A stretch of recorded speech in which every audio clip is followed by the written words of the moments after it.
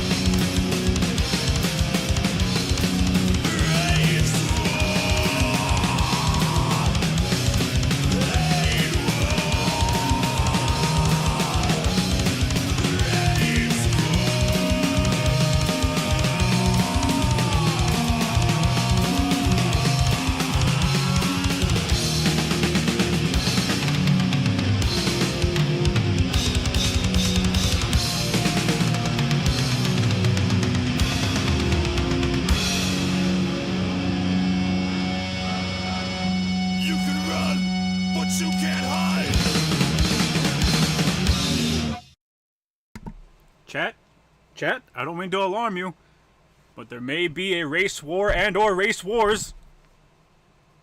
I'm just fucking around, chat. Are you having a good one, chat? Are you? Presumably. I hope so.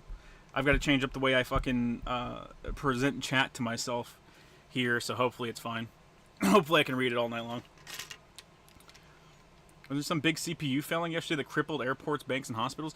Yeah, it was. There was actually two separate ones. Microsoft Azure went down, and then CloudStrike, which is it's cybersecurity, and it's hosted on a cloud, to my knowledge. But it's also one of the most common, if not the most common, cybersecurity measures that Microsoft employs, and it's given kernel level access to everyone's computers. And guess what? We don't know what happened. We just know that someone at CrowdStrike fucked up, which resulted in one of it's not the biggest loss of like IT infrastructure, but one of the biggest losses of IT infrastructure. And the thing that makes this one particularly bad, it's not sheer volume, because there's a reason people are saying. Yeah, there's a reason people are saying like one of and not the. It's because it's not the biggest. It's just one of the biggest. What makes this one bad is the only way, as of right now, to fix it is to go to each individual computer, boot it in safe mode, and then you need to go to your drive. You need to go to your 32 folder. You need to find Cloud Drive on there and delete a very specific file in Cloud Drive, and it fixes your computer up. So that is what most of the world is facing at this moment in time. Hi, Shoda. Hi, chat. Hi, hello. I knew Y2K was 20 years late, or 25 years late, yeah. Trump finally died because of the Magic Gathering furry porn. Imagine that, yeah. That was so funny when I read that, and they're like, here's the transcript from the snipers, and then the snipers that are supposed to be overlooking Trump see the guy that shot Trump, and then they get into an argument about, not even an argument, a discussion about Magic the Gathering cards, and then they lose sight of the sniper, and then they start arguing about whose fault it was. And then Trump gets shot. I asked Lolly last night, but what do you think? What do you think this stream and chat would be like with the sexes flipped? Do you think it'd be the same? Honest to God, chat, we'd have more viewers. We would 100% have more. I assume you mean if me and Lolly were women, 100% we'd have more viewers. 110%. Fucking nerds. There was a real transcript. I don't know. I didn't look into it because like Trump's not dead, and it's way funnier if it's true. We end up going safe mode and just renaming the CrowdStrike folder. Still a hellish day. Yeah, like potentially you have like single person IT teams that are doing this, going to have to boot up safe mode on upwards of 100 fucking computers, dude. Bro. Any update on the damn situation in China? Not yet. Well, it's been the same situation for like a full week. It was just, I guess it broke containment yesterday. But yeah, it's been flooding for about a week, a little bit over a week, or a little bit under a week, I want to say. And yeah, it's essentially just a controlled release, which, I mean, that's not going to stop flooding, but it's better than the whole damn fucking flooding. But it's been a controlled release for a couple days, and hopefully it just stays at that. What did I miss? Nothing. You missed a good song. IT Jane is getting the Atlas experience, fucking for real. If you and Lolly were women, and if all the men here were women, and vice versa. Oh, I mean, like, no, there wouldn't be any fucking changes. Another debut for Linux chads. Oi boy. Wait, is my gaming computer fucked? Shouldn't be. You getting this one for Proto Merlin, Summer Ibuki, or Summer Scotty? I already got Proto Merlin. I got her second multi, I think, but I didn't have Gareth, so I had to go like another 3. I want to say, like I had to go way farther than I wanted to for Gareth, which I think 3 more would have been my cutoff point anyways, because what was it? To get Summer what's her face? To get Summer Canis, I got 3 NP. I got 3 copies of what is it? Summer Karna. Or Kama, sorry. Dude, it wasn't worth it, bro. What's the good word? I don't know. See the MK1 Takeda gameplay trailer? I did. I saw that they're also adding, whatchamacallit, they're adding in the MK1 costumes. the movie costumes for Snake. I can't get Metal Gear off my brain, man. For Scorpion and Sub-Zero, which is cool. Really, rather than be free playing Nazi punk music, bold strategy, Cotton. It's not Nazi punk music, chat. It's the guy who did Typo Negative.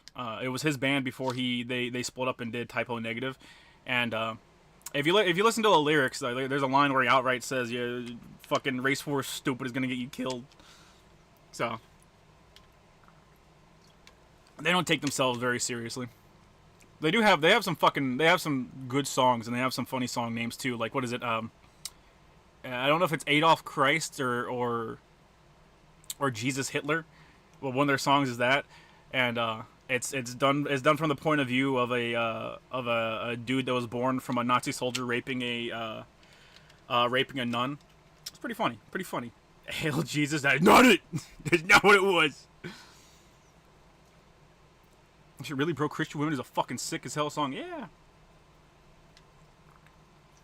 MK1 had Solid Snake with David Hayter being him. I'd buy MK1, bro. I'd be down bad for that game. I'd be playing it every fucking day. 500 gigabytes. Fuck it. I don't give a shit. There's plenty of room. Plenty of room. You get the Kunitsugami game? I did not. It's Jesus Hitler. Yeah. Carnivore underrated. They have some really good songs. I've been in like an existential funk here lately, so I've just been really fucking depressed. And the way I combat that is by listening to music. By listening to more upbeat music. By upbeat I mean faster paced music, and typically about like just over the top premises. That's how I get along with it. Who would have thought the savior of MK wouldn't be Homelander, Omni-Man, or John Cena, but one whippy boy. Takeda, I fucking love Takeda. I'm happy he's coming. I'm not like super down bad to start the game because like I don't even know if they fixed the issues that it had going whenever I was playing. You hear Biden might step down. He's not endorsing his VP to take over. I did. There are rumors that Biden's going to step down, and he's not going to endorse Kamala.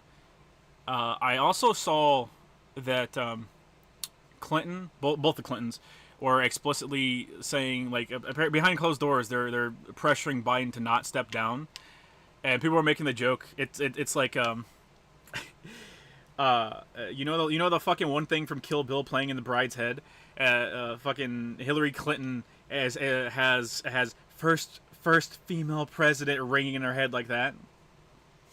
Are you gonna try and get the Cop Girl on ZZZ next week? I know I'm going to try and get her. I'm out of fucking resources. I have exhausted everything. I tried to get all the base roster characters, and I now have 4 copies of Grace. The game, I exhausted all resources in the game, and I've got like 4 copies of Grace. This is a living nightmare for me. I am a collector first and foremost. Life is terrible. DNC's fucked then? I mean, if they're smart, they would have just given up on winning this election, and they'd be grooming somebody for the next election. Because this has been the perfect storm for them to lose. Best Persona 4 girl to you? Chie. 100%. Evo starts today. I'm mostly paying attention to it for the MVC collection, KOF, and Garo. Yeah. That's really the only reason too. I saw there was a fight going on in the FGC right now, or an argument rather, in the FGC, and essentially it comes down to this. It's a lot of people are telling new folks just getting into the FGC that like who've never been to a tournament or anything like that ever. They're telling them, hey, you need to come to Evo. You need to be at Evo. And people are like, hey, that's not a good thing to do. Like, don't tell them to fucking go to Evo. It's gonna be a miserable experience. And people are like they're arguing back and they're bickering about it because it's like, oh well, Evo's a convention now, you know. It's not just fighting games. It's a full blown convention. It's like that doesn't matter. Evo is like one of the fucking biggest fighting game events ever. There's an insane amount of lines. There are so many lines. You have people holding laptops so that folks can play sets while waiting in line. They literally are just holding laptops in their hands so that their friends can play sets waiting in line just to get into rooms. Bro, like, it is not, like, Evo is your first thing is not good, especially seeing as how there's a 50-50 chance of getting someone who's never played a game, you know, the game that you're playing, never played it before, 50-50 chance of that, and getting someone who is fucking going to dog walk you. Don't go to fucking evil. This just smells like a bunch of unwashed, moldy shit, laundry, and rotten meat. The funniest thing about all the player stinky thing is, for the most part, people that complain the loudest are the stinkiest motherfuckers, dude.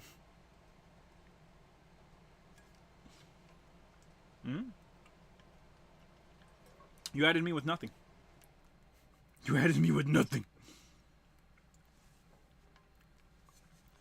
The JoJo Trump meme's so good. Oh, there's been a couple good ones. There have been a couple good ones. Imagine thinking you're gonna be remembered for taking out the president, but you miss in your Jack the Furry porn. So, dude, I learned a couple things about the shooter today, and it's been so fucking funny. So the shooter, of course, missed. They killed him. They found his phone. He had porn open. It wasn't specified what porn, just that he had porn open on his phone, or had porn as his last search thing on his phone. And then I also learned that apparently after they went to check and confirm that he was dead, they pantsed him. They pulled his fucking pants down and left his pants down on the roof until they went and collected the body. This is so fucking funny. They commissioned the ZZ animation and the shark maid. Lots of people are doing anything awing to the feral. Understandable, honestly. I love the shark. The shark is great.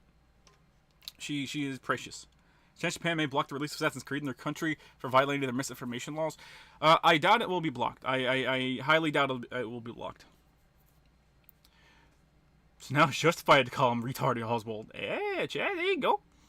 Would you rather spend a date with Kirsch or be a guest character in Always Sunny? I'm already a guest character in Always Sunny, so sure. I guess Kirsch gets one. Should have paid $1,500 to an OnlyFans girl. That was false. That was false. Sadly. It would be funny. Get pants to loser. Yeah. What's the purpose of taking his pants off? To humiliate him, I guess. Like, why wouldn't they? Like, they sat there, they got to the building, and one of the dudes is like, hey, you think it's true what they say when you die, you pitch a tent? And the dude's like, bro, come on, man. What the fuck, dude? Come on, I don't want to fucking think about that. And he's like, come on, man. I bet you $50 right here. $50 right here, right now, man. I got you. Come on. $50 he's pitching a tent. They had to pants him and roll him over. That's exactly how it went, chat.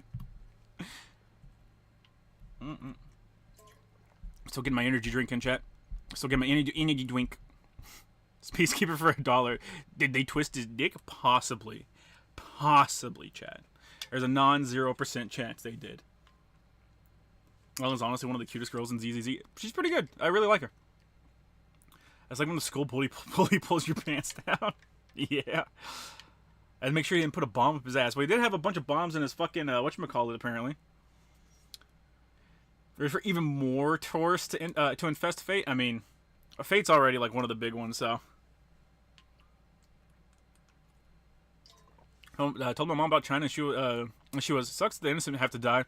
Also, they pantsed him to check for possible bombs, weapons, and knives. Chat, I've checked people's pockets. I've patted them down. You know, that was my field for a while. It does not require you to put their pants down their ankles. However, the fact that we have a picture of him, it's from a distance, but still a picture of him with his fucking pants down around his ankles, with his head blown off. It's funny as fuck. Pete Still dude was a legend. Yep. What kind of American are you? Redheaded now. I like the blue skin Oni girl. Yeah, so Kaku's okay. She doesn't have any story stuff. That'll whenever they add more content to the game, that'll be fixed. But her gimmick so far has been she hungry. She want to eat, chat. Don't give him his pants back. Throw him out in the cold. It really did. How's ZZZ on mobile? Well, I have the newest iPhone, so it is not really it runs fine for me on my iPhone. He had a Kevlar vest but left it in his car. I mean, to be fair, it wasn't gonna save him. So get this: the reason why they didn't check the roof for retarded Oswald was the roof he was on was slightly sloped. Yeah, yeah. How do you feel about evangelist authoritarians coming back to ruin fun again? It's really fucking annoying.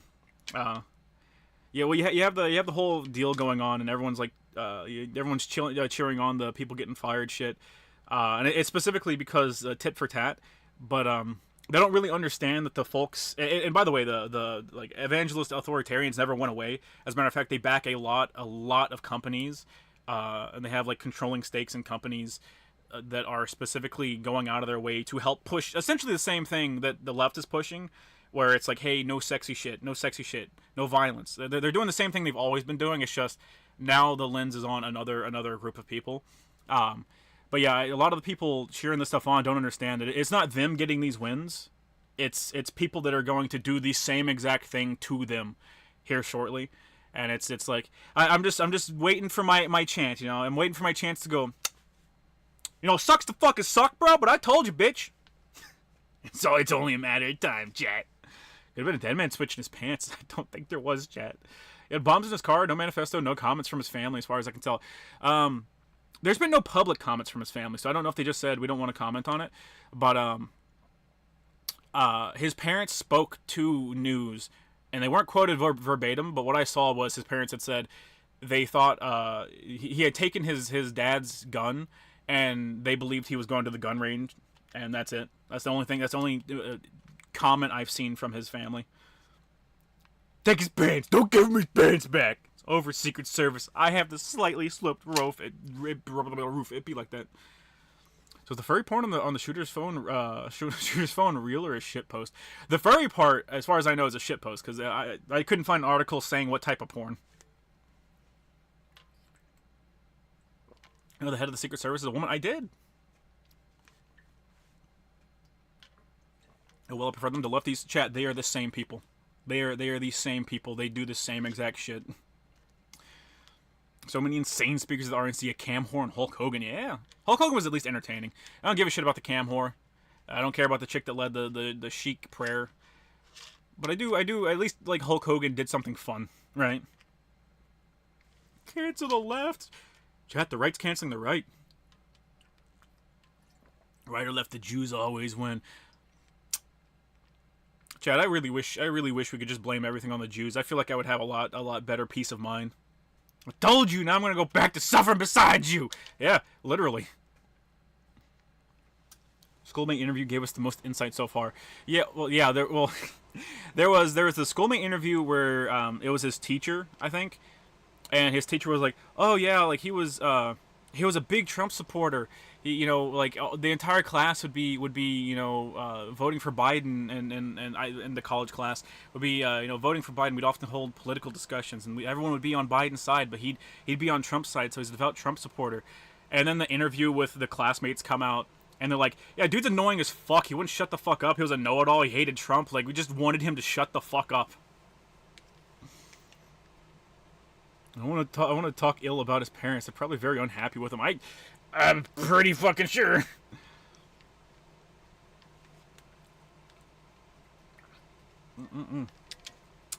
Good. Hogan is 75 and still able to cut a promo. Yeah, well, I mean, I should hope so. I'm voting for Dukakis. Oh, right's been canceling the right for years. They have, and they'll continue to do it. It'll get way worse. I promise you. Hey, Shoulder. Hey, chat. You can't call me Shoulder no more. It's too close to Shooter. All right, we need to give it at least 1 year. Chick Prayer Lady did a lot to help Trump's campaign, including winning wrongfully terminated suits due to Corona. Evangelicons threw a fit about it. Yeah, they did. I saw, in particular, I saw Melanie Mack, which Melanie Mack has gone off the deep end here recently. Not recently, but I don't know, over the course of like the last year, she's gone off the deep end. But I think it's just kind of the election year tizzy, you know, it gets everybody. Okay, Shotokan. You know what? That doesn't get you flagged, whatever. But yeah, I think it's like the election year crazy shit, you know, it's setting in. But yeah, she's like fucking comparing Trump to an angel and shit like that, and she's like, oh yeah, the fucking lady leading the chic prayer is the devil, they're worshiping the devil, and I'm like, shut the fuck up. I don't fucking care. I do not give a shit. You and your people are behind fucking multi-million-dollar corporations pushing for constraints in media the same way the fucking left is. I don't fucking care. Take the fact that you have someone that's gonna push your dumbass beliefs for the next 4 years that they're winning, and just go. Just fucking go. Just shut up. Tomb Raider redesign got to where that might legit be the fucking thing, dude. It did take a turn after the second redesign that we saw. Ellie was always crazy. She kept it reined in. She kept it reined in. It's more like it's not crazy in the sense of she's doing anything crazy. It's crazy in the sense of like you're carrying on a normal conversation, and then the psycho fucking Christian comes in and makes it all about their faith, and it's like, bro, I'm talking about fucking books. I'm talking about video games. What does it have to do about your fucking religion, man? You think The Boys season 4 finale? I'm not watching The Boys, homie. I ain't watching it. She's a crackpot, but she's our crackpot. You can keep it to yourself, Chet. Is it religious left? It seems like an oxymoron. That's not the religious left. It's the fact that they share the same beliefs in constraining people. It's just the ways they go about it. The right have a lot of money that they can throw around, but they want the same end goal. They're throwing money and pressuring people. Something that I did notice. And I can't remember the organization. But it's more. The left will just be out there in the streets causing a nuisance, and they'll want the same end goal, right? They'll be nuisances. The right will hide behind charities with like good names, the way politicians push bills, like the Save the Children bill, and all it is like $10 billion in aid to fucking blow up kids, right? They'll do shit like that, they'll get in power at a charity, and the charity will be like to help kids get out of rebuild a life after being trafficked or something like that.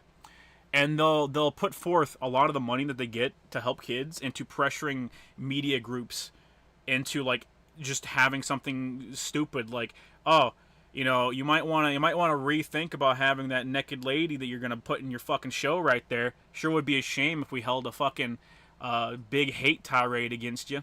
We got the money to do it. Splatoon 3 is doing the waifu wars. You with the Squid Sisters, Calamari, Off the Hook, Pearl Marina, or Deep Cut, Shiver Fry, and Big Man. I'm Squid Sisters. Yeah, I'm Squid Sisters. Calamari, you can't beat them. Can't beat them. I do like I do really like Pearl Marina.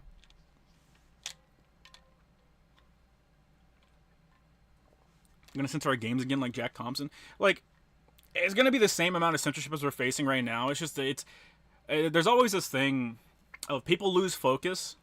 Like, people just lose focus because it's like, yeah, my side's getting in power, and they don't realize that like all the people with a bunch of money to throw around all want a very similar outcome, and that's to put constraints on you. And I don't know why. Either is bad, but like they like it's just, yeah, now it's your side doing it to you still, but you like it though.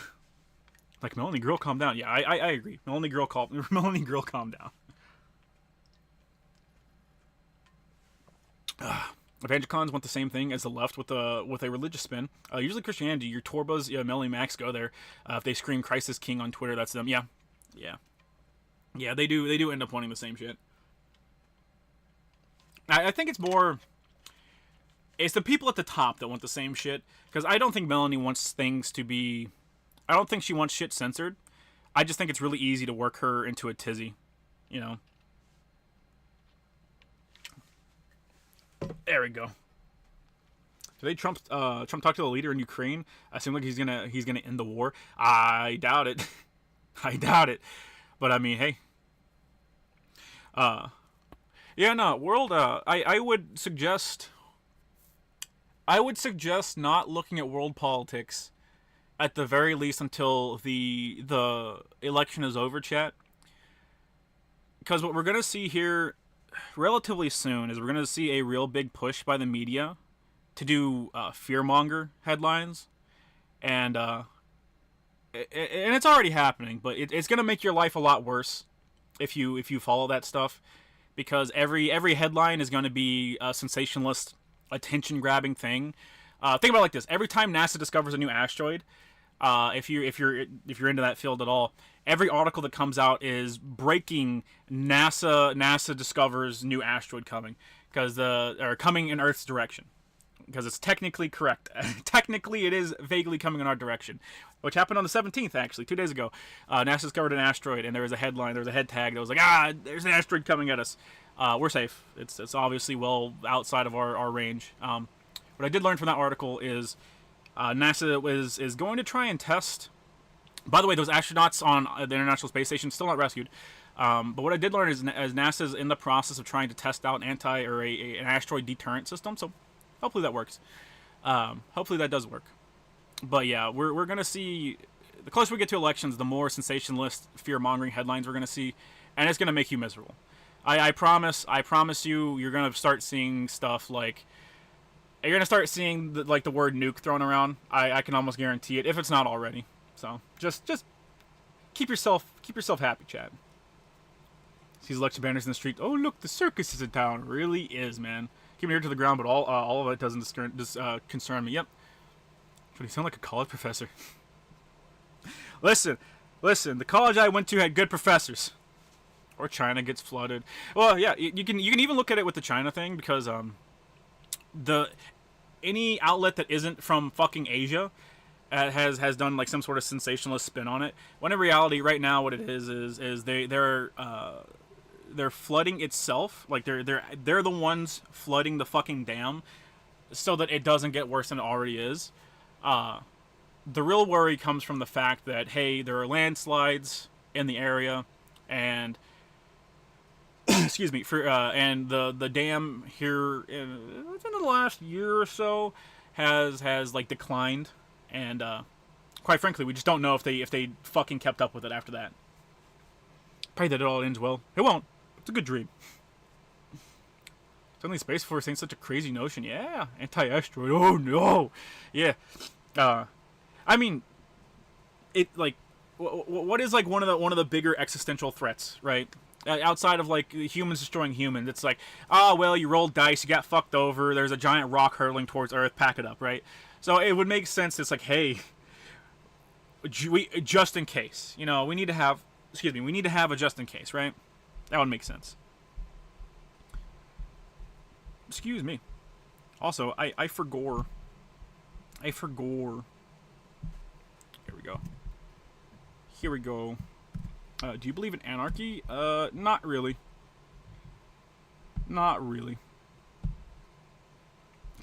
Because anarchy's just not sustainable. Because like anarchy in the sense of like, yeah, man, it's really cool. It's really cool to think that we're all going to be our own people and we're all going to be in charge of ourselves and blah blah blah. But in reality, it's just you pave the way for somebody to take you over. That's all it is. Trump knew about the asteroid. Oh my god, Jet. He had to do the Baki dodge, He had to shift his brain around to avoid the bullet, just so he could be alive for the asteroid. UN outlawed weapons in space. Yeah. I don't think the UN has any say on us. Anarchy is fake based. Anarchy can work in small groups like 10 people. Yeah, but still, someone in that group of 10 people is going to be like a leader of some sort. Anarchy allowed some random rapper to become a warlord for a bit. That's true. That is true. It's the chaos ending in SMT games. And one time anarchy's worked. You can't. There hasn't been one time. Humans are pack animals, so it wouldn't last. Yeah, exactly. Did your laptop get blue screen? No. For the most part, the only stuff that should be blue screening is like, if you have like cloud service, if you're a business that has cloud service and cloud-based cybersecurity with like Microsoft, and most people don't have that. Is your waifu and Eminence in Shadow? I don't watch, chat. I do not watch. Can play Hawkeye Starro when the Fate collab arrives? Probably not. It was Abe that saved Trump's dear lord. The Soviets backstabbed the Ukrainian anarchists. I mean, anarchy is how you end up with Chaz, and it wasn't even fucking anarchy either, right? Because it's like some dude inevitably came out on top. His name was Raz Simone. No, that's a fake ass name. That's a fake fucking name. How do you feel about those saying that assassination was staged? Nah, it is like far too precise. You know, it would have required them to like it would have required them to get like a 20-year-old kid who was like 100% down with dying because you don't make it out of that without dying. Who was good enough at aiming to clip Trump's ear. Trump would have had to like it's just too much to stage. Now, if you're talking about like the government tried to kill Trump, I also just don't believe that. I just believe it's pure incompetence, like just from top to bottom. I think it's incompetence and probably intentional neglect of your duties. That'd probably be the best way to describe it. You know, is it better Shark Girl Guru or the ZZZ Shark Girl? Ellen Joe chat, Ellen Joe. This was a stage. Why would they go for a headshot? That's way too risky. That's what I'm saying. I don't know what I'm saying. I'm gonna grew a Bang Boo. She'd be so fucking cute, dude. I mean, you have the Shark Bang Boo, which is already her color schemes. Boys do be grooming weirdos. Oh, yeah, absolutely. How far was the shot? It's between 200 and 150 yards, from what I heard. People saying Trump was clip farming is so damn stupid. Yeah, Hassan doing he was clip farming. He's clip farming. And it's hilarious in its stupidity. She wearing masks for years are mocking Trump's ear bandage when he got fucking shot. Yeah. Cranny anarchists weren't even anarchists. They had a clear leader. Anarchists always lame, fake, and cringe. True, chat. It's true. The truth's more terrifying than the conspiracy. Often is. I've been thinking about going back and listening to those radio shows. What is it, Art Lieberman? Art Lieberman. He had that radio show that he did that covered conspiracy theories and stuff. I've been thinking about going back and like listening to all those because I think it'd be fun. So it should be in Donald's protection service. Jet. I worked with the Secret Service. I did work with this. It was the Capitol Police mix in. Whenever I did a detail for Mitch, so I've been there, chat. I've been there. I didn't get that fucking pay though. I love my Sharky Boo dude, but I want to draw him with one. Oh. You are a Fed. You're goddamn right, chat. I've always been a fucking Fed. Always been a Fed. Not cool enough to work with the Secret Service. What the hell is Capitol Police? Like not good Secret Service, but like they're not given the term Secret Service, I guess. I would assume Secret Service is just a step above them. You saw the Turtle Man? I did see the Turtle Man. I did. How was that experience? It was mostly contacting people prior to the visit. Like I had to contact the camera people, the people who installed our cameras and shit, because we kept having outages just prior to them coming, and they're like, oh well, we'll do this, we'll do this, we'll do this, we'll do this. We'll have to put it off till next week. And I was like, let me talk to your fucking let me talk to your fucking manager. Let me talk to the highest fucking person you have there. And I talked to him, and essentially it came down to, get your fucking ass out here, or you will not have a goddamn contract with us anymore. Alright, I don't think you understand. Okay? We need fucking cameras. Get your fucking ass out here. This is actually important. How can you get into that position? Are you talking about, like, how can you work for Secret Service or Capitol Police? You apply for it. I don't even think, for the Capitol Police, I don't even think you, I don't even think there's, like, a prerequisite thing. I mean, they're going to want previous, like, experience, but I don't think you have to go through, like, a previous, like, agency or anything. I think you just outright apply for it. The thing is, you do have to move around a lot.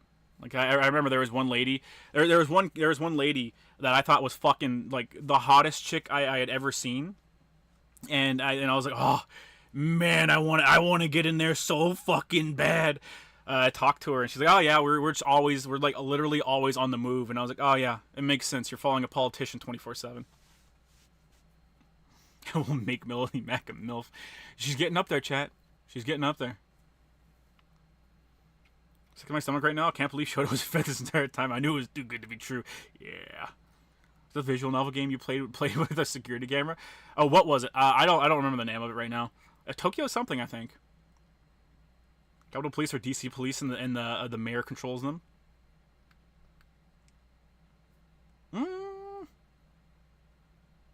No, maybe I don't know. Easy to be a Fed, crazy, yeah. Well, I mean, you're literally just applying for. Like I said, it's not the Secret Service. It's like easier. It's easier. I also did bomb checks. Bomb checks were fun. Bomb checks were really fun. Cause like we had it was after I had become supervisor, and my boss that had gotten promoted came in. He told me everything was going to happen, and I was like, oh man, that sounds miserable. I really don't want to do that. And he's like, oh, don't worry, I got a plan right here. And he put a fucking binder down in front of me that was like 2 inches thick. And I was like, oh hell no, I ain't doing that. You can fucking suck my dick. There ain't no way in goddamn hell I'm doing that. And he's like, oh, well, too bad. It's your fucking job now. Chet, if you weren't Capitol Police, what the fuck are you? I'm in your fucking walls. That's what I am, Chet. But yeah, bomb searching was fun because it was literally just every single day for I think it was 2 weeks, but it might have just been 1 week leading up to it. It was just searching every single crevice for anything that was suspicious. So stuff we basically already did. Only I got to be like, all right, I got more people to do this now. Go fucking eat a dick. Break off in teams of 2. Do Fed jobs pay well? Sometimes. It depends. When it comes to like security, I think really the best thing about a Fed job is you have job security. It doesn't pay like most of the time. Private sector pays more, and almost anything. Have you seen the video of Tim Dillon did with Alex Jones? I have not. She had tight security, unfortunately. Not really. The Android Q8 chick that you fumbled for, or Zuyan. Hey, wait a minute. Wait a fucking second. I'm not talking about any Chinese shit, Chad. The Chinese aren't here right now.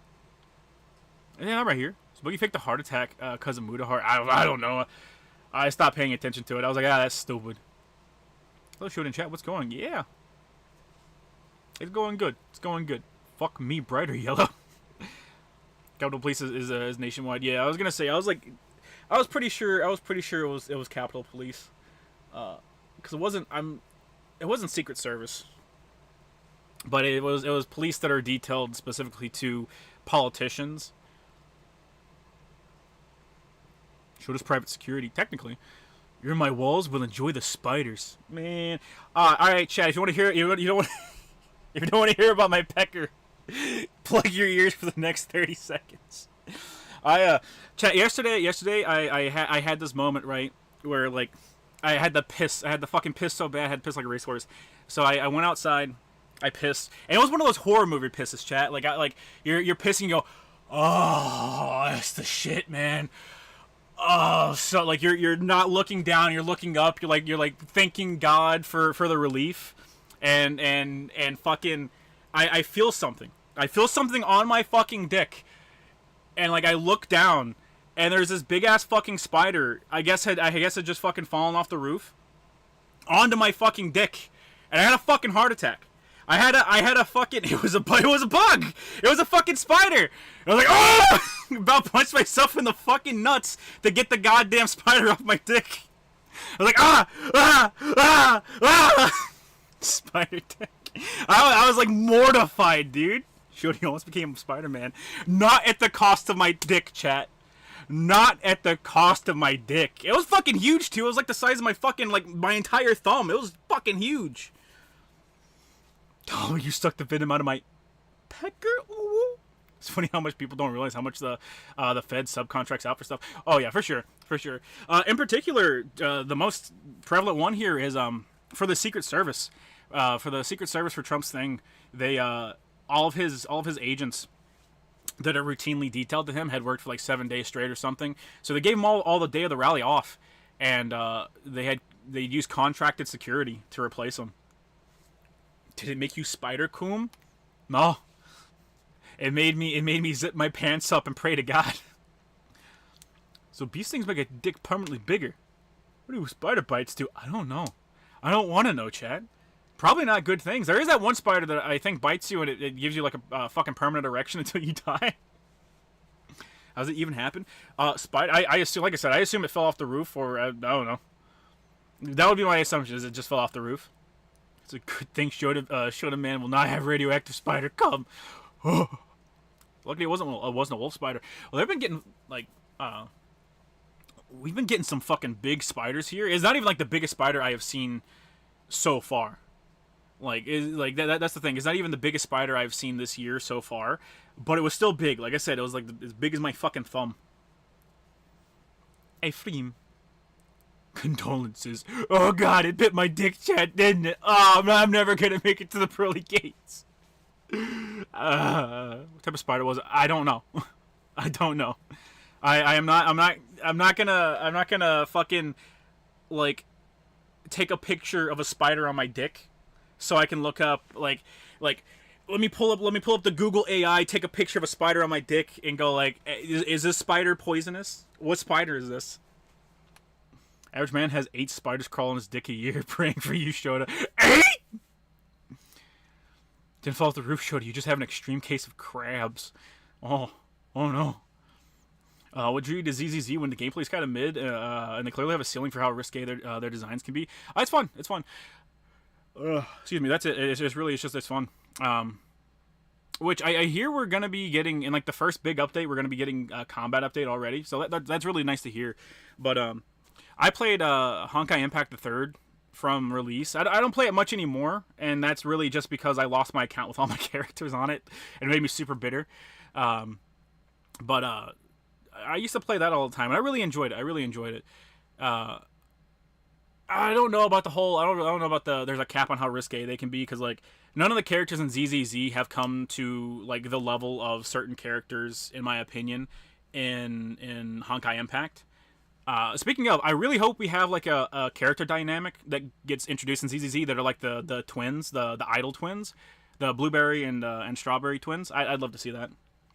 Your lungs stop working. No. Yeah, just spider on your dick. Nothing wrong over there. No, don't stop that. Also, the spider that gives you an erection is in South America. I'm safe. I'm safe, chat. I'm so fucking safe. Lungs stop working, have heart palpitations. Yeah, I was gonna say, like, it kills you. Zodiac for $1. Did spider have puss? No. Oh. Where I grew up only had black widows and sometimes wolf spiders. Kentucky has wolf spiders. I've seen one a couple times, but I don't think I've ever been in any danger. I want to see a body pillow of Ellen hugging a shark. Bang boo. Her like she has her outfit that's like her pajamas, that's what they're called. She has her pajamas and she's dressed up like she has a shark pajama hoodie and a little shark nightcap for her tail to wear. It's cute. It is cute.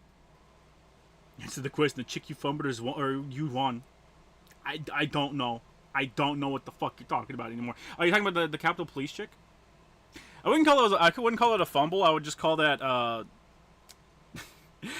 I would call that I gotta move around.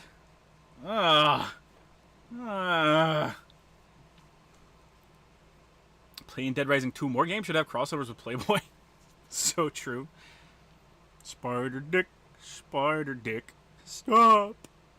Don't make fun of the spider dick, chat. Don't do it. Couldn't get Ellen until after the free S. Bitch cost me so much.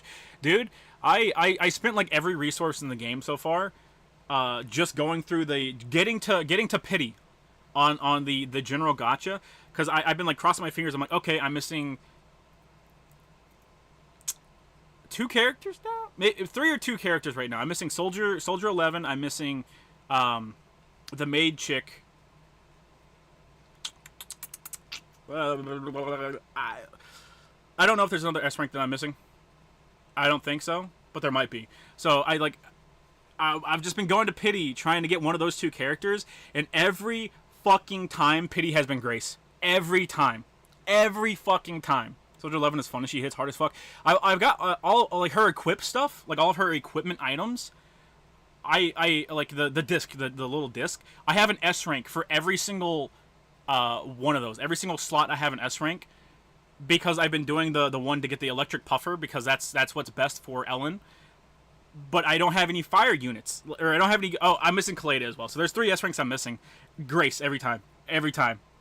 You will have fat tittied mechanic woman, and you will like it. And I'm like, I liked it the first time. Stop. I might become Spider-Man by a spider bite on the dick. Oh, I just showed it in the Great Plains Hunter. It's fun making Bond movie titles with you. Dear Lord. I used to sleep in a room filled with gnats, spiders, flies, and even an assassin bug. I don't know what the fucking assassin bug is. I did Miles became Spider-Man by getting bitten on his wiener. Oh. Soldier 11 is fun and she hits hard as fuck. Yeah, her gimmick is she hits hard as fuck, which is nice. Still missing 5 characters, all S rank. Hope it gets easier to get 10 pulls. Well, I've been able to go to pity. All my S rank characters have been off of pity except for Ellen. I got Ellen on I think 2 multis or maybe my first multi. But all of my pulls have been to pity on every single thing. It's been pity, and I've pulled. I got Lycan with the guaranteed S rank that you get to pick. I got that. On the half S rank, I got I forget her name, the cat girl. I don't use her, so I can't remember her fucking name. I got the cat girl on the half rank pity. Then on the actual first pity I got, it was Grace. Then on the second actual pity I got, it was Grace. And then on the 5th actual pity I got, it was Grace.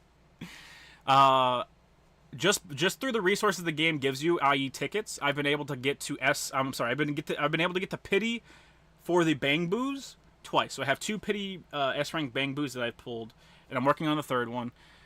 The game is relatively generous. It's just once you run out of stuff, there's literally nothing to get. Nekomata, yeah, Nekomata. Woodpecker Electro. I was going for Polar Metal. Wood Puffer Electro. But yes, because for you want her main thing, you want Ellen's main thing to be the 4 bonus on it. And I think Polar Metal was the bonus you want 2 of. So you want 2 of those. But yeah, it's from what I understand, Puffer is better. I think it's a stink bug with a spear-like proboscis. Oh my god, it stabs your dick? Save my shit for Virgil Girl? Yeah. Yeah. Just the type of guy to cuddle in bed with Lolly when they're scared of thunder and lightning. Chat, I know damn well, once the fucking power cut out, OBS kept recording. So I know damn well, you know damn well, I hopped my ass off of this bed because I was not about to die. Pity after pity after pity. You got lucky. Every pity punished me. What point do you think the story becomes more tolerable? If I go back to it, I know not to expect Ninja Gaiden in terms of gameplay and female designs. I mean, yeah, you're never getting fucking Ninja Gaiden female designs anymore. I mean, it all depends on how much you like it. Like, I find the characters likable and shit like that. But if you're just going into something and you're just fucking bitter about everything, you're not gonna like it. Like, there's no point trying. You know, you're not gonna, like going like, man, fuck this, dude. This is lame. This sucks. And you're playing like there is no sudden moment where you're overcome with, wait, no, this is actually pretty fun, dude. This is actually pretty fun. Like that's shit you see in fucking TV shows. That's not how it is in reality. If you go into something thinking you're gonna fucking hate it, you're 99% of the time you're gonna hate it. That's just how it goes. You were spoiled too much by Rachel. I mean, yeah, a little bit. I don't even think Rachel has a really good design. I really don't. Stabs your dingus and slurps out the innards. Were you listening to Lolly's last stream? All the historical artifacts disappearing and Tamamo no Mae is free. The Holy Grail was sighted in China. So I mean, yes. So Tamamo no Mae, like the Rock broke 2016, 2015 or something. Like the Rock broke a while ago. The only thing that happened recently was Durandal was stolen, and I think like 2 years ago, maybe 4 years ago, a replica of the Sword and Stone was stolen from like an attraction somewhere. But yeah, I'm really pissed off Durandal went missing. I really am, dude. I'm genuinely upset. High blood pressure, paralysis, necrosis, death of tissue and cells, involuntary muscle spasms, and prepasm, which is, an erection that can last up to 12 hours. If you survive, you're now infertile. Oh man, my dick! Insect that eat spiders and mantises by melting them until they can drink their carcasses. They can kill people with bacteria carried in the proboscis. Oof. I was looking into stuff about the Three Gorges Dam. I learned the power plant in Rostov. I learned that a power plant in Rostov, Russia, just had a leakage that could be nothing or something bad. Yeah. Yeah. you'll learn that stuff like that happens all the time, and you just gotta hope that we never have anything crazy that happens. You know, I can always have that cynical view of all gotchas because they're waking examples of another big problem in gaming. Yeah, but they're a big problem in gaming that's never gonna go away. So the only way to get around it is to either enjoy them and not spend money on them, because then at least you're holding to your principles, or just completely ignore them. Like I could have told you, when I saw you bitching about ZZZ that it was gonna have no impact on it at all. It's from one of the bigger gotcha makers out there, and they have it down to a fucking science. On top of that, the really animated style of animation that ZZZ has is really appealing to like 90% of the market. There's that really niche amount of people that are like, it's fucking ugly as shit, but like for the most part, a lot of people really like that because you can visibly see the effort going into it, and it's something different. You know, it's not the constrained, controlled animation you see in a lot of stuff nowadays. It's more akin to Tom and Jerry stuff. Nothing ever happens. Shut up. Charlemagne and Roland's sword was stolen. Yeah. Hey, listen, chat, listen. Okay, Charlemagne upgraded. Okay, he upgraded to Joyous or Day. The guy was that game. A game you had to pause or skip cutscenes whenever your mom came to your room and there was a female character on screen. Amen. Amen. You missed part 1 of the Brazil spider venom symptoms going back. No, I read it all. I just read the second. I already know what all the symptoms are. I took fucking zoology. I can't remember the name of the spider. Proof the USA is number 1. USA this year, the US has had like 6 dams break. That's concerning. I'll just make some new stuff. Good on you, chat. Good on you. Yep, I'm free to play, bitch, and will always be. It's good on you to be free to play. It really is. For ZZZ, I got the what is it? The fucking season pass thing. That's the money that I spent. Not really a season pass. Is it? I don't know what it's called. I got that, and it wasn't really because it gave me anything. It just gave me a cool doggy art, and I was like, oh, doggy cute. That's what I got. And I was like, I feel bad about it, but I have put like fucking 60 hours into the game, so I wish I had the patience for Gacha, but I can never go longer than a week. Hey, it's if you're talking about like putting like just playing the game, it's better not to get any gachas, you know. I feel like it would be immoral to be like you should get into gachas because like they are just casinos. You're walking into a fucking casino. They're made to fucking wrench money out of you. Who's making ZZZ? Hoyoverse. I wish at least I never paid money for FGO and stick to free to play. You are a stronger man than I am. What combat update are they going to introduce with this next update for ZZZ? I don't know. Someone like a week ago or something. Someone said at 1.1 they're supposed to do a combat update, which I don't know what the details of combat update is, but they just said combat update. Could be something minor, could be something big. We don't know. They cooked the Ellen Commission. I know. Oh damn it! They cooked the Ellen Commission ad in a lab, a crack lab. You're goddamn right. If I play ZZ, any tips on characters I should go for or learn from? So my big tips for you are to just keep re-rolling your account. It takes a while, but just keep re-rolling your account until you get Ellen off your first multi. You want Ellen off your first multi from the premium thing, and then you want to hopefully get Lycan from your like first guaranteed S rank. You can go to pity. You can get Lycan off your like super pity. It's not even super pity. It's just the regular pity that you get. The first time you hit real pity in the game, they let you pick your S rank character. But yeah, go for Ellen. Keep restarting until you get her off your first pull, and then after that, whenever you get the chance to get Lycan, and then you have a 66% of the best team in the game. And when you're pulling for characters, you're very likely to get Sokaku. I've got 5 dupes of her, I think.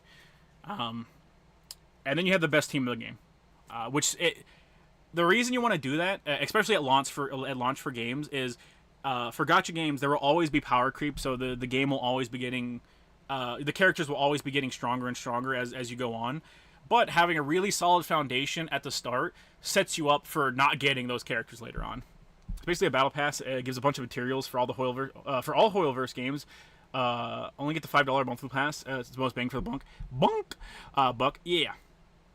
You have to keep making Hoyoverse accounts. It takes like 30 to 40 minutes to roll. It does, but I mean, like, if you're like really gonna put time into it, it would just be what I suggest. The real thing is you just need to make it to the first multi. Imagine the actual games instead of shitty gachas. Man, the world might be a different place. It won't be, but a lot of Holy Grail summons make me confused unless you're summoning Gilgamesh, Hercules, or Medusa. Why would you summon someone foreign to the land Vlad had such big buff in Apocrypha? I fucking don't know. Dead by Daylight Mobile tries to have gacha elements, but the in-game currency to buy killers and survivors, but you earn it fast. Costumes are... God damn it. Costumes are gacha only, but no interest. Yeah, I've never had any interest in that game. Plus, from what I heard, they had a bunch of the hacking scene was really heavy there. I actually got Soldier 11 for my first multi, I think. I don't remember anymore. Just got Soldier 11, the Cat Girl, and Ellen. Good. Those are all really good characters. They are. Fire and Ice are the best right now. Yeah, Ice is the best by far, and Soldier 11 just does big damage. Like, she fucking hits hard as a truck. You have to keep... yeah. Been in my... What we're talking gachas for the time being. Don't worry about grinding for in-game stuff right now. Yeah, well, yeah, there is no like proper in-game content right now. It is there are certain things you can only do like 3 times a week, and that's really it. And then grinding for just stuff to make specific characters stronger. That is really all there is. There is like an infinite dungeon you can do, which I think isn't infinite. I think it just goes up to 99 floors. And I don't know what you get if you max that out. I just know you can. Castoria doesn't care about power creep. Castoria is pretty good. I mean, I assume eventually she'll be power crept. It's just a matter of, like, what anniversary is the one that does it, right? I'll play Gachas Grows. It's not my thing. It's for the best. I think some Gacha studios are making bigger games. Yeah, well, I imagine Hoyo will move towards making big AAA titles eventually. Probably.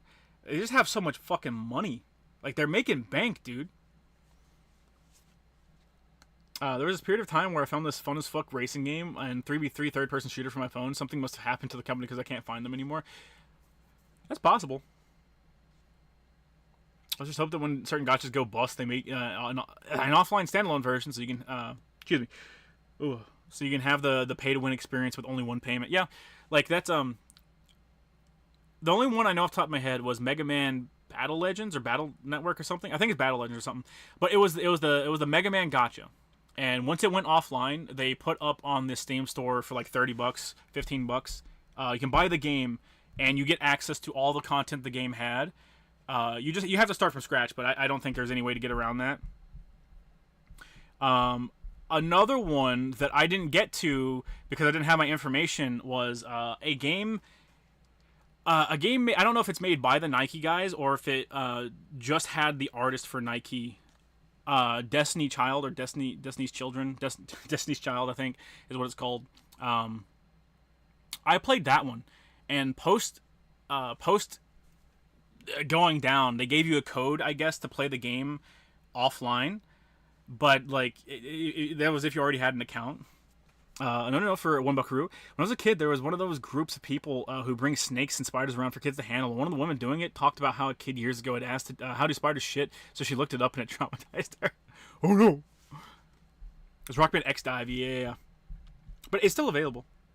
Should make one of those square Tostitos pizzas. This shit is bussin'. You're talking about the kind, like sort of kind of mini ones, like they're not a full size one. The rectangular ones. There we go. Those ones are pretty good. I ain't gonna lie. It's just they're really heavy in calories. God damn it. Hang on. Let me scroll up. I'm getting behind. Invest in support units for any gacha. They're less likely to be power crept versus DPS units. Yeah, well, it does really depend on the nature of the game, but yeah.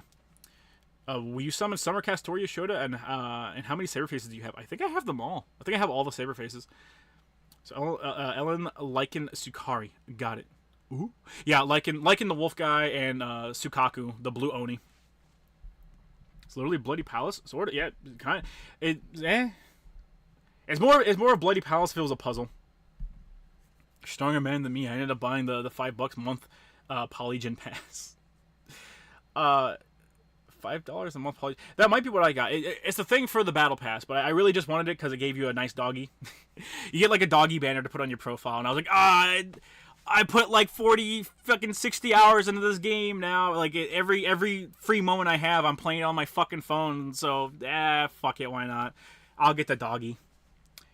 I think you need to get to level 45, then you can do the Wasp Queen boss fight in Hollow Zero. Yeah, I think 45 is the max right now. Not the max, but it's where you unlock the final end-game content. And I'm like level 43. Once you hit 39, it becomes slow. It slowed the fuck down. Should I reroll for Ellen, or should I save it for Girl Virgil? I don't know what Girl Virgil's... I don't know what her typing is going to be, but I'm going to hope that she's better than Ellen, so I'd just say save up for it. I would say make up for it. Don't just Battle Network. Battle Network's good. It's just, it's unfortunate that it does sound like a gacha. God damn it. There's also Metal Slug Attack Reloaded. It was a tower defense gacha, but it's very fun. Yeah, oh, that one just, yeah, okay. That one was just put on the storefronts as well. Yep. Found there was a One Punch Man gacha. Yep.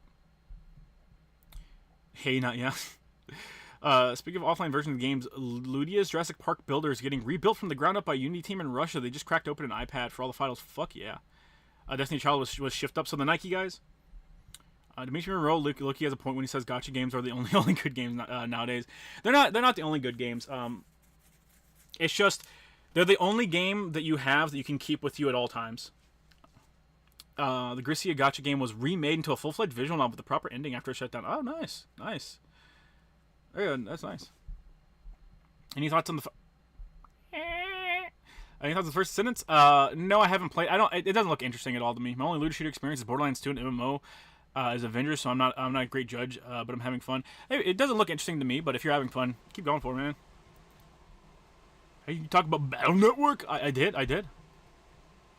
Even if technically by accident. The $21 pass is the battle pass. The $5 deal is you get an additional 300 polychrome for every day you log in on it. Okay. Any thoughts on the Hoyoverse 20 people in English VAs boycotting MiHoYo games because of the character skin colors and cultural appropriation crap? So, two different camps there. But if you ever see the English VAs for MiHoYo fucking Hoyoverse copping a fucking attitude, ask them why they have covered for over 3 pedophiles. Ask them why. Ask them fucking why. Because we really need to know. I'm begging for an answer. Only way to really get XP after 39 is through expert challenges. 400 XP a pop is pretty good. Yeah, you get the expert challenges. The season pass stuff gives experience. You don't actually have to have the season pass for it, but it's like seasonal challenges, I think is what they called it.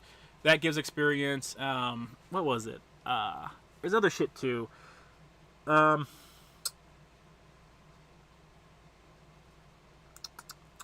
Oh, fuck, goddamn, what did I do? Oh yeah, it was, I burnt all my energy, like all the energy consumable items you have. Once you gain access to the level 30, I think it's level 30 is when you gain access to like a full roster of enemies to fight. But whenever you do your daily energy grind to get resources and stuff, you get 1,000 XP. You get 1,000 account XP every time you do it. So just doing that on repeat and burning through all your energy will get you up there pretty quick. Yeah, that's what I ended up doing. Do you take your Shiloh look up to work? I do. Fuck are they gonna say to me? I fucking tried quitting. I don't know if I told this story on stream or not. I fucking tried quitting. I got fucking fed up with it. I tried quitting the place I work with Irishmen. I tried fucking quitting and my boss goes no. I was like, fuck you mean no? He's like don't get ahead of yourself. Don't get worked up. And I was like, I'm fucking not getting worked up. I'm quitting. I'm fucking quitting. He's like, no, you can't quit. What do you mean? What do you mean I fucking can't quit? This is my 2 weeks notice. He's like, no, I need you. I was like, what the fuck? A man can't quit, chat. A man can't fucking quit. I'm getting the Dead Rising remake day 1. That's what I'm looking forward to. I'm excited for it. I'm really excited for it. I'm gonna get the like deluxe edition or whatever with all the costumes. But I saw the costume pack has Resident Evil heroes and Resident Evil villains coming with it. So ooh baby. Suddenly you stopped showing up to work. I did for a while.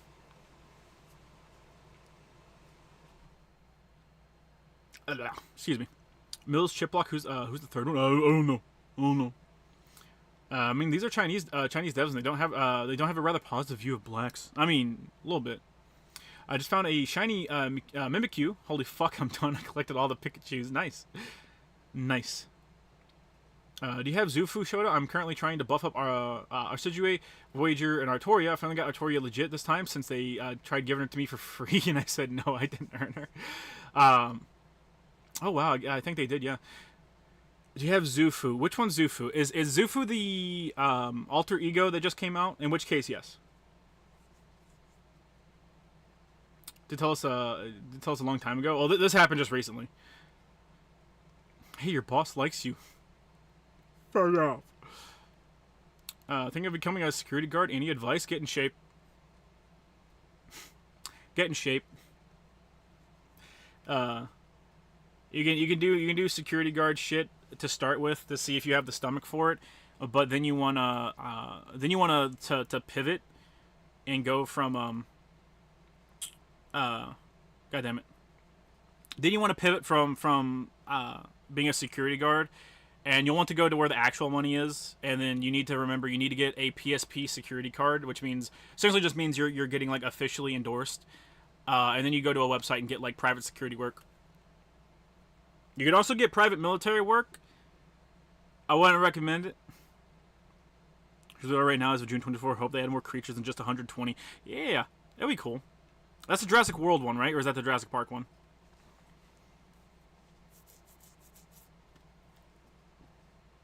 Check the general. Yeah, I already did. Should have you ever done EMS stuff? I worked with EMS. Or sorry, I worked with people that worked EMS. Who do you think wins on English soil, Artoria or Charlemagne? English soil? Probably Artoria. You know what? They'd find some way to make Artoria win anyways if this was like an official product. But my homie Charlemagne, bro. It's pretty good. Dead Rising website tells you all the costumes you're getting. For Resident Evil villains, you'd be getting a Licker, Nemesis, and some others. I want to see Nemesis. I want to see Nemesis so bad. I don't think Frank West's new design. No doubt the Dead Rising remake will be good, but I just don't vibe with his Akira ass forehead. So, I don't think the design's too bad. He had a big forehead beforehand, anyways. But here's something I noticed when I was on the page looking at it. I was pulling that Wolverine caressing the picture frame type shit. So I was on the marketplace looking at the game. I was scrolling through the pictures on there, and I noticed all the pictures except for like 2 of them are like close-ups of Frank's face. Right? They're all real close to Frank's face. That's not where a majority of the camera angles in the game actually are. Most camera angles in the game, even for cutscenes, aren't fucking right on his face. But I noticed there is one. It's when he's on the motorcycle. The camera's pulled away, and he looks normal. And I came to the realization, I was like, holy fucking shit, it's just because they have the camera fucking hyper zoomed in his dumbass fucking face that it looks slightly off. Korea and China's culture around free-to-play games spilling into the West is another reason why I'll spit on Kissinger's grave if I ever visit it. It's not their culture. It's not their culture around free-to-play games. It was this is something Japan has like perfected. See the Christian Killer in Outlast? Outlast? No. Beat Goichi, I've been playing through Epic of Remnant right now. Having advice on for Shimosa and Lost Belt, since people said that's when the game gets hard with 4 story support. Not really. Not really. I never had any trouble with them.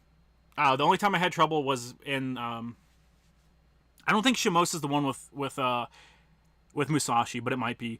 Whichever story has you working with Musashi, one of the final battles where you just use Musashi fucking like pissed me off. Would you join a PMC showdown? No! I was up for ZZZ. It's done by Sound Capture. Hang on. By Sound Cadence, same people who did the Love Complex dub. It's alright. It's got a bunch of people that are already established names from the industry. Like I know the robot that's going to be coming and being the S rank in this next update is she's voiced by, god damn it. She's voiced by the chick that did Jolene, and also a bunch of other characters too. She did 2B as well. I'm blanking on her name right now. It's the Jurassic Park one. They shut it down in 2020. I still have the Jurassic World one where they want you to spend $50 a month for the full monthly pass on VIP. Fuck that. Holy shit, fuck that. Shoulda sweeping for Charlemagne. It's because he'd win, Chet. He'd win. He'd fucking win. It reminds me of that episode of Ed and Eddie Extreme Close Up. Yeah. Favorite Marvel vs. Capcom game? Favorite Marvel vs. Capcom game is Marvel vs. Capcom 3. 2 would be right behind it, but like the 3 is just a lot easier to access and is really fun. You can't beat it in terms of fun. His hair looks a little strange. To me, the hair looks the same as it did beforehand. It's just now you can see, like, I guess, individual strings. I pre-ordered the Dead Rising remaster on Steam, and for my community tab, it showed me 0 recent workshop submissions. So Dead Rising might be getting workshop official mod support. Yeah, I would really love that. That'd be cool. How do JP console and PC devs feel about gacha games? It's just another thing. Choice of the Musashi meat writing one. Good, because Musashi deserves to be meat road. Chat. Kira Buckland. Yeah, Kira Buckland. Rina-chan. No. Kira Buckland's voicing a robot again. Yeah, she's voicing the robot that's gonna come to ZZZ. Basically, bitch answer about MVC2. I like a lot of stuff that MVC2 has, but MVC3 is just really fucking fun to play. No Virgil bias at all. Hey, listen. Virgil was added post-release. If you remember, he was added in the re-release of MVC3. Original release, you just had Dante. Okay, so if anything, it's Dante bias. Okay. What are the MiHoYo players? You mentioned the VAs, but what are the players boycotting the games because of the skin color and cultural appropriation crap? They don't have any pull. If you look at sales data, a majority of the sales for MiHoYo games all come from Japan, China, and Korea. The U.S., which is where a majority of the people complaining, don't even make like the top 15, I think. Or it might have been top 20. I think it was top 15. They don't even make the top 15. I don't even know if Britain was on there either.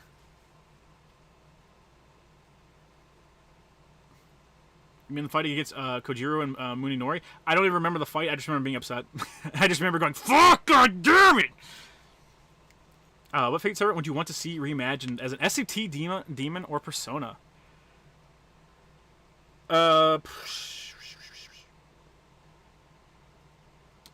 Give me... I don't know. Give me Samson. Fuck, I don't know. Versus always released on the special edition. It's a tradition. Yeah, baby. And it fucking loves their gachas. They do. I mean, most countries love it. Ain't that low? I knew it was a minority of schnoz, but damn.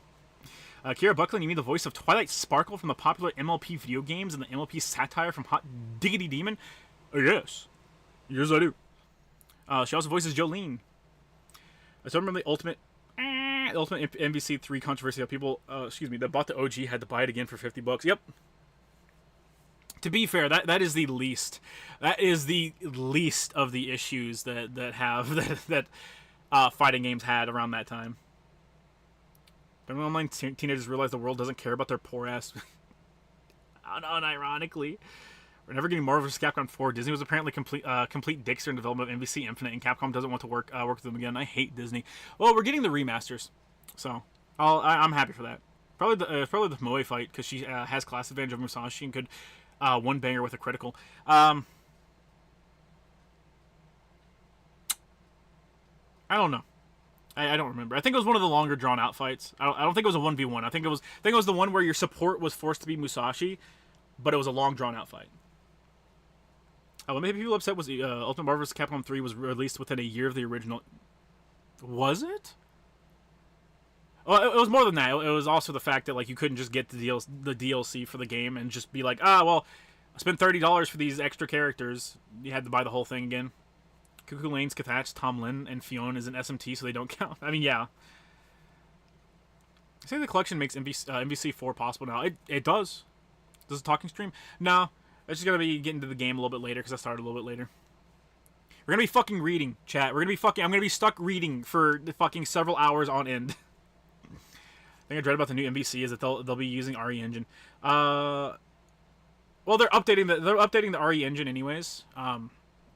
So we're getting RE engine 2. Now, what should worry you about that is Capcom has explicitly expressed they don't want mods. They want to get rid of modding, and the RE engine is fucking amazing for mods. It was cracked so soon, and you can do so much with it. And people have been doing so much with it. And I imagine they're probably going to attempt to put stuff in place to prevent people from doing mods with it in the future. for RE Engine 2, which will suck. Hopefully they don't go full Bandai Namco. If you don't know what's happening with Bandai Namco, they are sending cease and desist to mod makers and people that show off mods. So if you were to play like Tekken with mods and you upload a video on YouTube, even though the mods are on the user end, so the people you're fighting can't see it if you're playing online. And it didn't matter if you're playing online. It's just if you show mods, your channel was getting copyright struck and sent cease and desists. Which they're still doing it. Let's have X-Men back. 97 seems to be a hit. Deadpool 3, so if the MVC collection does well, we might get a proper MVC 4. It's possible. As long as it's given to a good team. That's all I care. Jill's the only DLC character. And then they stopped and told people to buy it again. Yeah. I didn't even know Jill was a fucking DLC character. I didn't even think she was. Are you sure she wasn't like pre-order bonus? No, Capcom, let the mods flow. You know what, chat? You know what? Let me hang on. Let me log on to the Nexus. Hang on. Let me log on to Nexus mods real quick. Let me log on to Nexus. Of course, I'm not on here. Oh, I don't need to fuck with that. I'm gonna log on to Nexus for a second for something, chat. I'm gonna go to Dragon's Dogma 2. Just Dragon's Dogma 2. Ain't no way Dragon's Dogma 1 surpassed it in such a short amount of time. Ain't no way. Last time I checked, Dragon's Dogma 2 beat them out. Oh, well, whatever. Alright. Dragon's Dogma 2. Front page. Wait, no. Latest. We'll just do latest. And I just want to see. I just want to see if there's any porn mods that have been uploaded here recently. There's a My Shiranui preset, so that's pretty cool. Lordly Daredevil.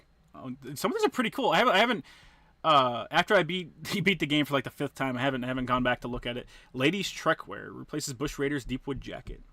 More latest, please. Seems like a lot of this is just character editor freeze. It seems like a lot of this is quality of life stuff, which is cool. That's cool. It's cool to see. Dodge and parry, yeah. Okay, so they've grown out of the. Never mind. Never mind. I was gonna say they grew out of the porn shit. Is that fucking Sonic? No, I'm closing it. I can't. Is that a bulge? Alright, I'm closing. I regret my decision, but only tangentially. I proved my point to myself. That's all I need. Our engine can do cell shading, evident in by Monster Hunter Stories. God damn it, Monster Hunter Stories 2, but Street Fighter 6 is absolutely hideous. Unironically looks worse than 5. That is some fucking cap. That is some goddamn cap. I have lived long enough to watch people fucking cope about not RE5, Street Fighter 5, and now we went all the way back around to Street Fighter 5. Actually, it wasn't that bad. It looked pretty. It's really pretty. You know, I don't understand why people don't like the way Street Fighter 5 looks, even though it's a living fucking nightmare. It looks awful. It looks disgusting, chat. Street Fighter 6 looks better. Hands down. No, not Sonic. Sonic, it is too. It's always the first wave of mods. Last time, whenever I last played it, or not even last play, last time I looked on there to search for mods for Dragon's Dogma 2, there was a guy going through every town in Dragon's Dogma 2 and making all the women by town, not in the entire game, by town. So if there's just a town you like visiting, nude. And I was like, what dedication? Who hurt you? Who made you do that? Street Fighter 5 looks great. Absolute cap. Absolute fucking cap. Pull up a picture of Kin. I'll pull up a goddamn picture of Kin. I will pull up a fucking picture of Kin right now. Street Fighter 5 Kin. Hang on. I'm gonna fucking pull him up. I'm gonna pull him up right fucking now, chat. I'm gonna pull his ass the fuck up right now. Load! You fucking whore! Load! Save image as... Put it in... Pimp Kirsch. Oh, it's already Kin. Nice. And mind you, chat, I could make this look worse. I could go for one in-game and not a pre-rendered still. I'm going for one that looks tangentially pretty for you.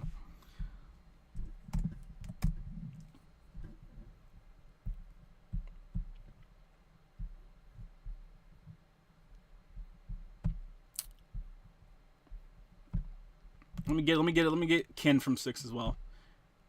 Oh, please do not save links. I don't ever save links. Can I disable it? Can I get rid of it? I don't want it. Pimpkers. That is not pictures. That is not pictures. Pimpkers. You'll fucking see. You'll fucking see, chat. Oh, they'll see. Oh, they'll all see, chat. SF5. Make background source visible. Why don't you suck my fucking cock, eh? Oh, maybe I don't want to, huh? You ever think about that, huh? Huh? No, you didn't. There's your fucking kin, chat. There's your fucking translucent background kin. All right. Look at how muddy. Look at how muddy the finer details are. Look at how fucking Play-Doh kin looks. Don't you fucking tell me that this muddy ass fucking texture, or they just look like they fucked up like the very essence of cell shading. Don't you fucking tell me that looks better than this. You absolute fucking degenerate. Oh, he's so big! Hang on. Why is he so big? Whee! Down. He's so big. I don't know why he's so big, chat. Whee! You take your fucking cap and you shove it up your ass, chat. You shove that shit up your fucking ass. I don't want to hear it. I don't want to fucking hear it. Fake Photoshop, fake gay Photoshop. Good point. However, I raise you the RE engine's horrific implementation of TAA. I raise you the fact that the RE engine is fantastic. The RE engine is fantastic. Any issues with the RE engine is explicitly due to the fact that Capcom does not ship it with all the services that it actually ships with. Like, Dragon's Dogma 2 should have released with whatever the fuck setting it was for RTX, and it didn't, for literally no reason. Is he musing? He kind of mewing, though. He do be kind of mewing, chat. Kin jump scare. He's big, too. What the fuck is that hair? Yeah, his hair is ugly. His hair is bum hair, but I didn't want to go like, oh, let me get the classic outfit Kin, because I do think classic outfit Kin looks better. But I wanted to compare it like base to base, you know? I didn't do classic Kin for each game. I did base outfit for each. Also, poor Kin. He's fucking going through it. Cancel that shit. Put it in the fucking box, chat! I want R. Mika. So do I. So do I, chat. God, I miss her every fucking day. Oh, I'm a minute behind. There's a better glow up in 6 compared to 5's Kin where he looks washed out. Yeah. The thing is, Street Fighter V's art style was just like Play-Doh. That was the complaint like everyone had. Was like some of the designs are pretty good if you take them out of the game. Like, I'm fine with the muscle T-shirt Kin design. I think it's fine. It's just it looks like Play-Doh. Same thing with Ryu's design. I like sexy Ryu. Sexy Ryu is cool. He looks like Play-Doh. Nikali hurts my eyes to look at because it's like someone took one of those fucking toys where you put Play-Doh into a little tube and then you crush it out, you push it down in there and it fucking comes out in like a bunch of strings. That's what his hair looks like. That's what his fucking hair looks like. Takagi did stylized realism better than Street Fighter 6, even 7 did. That's the thing. It's not stylized realism. It's not stylized realism. It's just their style. Like, plus, like, Tekken is just like, it's just going for realism. Like, it's just realism. You have lightning here and there to show, like, to indicate gameplay stuff, but it's just realism. It is just the style. It's only 2 days, and the animator's already made a model for the new Overwatch. Oh. Street Fighter 4 had the best non-2D art style. It did. People saying 5 had a good art style. Fucking retarded. Yeah. 6 art style is better than 5. 4 still is better than both of them. 100%. Sexy Ryu is aptly named. Yeah. 100%. It's because he looks good. Holy fuck. Oh my god. There goes another nosebleed. See, chat? You see, you got me pulling the anime character shit. I looked at Kin's fucking like homeless bum shirt phase. All right, now my nose is bleeding. You feel good, chat? You feel good about that? Street Fighter 5 tier list? Possibly. Street Fighter 6 characters will stretch in weird ways. Sort of. Where's Sea Viper? Stuck in 4. Sea Viper hasn't come back for a while. I think Chun-Li got a Sea Viper outfit in 5. I didn't play Chun-Li, so I wouldn't know. Z's new event wants me to do co-op. I don't want to play with any side niggas. Just you go to the arcade and just do that real quick. You can, if you win all of them. I think it only takes 6 or 7 games. I'm still waiting for Ibuki. Yeah, I don't like 6 art style, too realistic, and it makes it uncanny in my opinion. The thing is, they reined the proportions back to be more realistic, but it is still overall stylized. Now the environments do look more realistic than they did in 5 and 4. Obviously 4, but than they did in 5. But when it comes to actual character models, like I think they're just as stylized. It's just they toned the proportions down on some of them. Luke's forearms, too fucking big, too big. Jin and Tech is supposed to be 22, but he's the body of a 42-year-old bodybuilder. Yeah. Sure doesn't understand the lightning is real. The lightning characters punch each other with, chat. Arcade takes no time at all. It doesn't. It's literally, 2 minutes, I think? It's 2 minutes of playing Snake against, 3 other people, and then you get, 400 of the currency to summon with. Survivor 6, Hobo Fugitive, Johnny Lawrence, Ken Masters is a good design. I hated it because it felt like it was taking Mark of the Wolves design. Let's see. 30 minutes tops. Yeah, less than 30 minutes for me. Like I said, you just do it back to back to back and you're good. 500 if you lose, 800 if you win. Yeah, it's 800. It's 800 if you win, 500 if you lose. Answer the dog. I was wondering if you could hear that. I muted the mic to yell at him, and the moment my finger touched the mute button on the mic, the dog stopped. Bzz, bzz, bzz, bzz, bzz, space. I like 6's arts. Ryu's too fucking wide. Expect him to fight with Song. God damn it! With Song for Dennis in the background. You just double posted it. Okay. Your neighbor jacking her dog off again? No, that's my dog. I was gonna take a holler at him, but like I said, the moment I hit the mute to take a holler at him, he just stopped. We need to go for 216. Would you do another Cyberpunk stream? But it's the Phantom Liberty stream. Also, fuck you, bitch. We already did a. I want you to know. Busting all of my baby batter inside your mama's womb to make you was the biggest mistake of my life. But damn, if it didn't feel good. We already did Phantom Liberty. You have a dog? Yes. Survivor 6 would look better if the comic filter on special attacks was always on. Yeah, I can see that. Oh, goddamn. What dog you have? A pity? Yeah, a shitbull, yeah. Neighbor's jacking off your dog. My dog! Mine! I'm hitting the fucking gun! I think you've only did the main game back in 2021. We did 3 streams of the main game. 2 or 3 of the main game. And then when Phantom Liberty came out, we did Phantom Liberty, I want to say. Red Rocket, Red Rocket. You could hear it last stream. Yeah, I guess I took the cap off of the mic, which also I fucking can't hear myself when I'm on this page. But I guess I took the fucking the mic or the cap off the mic. Like the decibel cap, like where if I got too loud beforehand, you might have noticed that we would start cutting out. I took that off of the mic, but for some reason it also made the dog be picked up on the microphone again. So you're a father to chat? Maybe. Saddens me that if Poison doesn't come back, Karen Strassman won't voice her because of those fans. Yeah.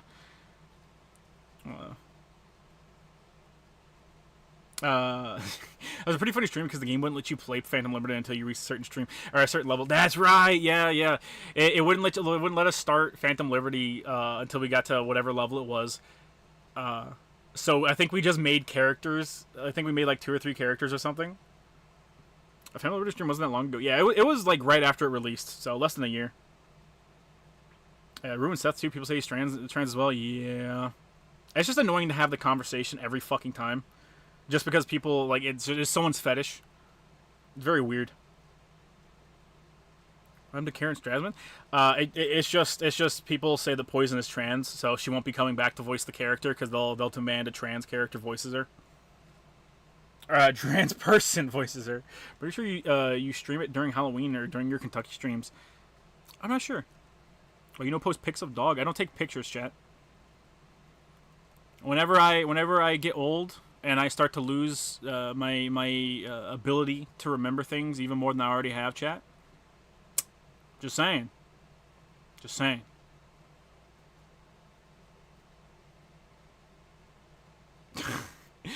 So the reason CloudStrike died apparently was it was a null pointer from the memory unsafe C++ language.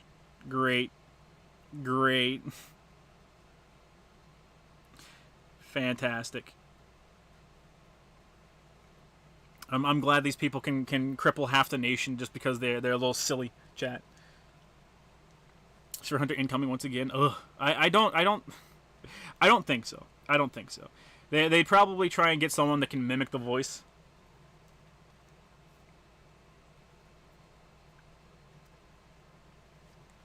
There we go. Karen Strassman is also openly a Trump supporter and anti-vax. So if Ruben was kicked, she might also get the boot. Well, supposedly, the main reason why Ruben got the boot was because he had defended Vic during the Kick Vic shit. No, I guess he got his revenge. Cloud Strife? No, Cloud Strike. Which of the big four fighters has the least bullshit going on, or should I just wait to get Sparking Zero? Well, Sparking Zero is not going to be a fucking fighter. It's going to be like an arcade game. There aren't going to be any rules. Street Fighter 6 has the least bullshit going on. Tekken 8, you have to just wait a really long time for any content going, like to get there. Fucking in the time it took them to release a second character.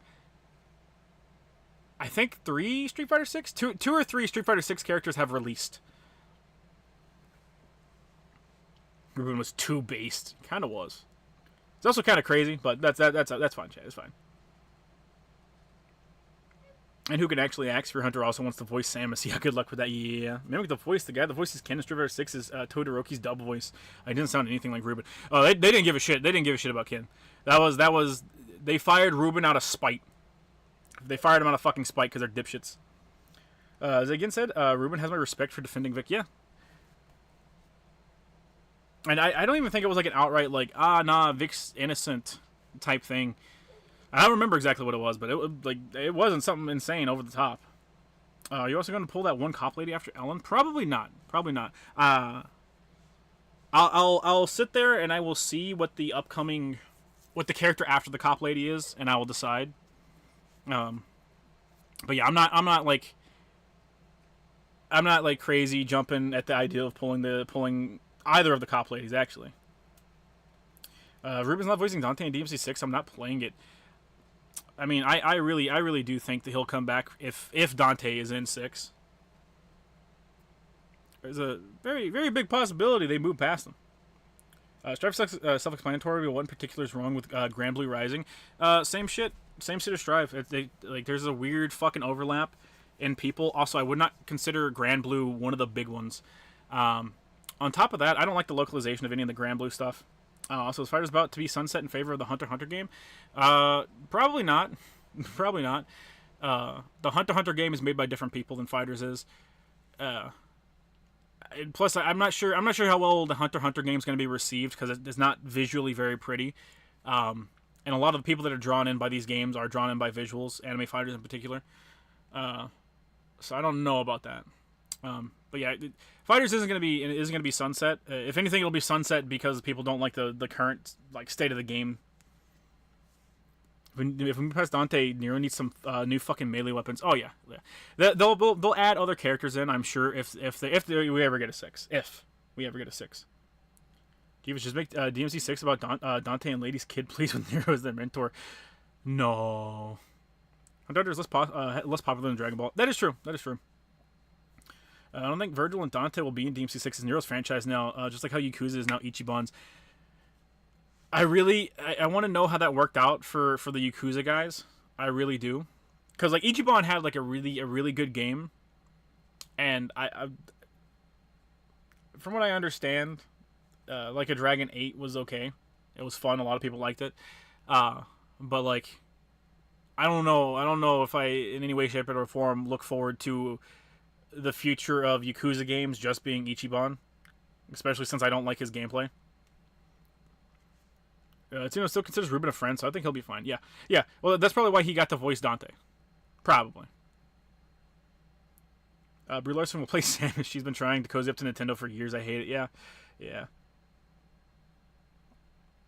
New characters like what? We don't fucking know, chat. We don't know. I'm sure before DMC4 released and people were speculating about what the next game could be before any teaser trailers. I'm sure no one said, "Oh man, like we're gonna get a new playable character." Kiryu's story is basically almost done. Kiryu's story is done. Just with that ending in Man Who Erased the World. Or erased his name. No, he erased the world. Quick aside about Dragon Ball. Why'd they do Yamcha's so dirty? He didn't know, chat. Yamcha, he didn't know the space age of consent, chat. He didn't know. We all know that Dante never fucked Lady or Triss. Well, Triss would be weird. Triss would be weird because it's his fucking mom. Trish would be weird because it's his mom. The script's reaction is a remake DMC2, so the whole series is peak. Remake DMC1, DMC2. Oh god. Have a stand. Give me the fucking Switch version of fucking DMC3 on all platforms, goddammit. Brie Larson is Samus? No thanks, bro. Yeah. We're gonna make a DMC6. I hope it's Lady and Trish. There's a million things that they could do, but we'll never know. We'll never know, chat. Isn't Kiryu like retired? Let the man enjoy his orphanage, damn it. He's been retired since fucking 3. They won't let him go. Yamcha with Intergalactic? Yeah, and Dragon Ball Superheroes. Those kids could be new characters. They could be. Kiryu's story should end with Yakuza 5. No, I like Yakuza 6 and Man Who Erased His Name are both far too good to have ever stopped at 5. Far, far, far too good. Later's also a massive cunt to Dante. Ripped all his cash. I mean, yeah. We stop with the remakes already? No! Remakes are made specifically to remake games that like, or they benefit the most from remaking games that deserve it. Or could use it. DMC 1 and 2 being the two biggest proponents of that. Bringing them in line with the exact same amount of content, bringing them in line with the modern titles would just be, it'd do wonders.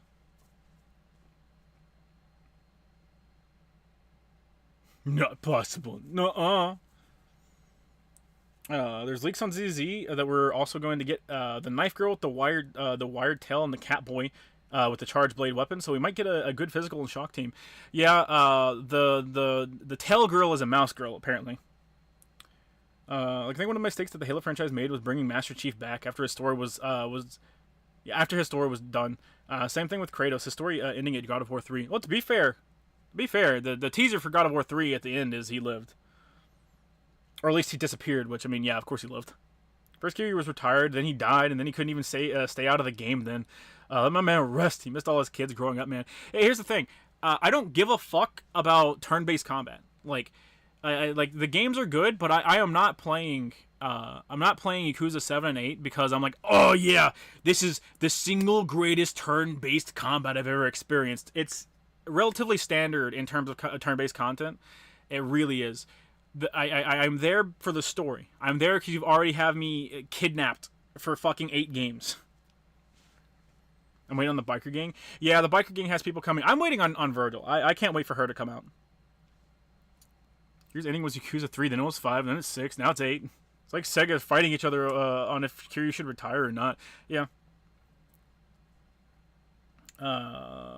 Speaking of, thoughts on Max Payne remake? If anything needs love, it's Max Payne 1. Yeah, I'm super excited for it. We know it's happening. It's just they had to change the voice actor, obviously, because Max Payne's voice died, sadly. But I'm still really excited for it. Well, games from the NES to PS2 arguably can be remade, but even then with some caveats. Yeah, well, like before the 3D era, if you're remaking a game from that era, I think most of the time it'd be more than a remake. They'd want to expand upon it. Like turn-based and action combat, except Yakuza should have never gone turn-based.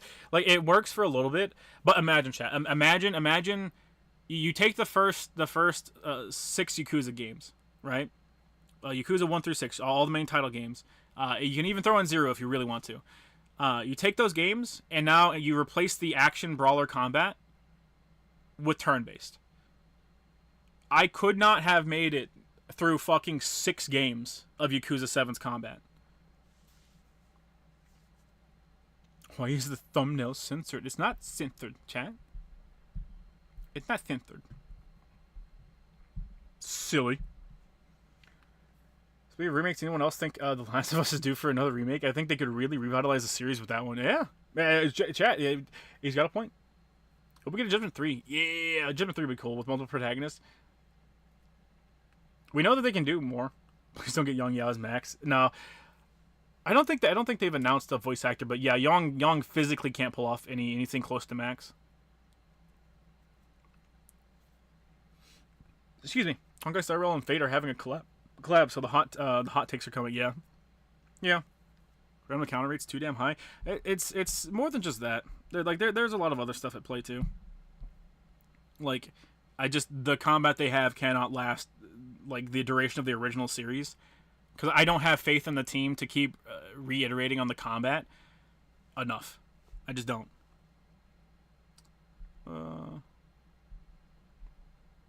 Oh no, chat.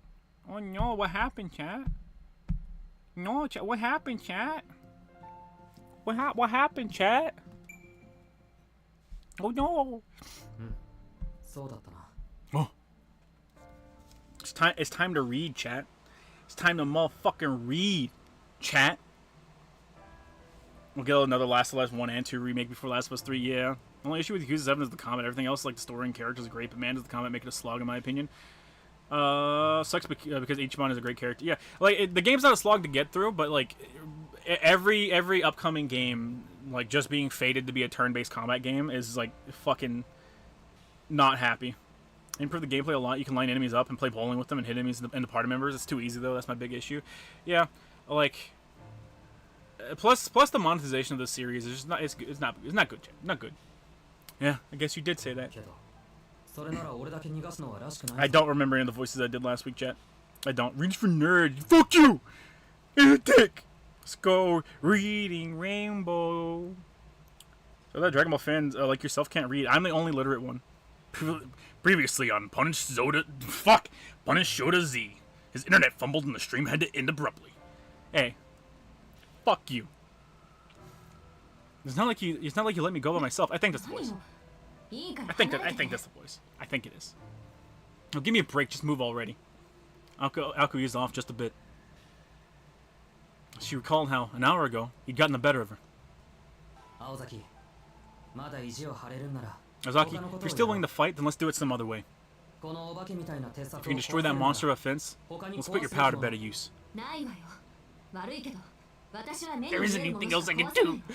Sorry, but all I can do is destroy what I can see. Dying for some forlorn hope isn't how I want to go out. Understandable. Don't you get it? Fact is, blowing this thing up to let you slip out is all I can manage. I can't beat Flat Snark or anything else. It's the least I can do after.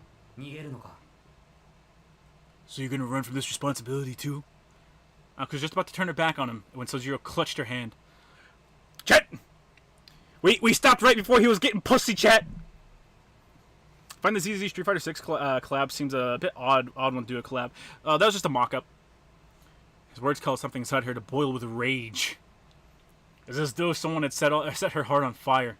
The surprise that pricked open her true feelings and the disappointment she felt towards herself thawed her frozen limbs. Why you? Don't get it backwards. I'm the one letting you escape, not the other way around. I'll blow the whole damn park if I feel like it. Just you watch. Okay. In that case, it'd be a waste to help me escape right now. Save that move for when you really mean it. I'll give you my hand until then. What a fucking Chad, chat. It's the fucking Reading Rainbow, baby. Huh? You help me? Talk about a waste of time. That really pissing me off. Just get out of here, you dimwit. What use do I have for a dunce whose special power is running himself ragged? I can assure you, that is a very good power. I want the trad wife. Listen, I may be pretty exhausted, but you're in worse shape, Aozaki. Slug yourself. You're tired and injured. Injured. Not to mention the injury to her back that Alka had nearly forgotten about. Even now, she couldn't ignore the pain that the automaton had inflicted on her spine. Back breakered? Spine busted? Dimwit, what a cute word. Okay, I didn't know that, but I mean, mock-up or not, that's still just an odd choice of a collab, by the way. It's just people wanting stuff. With Iron Will, she'd managed to push it out of her mind, mostly. Even without any of that magecraft Even without any of that magecraft stuff, I'm still in better shape than you are. I could probably even carry you all the way to the entrance if I needed to. Don't make promises you can't keep. Just go. I'm used to this and you're not. This is your first time facing this sort of thing, right? So it's okay. Are you flashing back to 5 seconds ago? Oh wait, no, we're flashing back to last week's stream, my bad. The fact that they were a team. The fact she would still have to kill him after all of this. None of the irony was lost on her as she said these words. It didn't matter anymore. Still, Sojiro didn't let go of her hand. He gripped it even harder. His expression was the same as ever. Alko frowned, trying to figure out if he was upset with her. You're right. This is my first time with this sort of thing. But I've experienced my own fair share of danger in the mountains. I've even been attacked by a deer, you know. Shika noko noko noko noko. Maybe turn-based is old hat. You can do stuff with it. I just don't have faith in the team to consistently do new stuff with it like they did for their other games. God fucking damn it. Could a city gal like me and a country boy like him really have a future together? As a city girl, she had no idea what it meant to be attacked by a deer, but his determination was apparent enough. True. Looking back on it now, he had maintained his composure through it all. A normal person would barely be able to talk through such panic. Perhaps growing up deep in the mountains, far from civilization, had taught him how to stay calm in the face of so much. So trust me, just a little. He spoke his plain, unadulterated feelings, and released his hand. There was no lie in him. In fact, he was too honest, so much that she found it hard to believe him. Sojiro had no reason to go that far. As it stood, Alko had no future. After confessing this and telling him to escape, why did this boy still offer to help a person like her? I don't understand. Why do all this? You're gonna die if you stay with me. This is it. This is your last chance. Think it through. You should be running. I know, but I'm not going anywhere. Sojiro answered immediately, realizing that Alko was looking for his reason. His level of insight into Sojiro demanded a round of applause. Not that stupid, asshole! If I do, you'll die, Ozaki. His words were as irrational as always.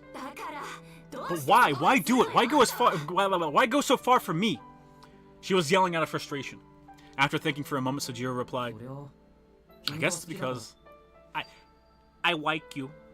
Simple and to the point. His face seemed to ask why she would even question him so.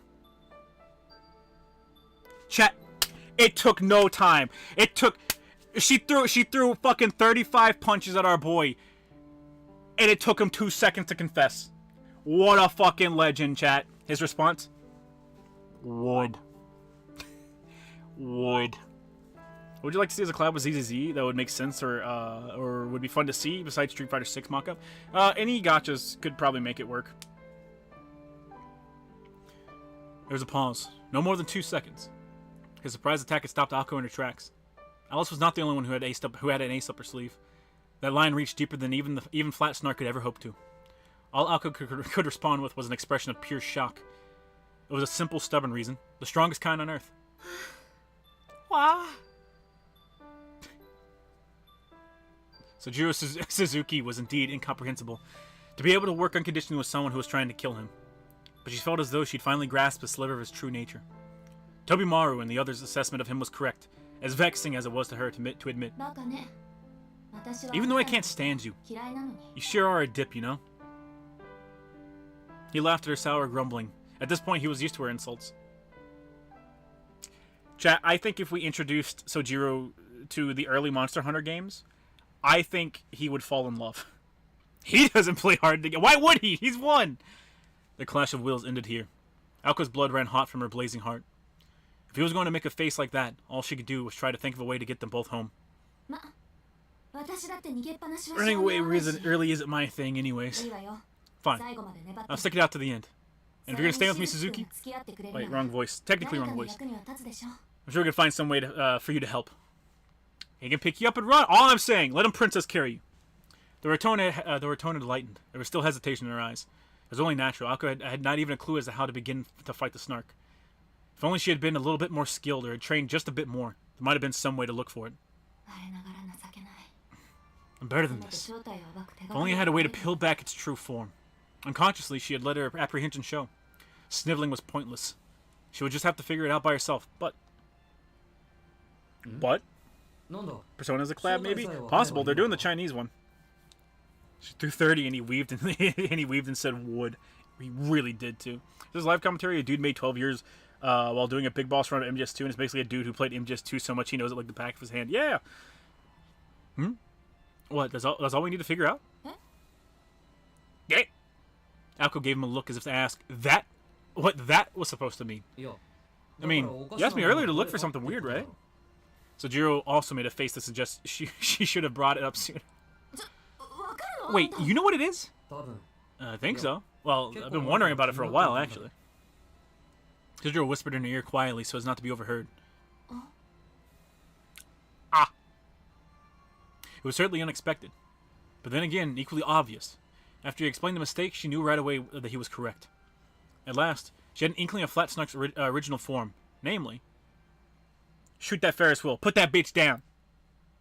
Pop it in front of its family. She's so cute. She's adorable. They're gonna make a run for it. I like the idea of him just having enough time to just put his arms behind his back, give it a nice good stretch. They strategized for 10 minutes. After deliberating the Snark's true form and figuring out a plan of attack, the two exchanged nods in acceptance of their roles. We'll be splitting up now. Just don't make it a repeat of God damn it! Just don't make it a repeat of the blunder in the House of Mirrors. You're the crux of this operation. If you bungle the start even a little, there's no coming back from this one. Though she jabbed him for his previous failure as a decoy, her voice was bright. Alko's original vigor had returned to her at Sojiro's discovery of the truth.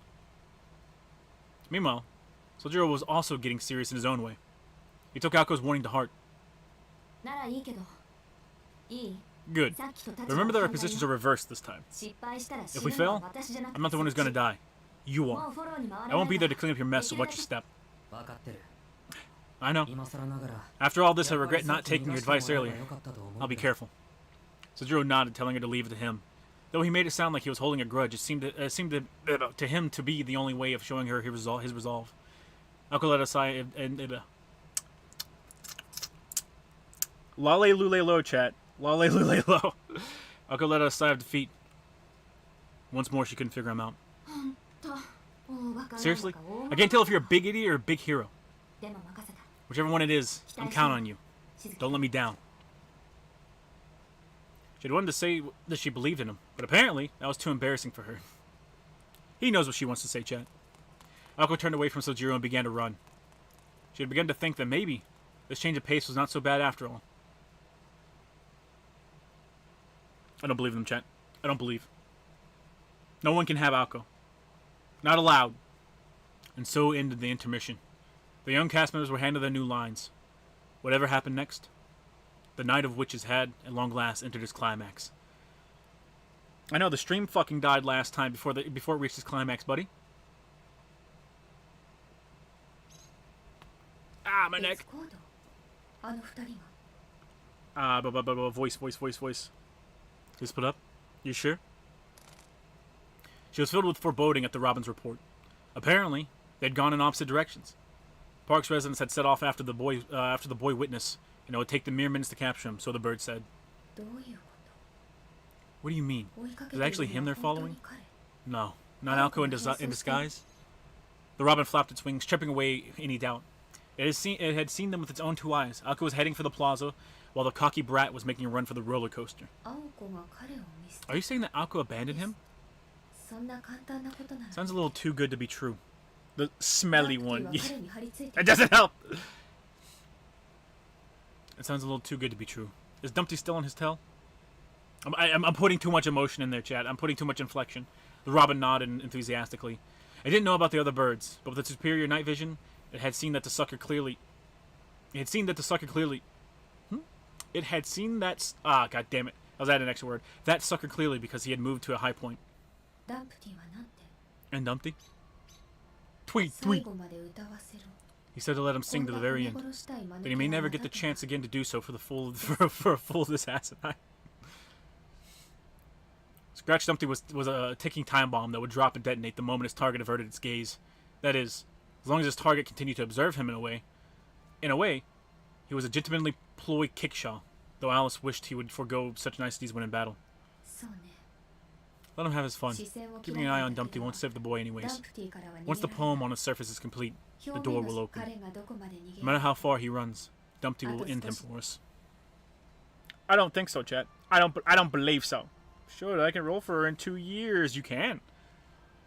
Until the park, or rather the Snark, was destroyed, Sojiro would not be able to escape.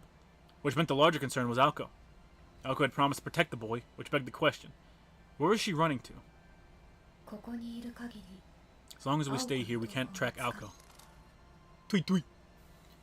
Alice looked out over the park, ignoring the robin's attempt to get her attention with his plumage. Plumage? Plumage. Flat Snark had nearly reached its full size. It was a different breed of beast compared to the other cheap ploys. To her, it was one of her 3 most irreplaceable and precious familiars. Too bad we're gonna fucking kill it. Truly is 5 nights at Slumpty's. Yes, she's all yours, Snark. Don't hold back until Alko is brought to her knees. Alice remained where she was. With the same historical merit as the troll under the bridge and the poison-clawed reptile, Flat Snark was one of Alice's ultimate ploys. Poison-clawed reptile. What one is that, chat? That's a technical foul. Burr, burr. She was placing her trust in its reputation and ability. But don't forget, this is a game. When the contest is over, return to me. Scorpion? It could be the Scorpion, but like, the Scorpion's poisoning in the clouds, chat. The drifting fog ignored its master's words. It was one thing that Alice had misread. Flat Snark was a king, even among the other ploys of terrible, vulgar antics. Death to the defeat, gruesome tragedy to the vanquished. I found no pleasure unless it brought about dramatic ruination of life and wealth. I'm sorry, are you giving me the cold soul? What? Fucking familiars, man. Platypus? Is there a story with the platypus?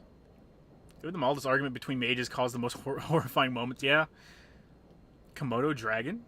Well, like, what is the story? What is the story? Like, the earlier chat member was talking about Aesop's fables with the frog and the scorpion.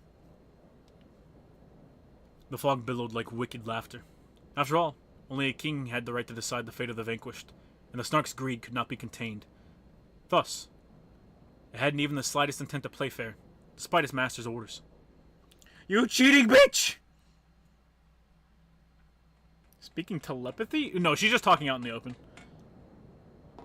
What's up, homo homie? Speak for yourself. I don't know any fable with a poison-clawed lizard. Yeah, I'm unfamiliar with it as well. Over 100 feet high. One careful step at a time, the figure made its way gingerly up the track, which stretched into the heart of the amusement park. He stayed his beating chest and the pounding of his breath. Even tiny movements were an obstacle to his progress. Yeah, you see, I'm not about that life, honestly. Amazingly, the one making this pale-faced advance higher and higher was Sojiro Suzuki. Far below, he saw that a horde of bread creatures had congregated by the roller coaster platform. As they bustled this way and that, their numbers continued to increase by the minute, seemingly cheering on Sojiro with raised arms as he made his ascent. Or rather, they jeered as if beckoning him to come down. Well, at least I don't like heights. Yeah, neither do you, buddy. Of course, not. Fuck! Of course, neither did Sojiro, but his current state was the lesser of two evils. He's literally me, chat. He's literally me. This Bayonetta, let's get this bread. I knew we were going on the coaster. No, you did. Shut up. The only thing that followed him now was the floating egg. After heaving a huge sigh, Sojiro bent forward a bit and climbed the track that inclined toward the heavens. 150 feet now. If this were a skyscraper, he'd be on the 16th floor. For a guy that wasn't in the city, That's a very specific thing to know. Strong gust of wind whipped through his hair. Humans had an instinctual fear of heights. In particular, a place like this, which called forth visions of falling to one's death, would cause a person's knees to tremble against their will. It was an instinct that forewarned death, urging its master to return to the safety of the ground. It was a reasonable reaction. Climbing the roller coaster tracks went beyond funny stories and into the realm of fantasy.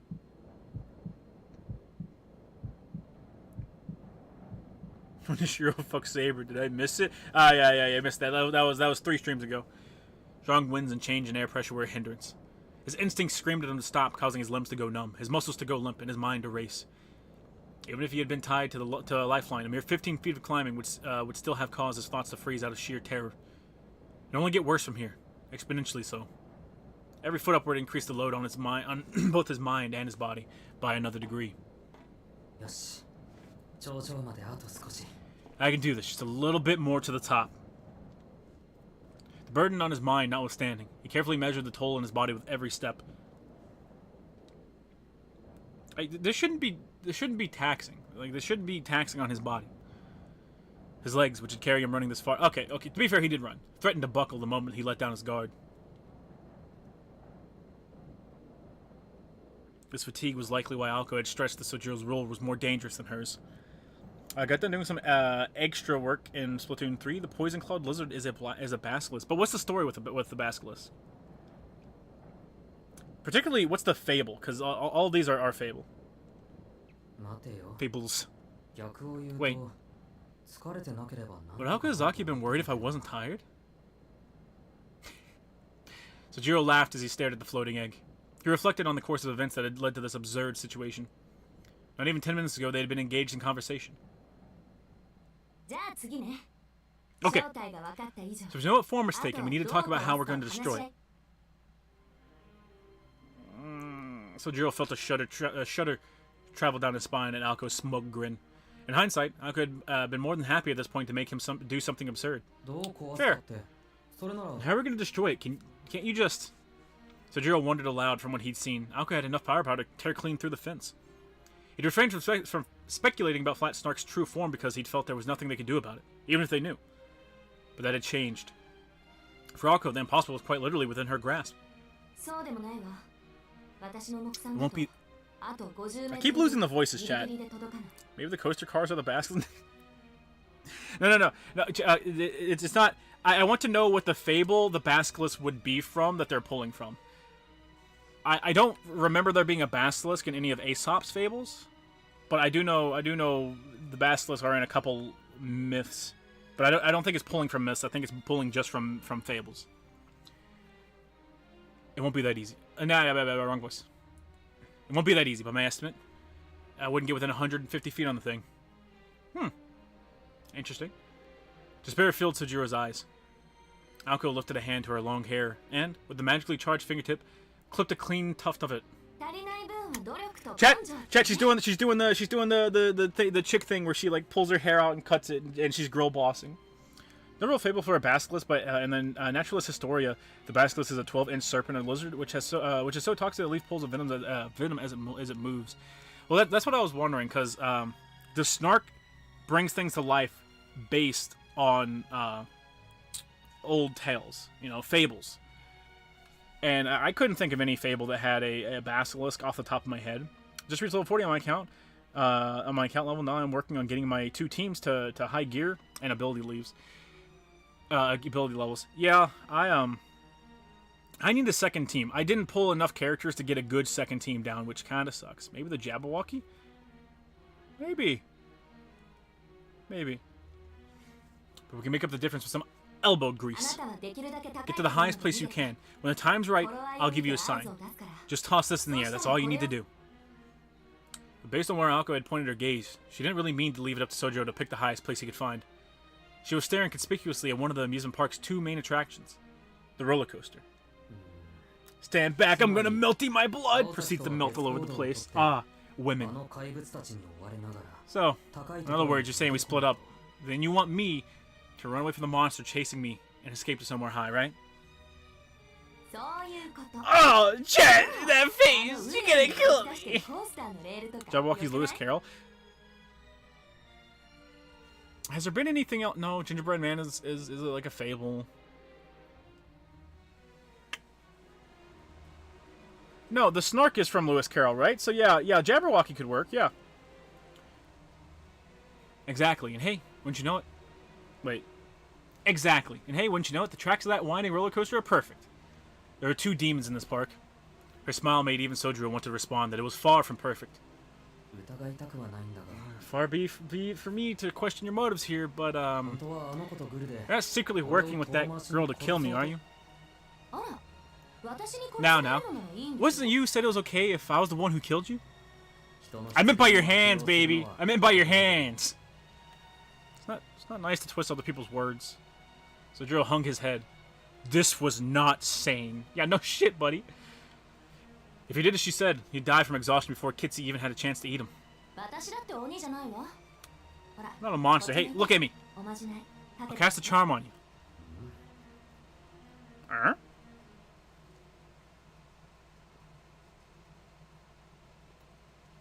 It was the slightest of touches.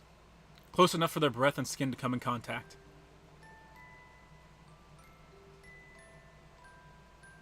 Chat, is she gonna kiss her finger and put it on his lips, chat? Oh. Zaki, he finished with a hushed voice. For one of them, this was a rather mundane magecraft. For the other, it was a head-spinning intimate ambush. You bitch! The weight of the air, the tremble of one's breast. Light lags behind while shadows pull ahead. Words that cannot be pronounced by a normal larynx, carrying a peculiar weight to them, reverberated against his earbuds. Eardrums. If word were given colors, these would have been the color of her name. Blue. Okay, a part of it, not the whole fucking name, man. Sojiro's exhausted body and burning blood gently cooled.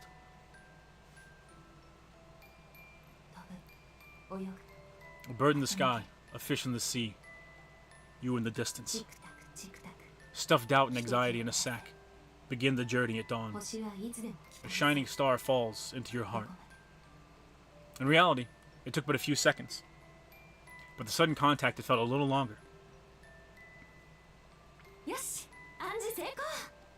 Chat, what if she put her finger down and then copped a full, like a fucking two fistfuls of Sojiro cheeks, chat? What then?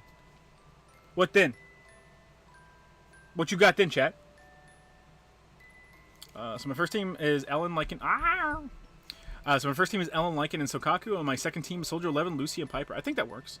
Plenty of fables and stories around the Basilisk have emerged, like the Basilisk of Serene, the Basilisk and the Weasel, which is the Basilisk natural predator.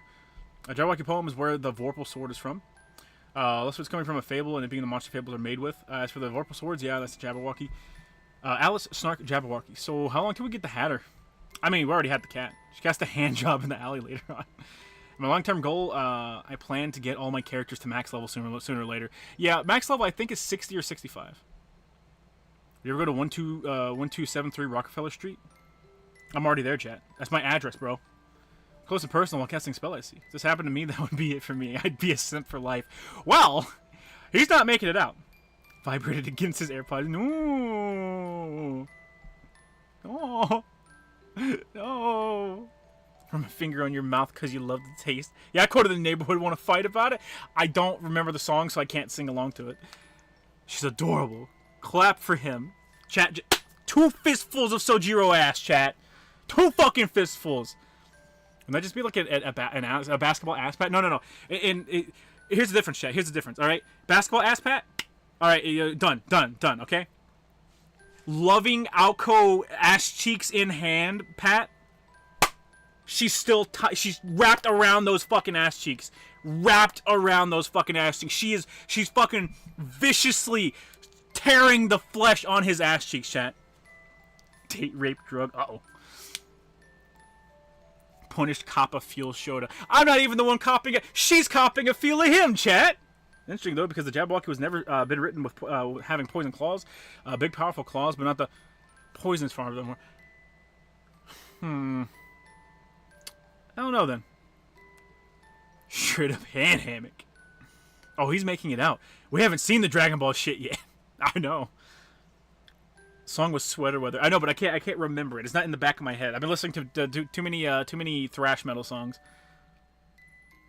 So when are you gonna play Toho 1cc?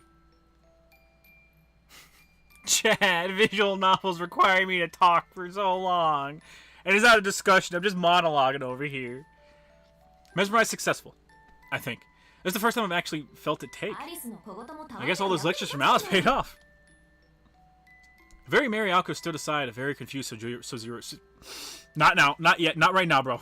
Sojiro. After he asked what the heck had occurred, she responded. It's an elementary suggestion. I temporarily erased your sense of fear. So you should be able to climb up there, no problem. You lying bitch! The biggest thing standing in your way is your nerves, right? If you don't feel fear, then no matter how high you climb, it's no different from walking a balance beam. Do you think he can walk a balance beam? Just got home, also did Sojiro score it? Alko took 2 giant fistfuls of Sojiro ass cheeks. So, like, I'm considering that a score in his book. No marks left permanently scraped into his ass cheeks. Yeah. She's not only slapping it, she's caressing them. Need me and Alko. Don't we all, chat? He seemed to get it. It actually all sounded like Greek to Sojiro. Fuck! But he accepted it as an explanation for her strange actions. He thought he was getting some, chat. Later virgins, Sojiro probably. Or did Sojiro get inducted to into the Order of Magical African Americans? Soon. Finally made it. It arrived at the summit of the track. Well, no, he doesn't have fear. I shouldn't do the voice breaking inflection. He doesn't have fear. From nearly 200 feet high, Sojiro had a bird's eye view of the entire amusement park. He was able to spot Alko's figure right away. Oh, of course you would. I know my bitch from a mile away. Ah! In the plaza not so far from here, she seemed to be occupied with something conspicuous. Her surroundings lay still. The breadmen were still busy trying to figure out how to reach Sojiro by trial and error from the roller coaster's entrance. They're over 300 feet away now. No wonder I'm drenched in sweat. Look how much ground I've covered. Strong winter gales quickly dried the sweat of his brow, but he was drenched underneath his shirt. As much sweat was north at least half a mile run. Was worth at least half a mile run. Not to mention all the scares he'd experienced throughout the night. You're fearless, you son of a bitch! Okay, all I have to do is wait for the signal. He felt a wave of relief, but not at the thought of Alko destroying the snark in this nightmarish park. He was simply happy that he could repay a bit of his debt from the House of Mirrors.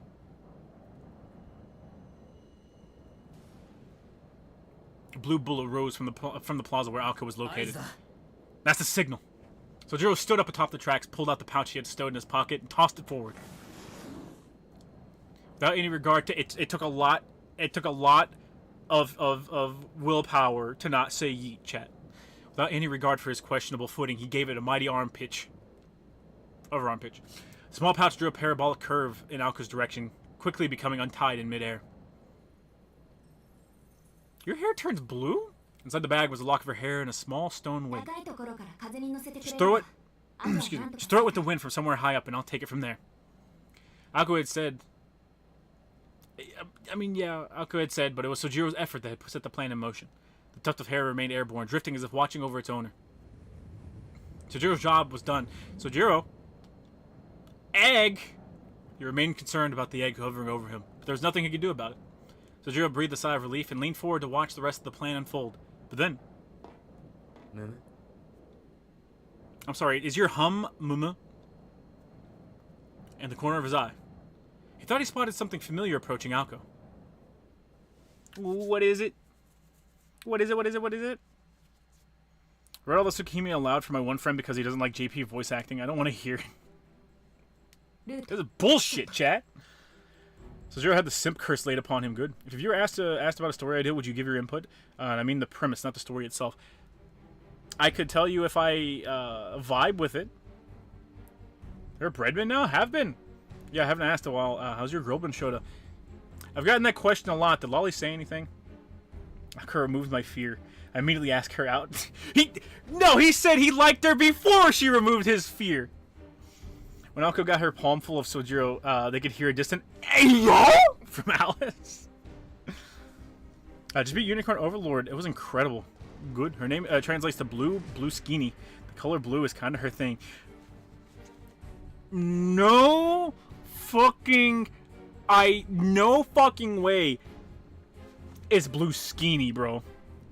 No fucking way. Owl 100%. Like, owl, yes. Okay, 100%. Blue skinny my ass. I'm on the Japanese VA instead of the English version. On ZZZ, is that what you're talking about? Oh, yeah, yeah. I've been listening. I put it in English for the stream, and I've just, like, stuck with that. Just making shit up, TBH. Normalized recent chocolate woman fumble. Just put the idea on my head. Ah, okay. Connecting to crest. I'm not sure if I should be reading that whole thing or not.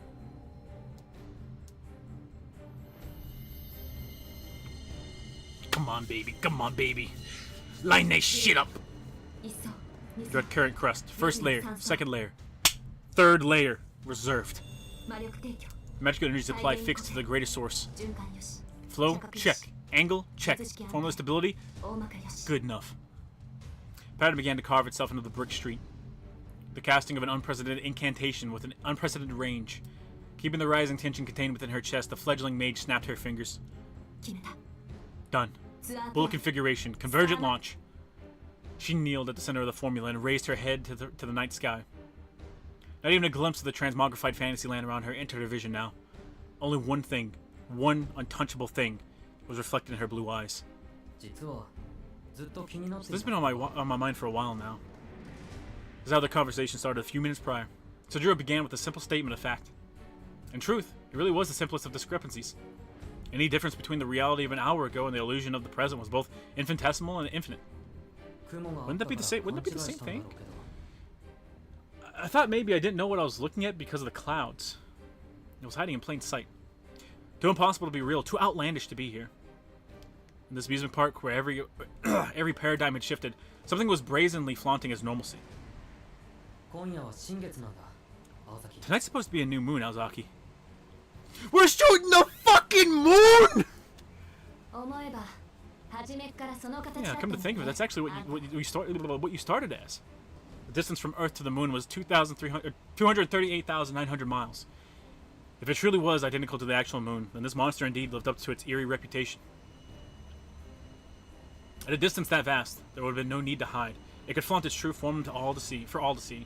But if it had to hide its true form, that meant it was vulnerable. The monster's camouflage implied that it was sat within the reach of the human hands. At best, the max range is 650 yards or so. At this point, it was time to give it all she had. Drawing on the energy surging throughout the park, she extended her firing arm.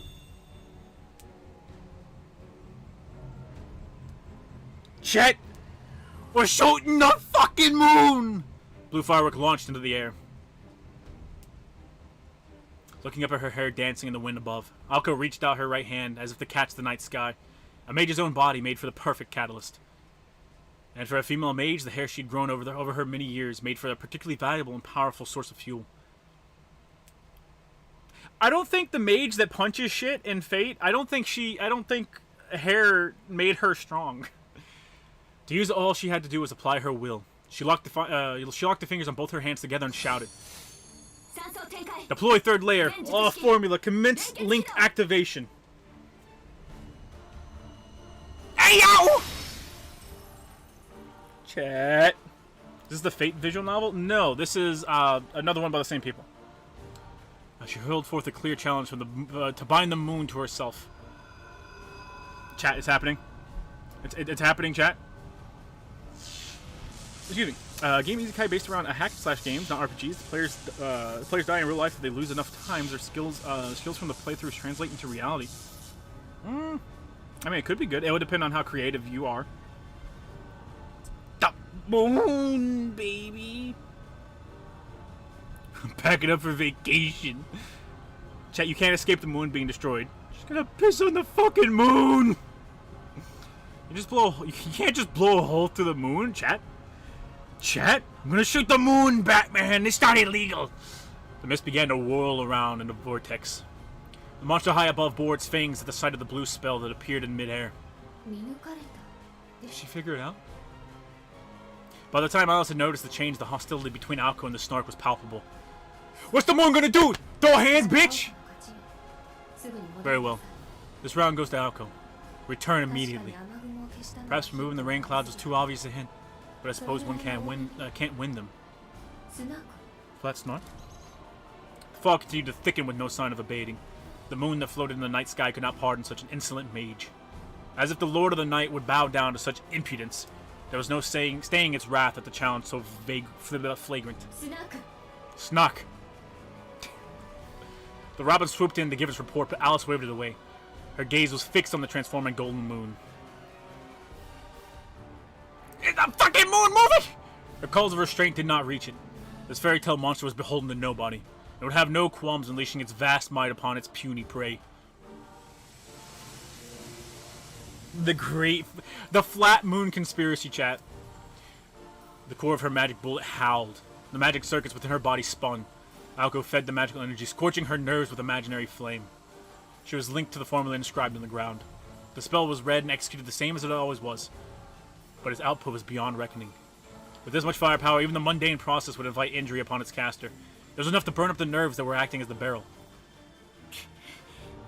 I can do this! The imaginary heat had reached a terrifying temperature. Aoko trembled at this endless feeling, but would have to grin and bear it, lest their efforts come to naught. Aoko could no longer move. When she had learned the Snark's true form from Sojiro, she gave up any superiority movable turret offered, instead opting to become a stationary cannon. That was the only way she could reach it. It was impossible to hunt the Snark unless she had anchored her crest at this location and angle. At the same time, as action revealed that she was out of options. Once the fuse was lit, she would have no choice but to fight to the bitter end. Aoko took a deep breath. It was the way she wanted it. Excuse me, chat. I'm fucking dying over here. Her preparations were complete. She would be able to deliver this maelstrom of magical energy directly to the moon, like a rocket payload. The third mid-layer served as the cannon's muzzle and sight.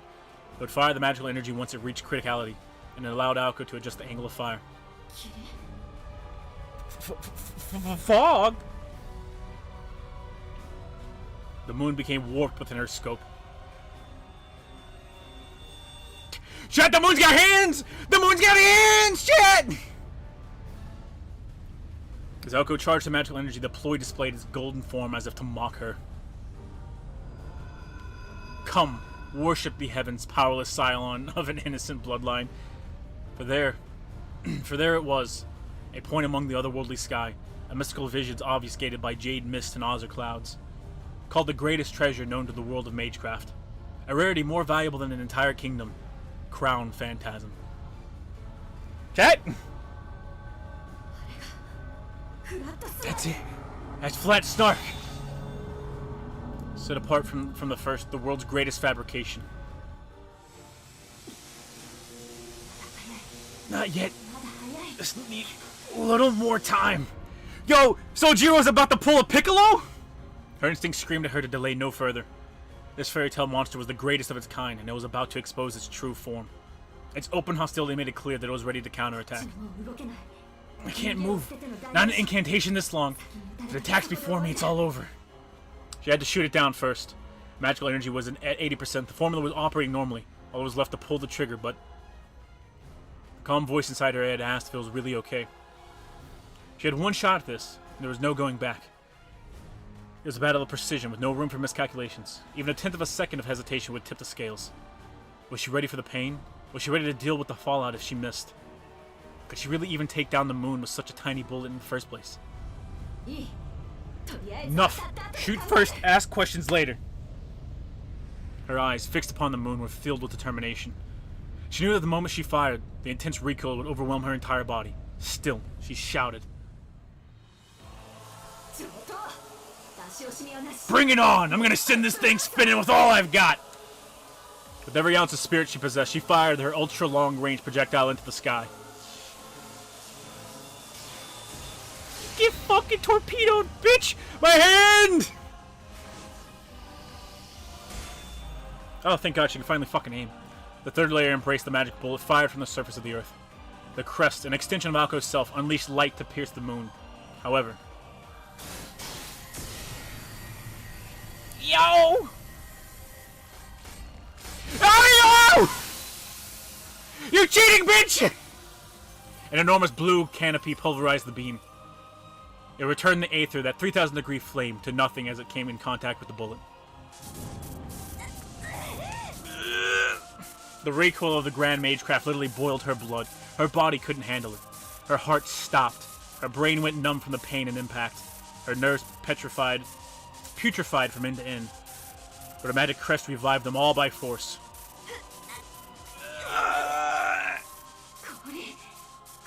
Ice? It was blocked by ice? Even though her vision had gone white, she could still see it. Swallowing the blood in her mouth, Alko looked up with a scowl. You fucking bitch! There it was. An enormous shield of ice and a sneering, deformed skull. Did I fire too late? Did I fire too early? Did I have shot before it made that shield? Was it too reckless to shoot it head on? Who cares? First layer, second layer, reactivate, hurry! There was no time to think or hesitate. The magical energy throughout the park began to gather. Alko knelt across from the tyrannical face of the moon. She intuited that the ice had yet to fully form. Flat Snark still hadn't reached its full strength, which was exactly why. Damn it! Damn it! Damn it! Damn it! Perfect orb of my ass. By accelerating the spell, Alko damaged her own body. The burden of linking the formula to the Snark caused intense pain. All she could do was grit her teeth and endure it. All because that ice is tougher than my best shot. Alko had gotten a read on their relative strengths. Even if its volume of magical energy was identical, Snark's form, his mystic scale, was in a different league. Alko could charge her energy to her absolute limit, and that would barely make a dent in the ice wall. Meanwhile, there was nothing she could do to prevent her own annihilation if the Snark gathered as much energy as it could. Then before that happens, she loaded her next shot. She issued orders from the floating third layer. Ignoring the toll on her body, she began to accelerate the first layer formula. The role of her right hand's single layer was to absorb and store surrounding magical energy. The thick fog that drifted through the park was an ancient aether spewed out by Flat Snark's own body, but Alko could pour it into her formula. Alko's body, which had integrated with the formula, took on an amount of magical energy that far surpassed its maximum capacity. It seethed in agony. Or rather, it trembled in delight. For a mage, magical energy was a propellant to reach the realm of mystics. The expansion of internal time, the liquefaction of the self, the release from the physical. They were all what one might call a near-death experience. On the precipice of what lay beyond, Alko stood firm and faced reality.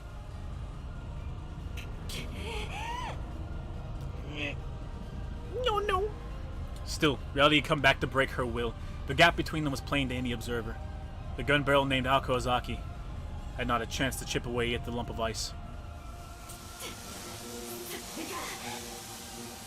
Azaki, full power, here we go. She's losing!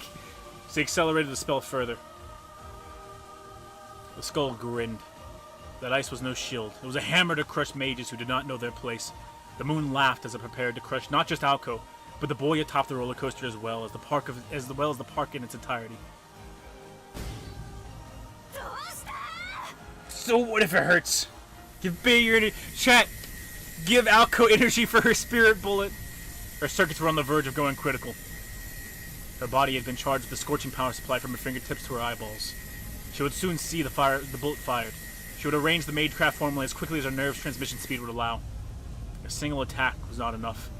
There was no way to shoot it from its flank, which meant there was only one solution. Reconnecting to alternating current, the third layer began to transform.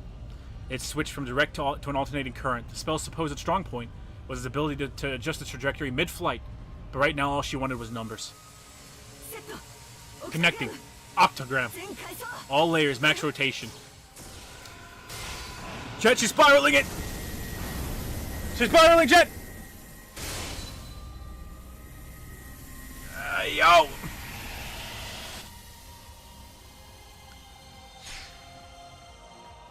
The blue sun shined down upon the amusement park.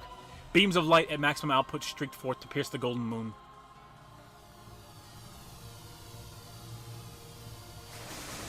A focusing crystal, if you would, chat.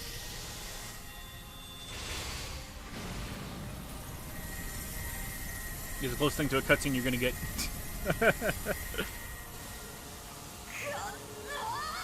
Take this! Holding down the trigger, she continued to fire, taking in energy ad infinitum. Infinitum. You're gonna taste my venom. I'm sorry, your plight is a joke to me, Alco. Blue flame shot forth a critical level, but the ice would neither melt nor mar. No amount of sheer heat could make a dent in something formed from such a colossal amount of magical energy. The toll on her circuit sent them berserk, and blood began to run free. The spin should have been more than enough. Just too strong. Unironically about to pull some Dragon Ball shit, chat. The battle had become a tussle of the magical energy that filled the park. From the very beginning, this had been the Snark's home turf. The Snark had control over every last 80% of the space, while Alco had about 20 at best. Every last 80%? At least, probably. No, I can't stop it. I'm just doing the Dragon Ball voice, chat. I'm just doing the fucking strained Goku voice. No! The castle of ice descended as if to call the match.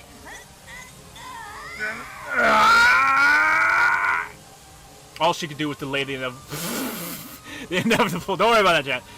She knew that she had been backed into a wall, and right now the only thing she could do was keep firing.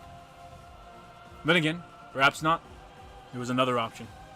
If she converted all of her magical energy into a defense, there was a tiny chance. No, not tiny. A great possibility, in fact, that she could save just her. Shut up and do it already! Not even that ice has a chance against all the magical energy here. Clinging to that broken hope, Alco continued to rotate her circuits. Time seemed to stop at the magical energy overdose. A second of intense pain lasted an eternity. Then, amidst everything,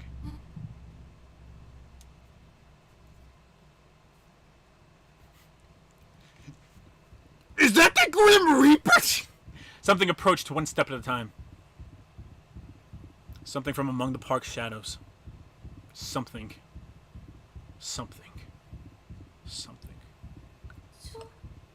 Wait. She felt goosebumps from head to toe. The issue was no longer the ice overhead. In the midst of the stillness, the Red Death drew closer, step by ominous step. Why here? Why now? Her circuits in her mind began to rupture out of terror. The composition of her formula and soul began to rip apart. There it was, just behind her. Its footsteps came to a halt. It reached around and cupped her face in its blood-stained hands.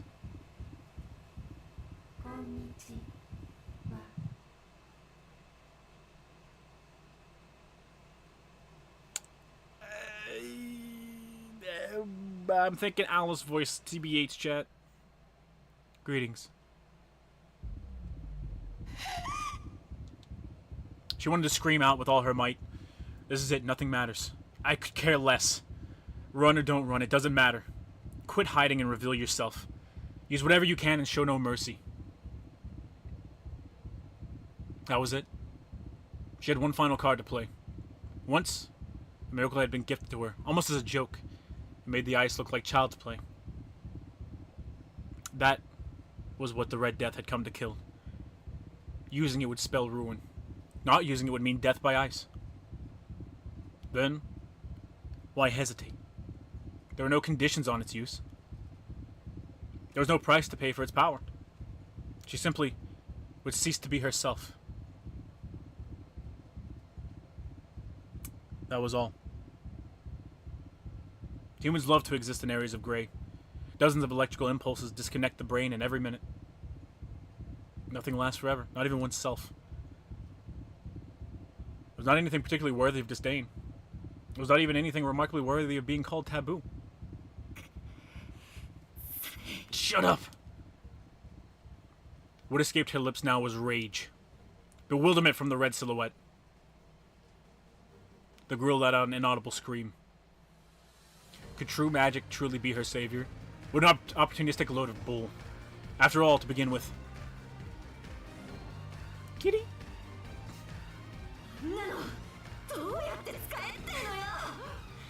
I have no clue how to do any of that shit yet! Indeed, Alco was still in the dark when it came to that magic. Whatever it was.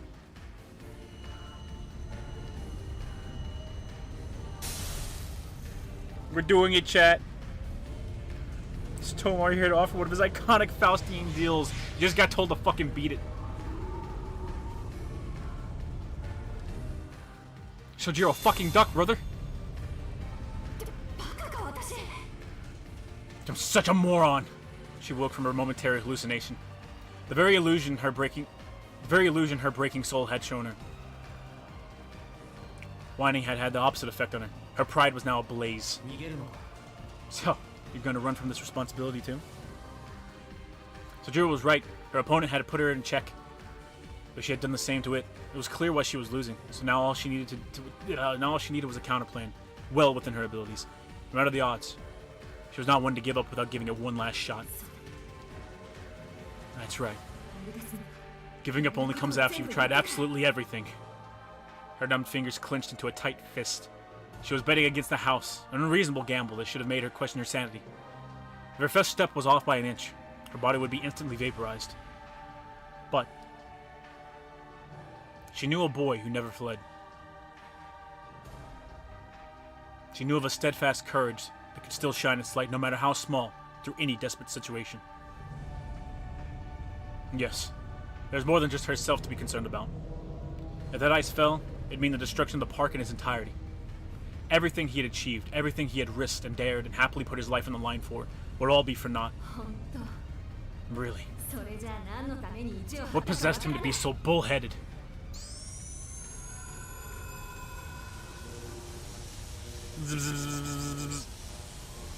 Determination and confidence surged through her like electricity. She was in no mood to be crushed by a giant sheet of ice. If she was going to lose, she'd rather do so as the grandest firework possible. Alka was a sore loser. At this point, she'd rather burn herself to cinders than let it decide her end. Disconnect. Expand area. Reconnect. She grunted in pain. Energy raged through her body. Her circuits were on the verge of disintegration. Inscribed upon her body, her magic crest was magecraft given physical form. It did not, however, stop with simply skin and flesh. It burrowed to the very marrow of her bones.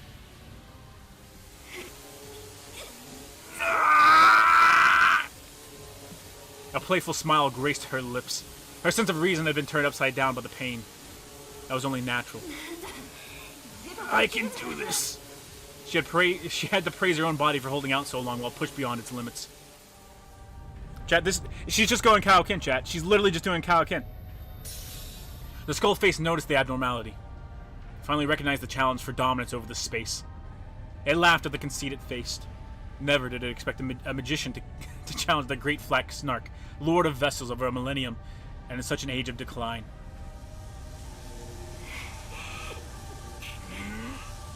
She tried to catch her breath. She braced herself for the coming pain. She was going to smash that ice to pieces. Both had access to the same amount of magical energy. One of them was greatly outmatched, but there was a difference in our output.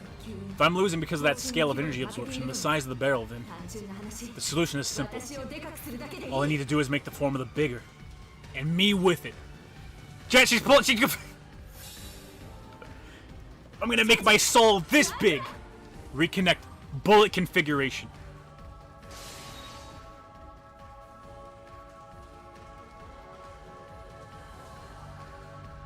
This feedback would go beyond anything she had experienced to date. Quite simply, her decision went beyond recklessness. She expanded both formula to its maximum size. The first layer would transform to a giant vortex, swallowing up the mist. The second layer would process it from one end and pump it into her barrel. Into her, the barrel. I was naive, thinking I could do something cute like shoot it down. What I need to do is blast it to hell.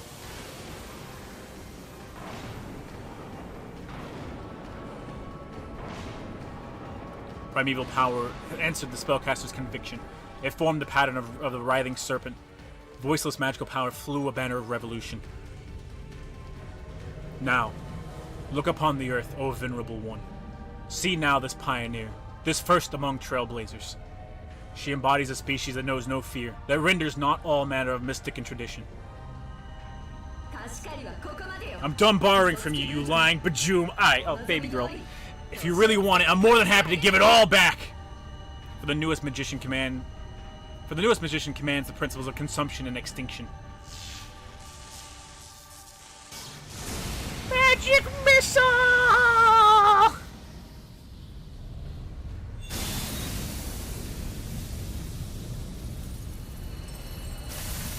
An aberrant bullet of light melted through the castle of ice.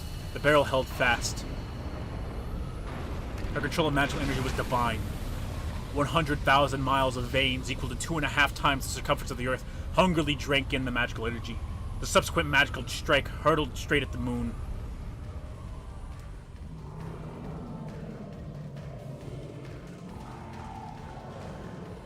I don't think it's saying no, but it is making noise. Death rose to the moon's surface. A cry of indignant terror echoed through the abandoned park. Reality was burned into the eyes of this creature of fantasy. Wait. The Alco, its veins struggled with the taste of victory. Victory despite her absolute reckless use of magical energy. The energy scales had been tipped to their breaking point, but nevertheless in her favor. Bullet configuration. Total eclipse converge. Tear it a new one. Good girl. Big Bang attack! Ah!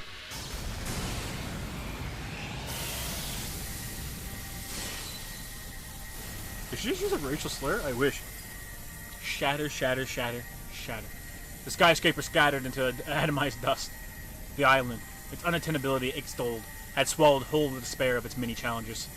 Long had it proudly eluded mankind's intellect.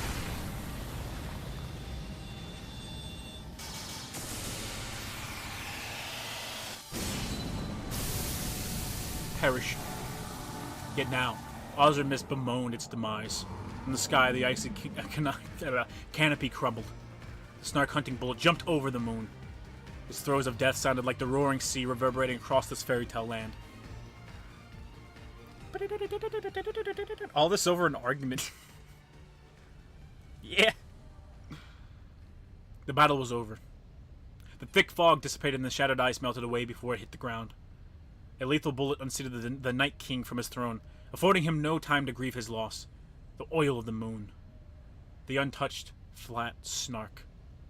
The dreamscape that had begun with his resurrection ended with his demise, drawing a close to the nightmare. Fucking Pogger chat. Poggers.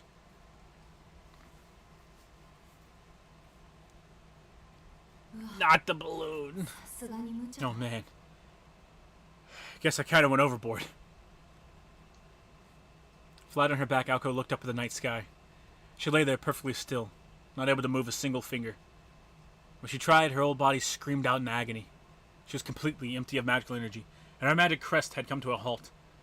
She estimated that it would likely require a whole day to recover all of her bodily functions. Sadly, all she could really do in that moment was take a breath. At least her chest was swelling with pride.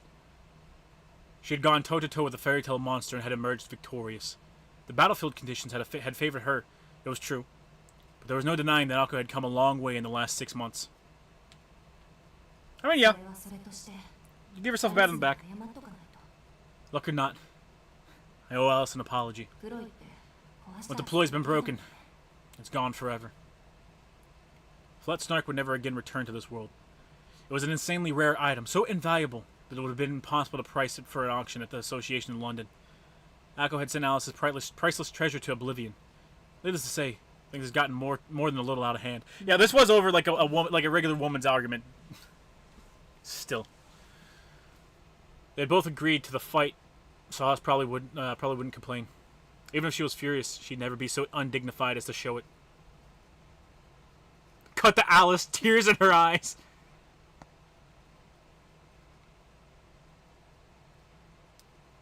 The second Alco relaxed, her fatigue finally caught up with her. She did everything in her power to fight off the overwhelming drowsiness. Aside from a few minor internal injuries, her body was miraculously unscathed. She felt like she could possibly stand up and dust herself off after a bit of rest. The golden moon continued to burn in the night sky. Well, you are oil after all. You could probably burn for... Alco's bleary eyes went wide in astonishment. She was still unable to lift a finger. Alright. The baker who found the snark disappeared along with it. Hey! You cheating motherfucker! She sighed in resignation. Akko accepted that her final stand left her with only 10 seconds before she burned to ask, Ash, You cheating sack of shit!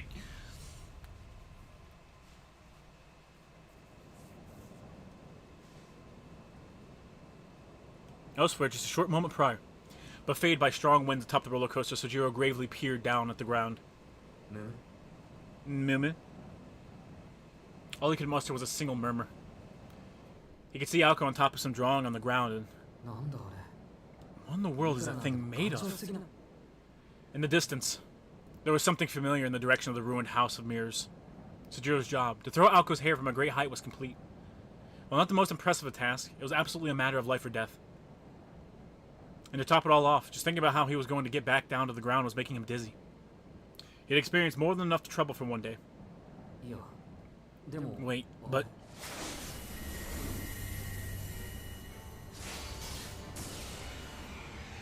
Chat, I say we throw Humpty Dumpty. We throw the egg in front of the bull to save her life. I'm sorry, phase 2. He's getting back up! He was flustered. Something's waiting on the bridge. He was flustered as he stood atop the swaying bridge. A skull suddenly appeared in the sky above. On the ground, he could see a circling blue light with Aoko Ozaki in the middle of it. And one more thing. From an angle that only Sojiro could see, a shadow stalked Aoko while she challenged the moon. It was shaped like a person missing the lower half of its body. Motherfucker! This poor lady. This poor lady. She can't fucking win. But this simple torso slowly crawled its way toward Aoko. They were still over 600 feet apart. Unfortunately for Aoko, she completely failed to notice approaching from behind. It's too far away to make out, but isn't that... He was sure of what it was now. There was only one thing in the park that would chase Aoko and not him. The puppet. But, I mean, maybe that's... It's a coincidence, right? His mind ran in circles. It was a perfectly reasonable reaction. Any grip on reality he might have had left was long lost when Aoko started firing beams of light at the monstrous moon.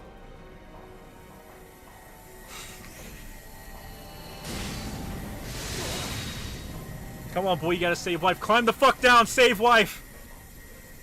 Aoko's merciless fire buffeted the roller coaster like a storm. Just standing on it was almost enough for him to be thrown off and killed. At any rate, Sojiro couldn't fathom the situation.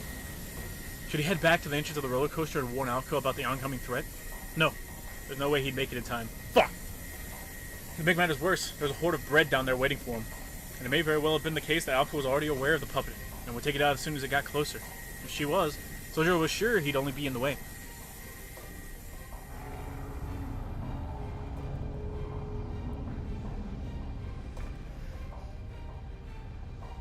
But it did not seem as like there was anything he could do to help. And beyond that, Aoko was not the only one in danger. He was in quite a predicament himself. He can't go home again. The road home was never as safe as one thought. It was as true here as it had been in the mountains. The path he was on was no exception. As risky as the ascent had been, it was even more dangerous to go back down. There was no time to be worrying about others. His shaking legs reminded him that only 200 feet separated him from death. I'll be fine. I know that, just... His head was pounding. This was reckless and stupid. Having been raised in the mountains, he was more sensitive to danger than anyone raised in the city, and just thinking about what he was about to do made his throat seize up. There was only one thing he could say for sure. Are you gonna jump?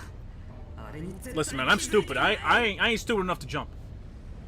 Ozaki has no idea that thing's coming for her. Ah! The sobbing shout, Sojiro started making his way down the 200-foot frame of the roller coaster. Okay, he's running. Jesus fucking Christ, thank God. His race towards death accelerated. He never meant to speed up, but the downward slope propelled him forward. Here I go. It was too late for regrets. Now that he was running, he had no choice but to go even faster, and time was on his side. He would never make it in time if he took too long. He took too long on the way down. Never mind the breadmen crowding the exit of the roller coaster. With the exits blocked, the outcome would be the same whether he went slowly or quickly. There was no reason to rush to his death as desperately as he did. So what? Live and learn. So what if it was futile? Sojiro cleared the doubts from his mind. He turned his attention to what he could do. Keep his footing and try to arrive at the bottom as quickly as he could. Focus. Forget whether you'll be there in time to save her. The most important thing is He had no idea what impulses were driving his stiff limbs. He just focused on the moment, pushing past the fear and the cold logic. At his core, he was the kind of person to deal with problems head on. There would be time to think about the consequences later. My man. But hesitation was not his only obstacle. Not now. The worst possible hindrance appeared at the time. It appeared at a time when not focusing on the track would mean certain death. Sojiro sensed something wrong with the egg that had been studiously observing out. He had studiously been observing out with one eye. Something had changed. At the very moment he realized it. I can't be looking to the side right now. Sojiro stumbled, then instinctively caught himself. It was a miracle he had not fallen. Descending a roller coaster on foot was an act of suicide. The egg stayed right by his side, so close it was likely it would collide with him. Though he was trying not to look at it. Yeah, trying not to look at it. He could not help but feel uneasy that the door-like decoration in the center was gradually opening. Damn it, why now? He cursed his rotten situation. And yet, he refused to slow down. He ran even faster, glaring at the egg on his side. This is crazy. What's wrong with me? Sojiro was baffled to find that he was smiling. Perhaps it had something to do with Aoko's charm, Sojiro could not tell one way or another. He could still feel Aoko's fingers on his skin. The trust and expectation she had placed in him was etched in his heart. What spurred him on was something entirely different. This all stemmed from a much deeper problem. It was something inside him that he could not understand at the time, but would eventually come to terms with one day. Alright, less than 5 feet left. He carefully judged the distance as he ran down the track of death. But the distance between what? That went without saying. It was the distance between himself and the one thing that could save his life.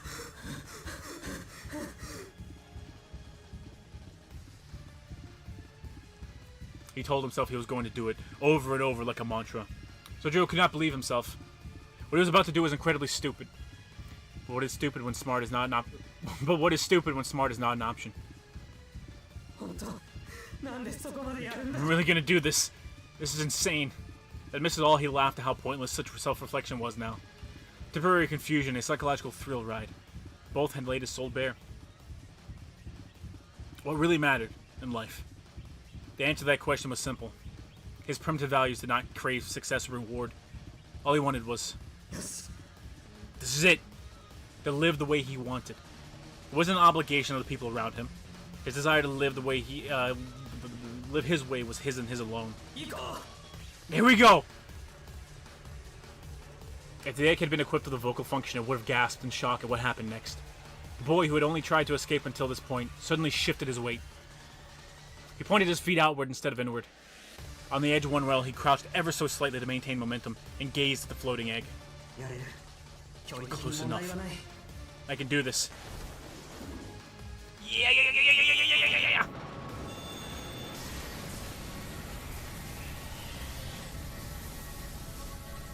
He soared through the night sky. It was a flight that lasted a mere 1.5 seconds. A cordless bungee jump from 100 feet above ground. His destination? Egg!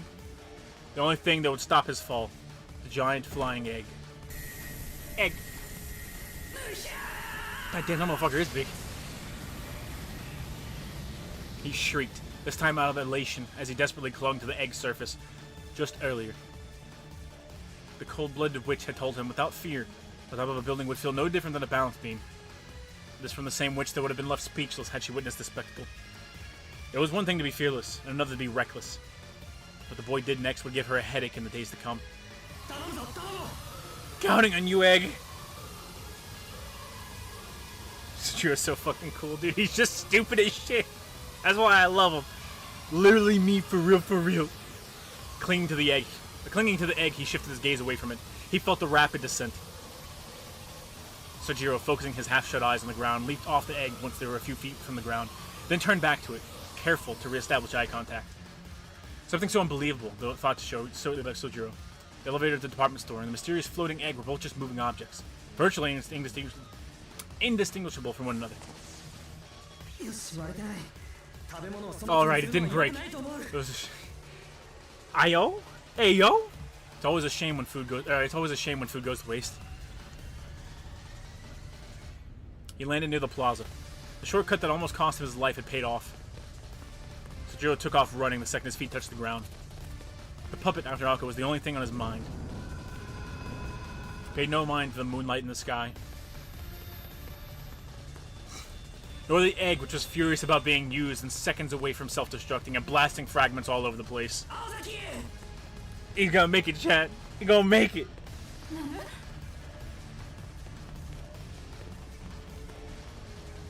Alko's dumbfounded expression spurred Sojiro on.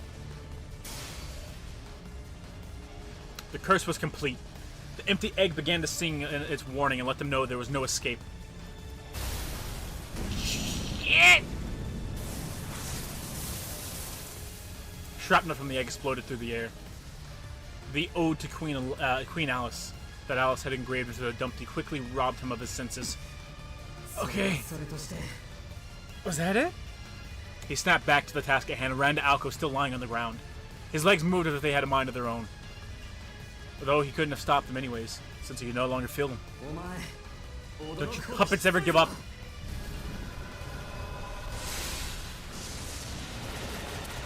The less fertile egg in the world. You think visual novels work as their own type of game? Absolutely. Or mainly start to tell larger scale stories without the manpower to make a 50-hour JRPG or 26-episode anime. They stand on their own. By far, they stand on their own. That's like asking, you know, does a book stand on its own? Absolutely. Scrambled murder case. Piles of rubble became flowers of light blooming from the earth. That's my boy! The final curtain drew closed, and the defeated left the battleground. Had Alice Kuranji seen it happen, she would have been beside herself. The two had escaped by a hair's breadth.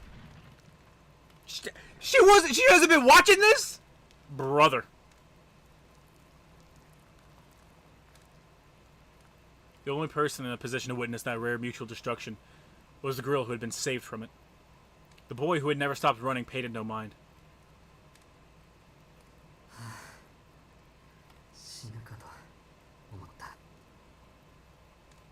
I thought you were a goner. The safety of the girl in his arms meant infinitely more to him than oh my god, than the miraculous way in which he had saved her.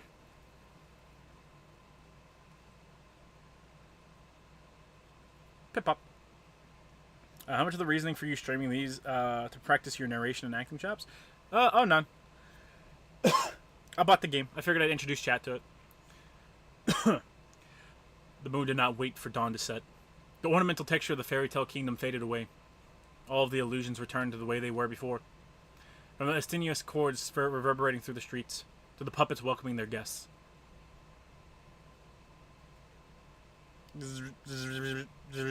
Drink some tea. If it's a soft cover, it's difficult for it to stand on its own. That's a lie. Peace and quiet reigned once more. Of a forgotten kingdom never to be awakened again. I have plenty of soft covers that I can stand up. Out flickered the embers of a late night dream. Even the electric lamps that illuminated the park. Together, they watched it disappear. Sojiro lay on the ground, desperately gasping for air like a fish out of water. The curse of the exploding egg had numbed his pain, and he was understandably exhausted after all he had experienced. He looked like he could be blown away by the lightest of breezes. While Alko was also exhausted, she was still in better shape. Focused on taking deep, even breaths, she was already working to recover her strength. So. She addressed Sojiro indifferently as her gaze remained on the amusement park. The abruptness of it was a bit theatrical in nature. She wanted to look at him as she spoke, but her pride was simply too great.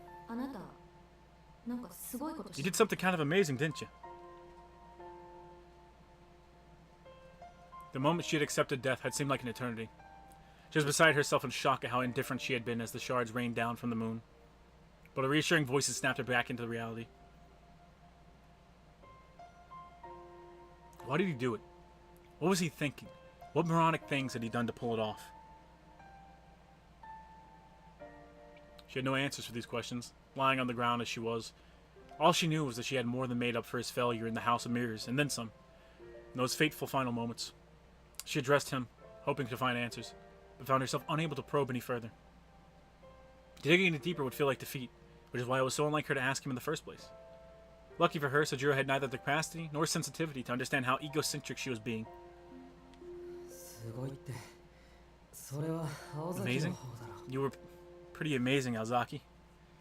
It was pretty. He stuttered between labored breaths. It was taking him so much effort just to breathe that he could not address her properly. She watched him out of the corner of her eye. Thinking back on it, the boy had performed the same role each time. Each and every time, he did what he could in spite of his fecklessness. It was far more admirable than her near-suicide tactics, even if she did defeat her opponent. He did not even recognize how extraordinary his last act of courage was. Here's an idea. If I help you kill that thing, will you let me go? At the very least, he had the courage to keep trying whatever he could.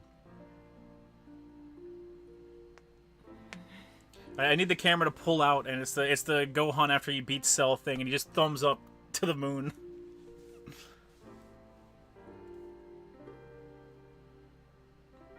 A spectator might have viewed him as a supporting actor.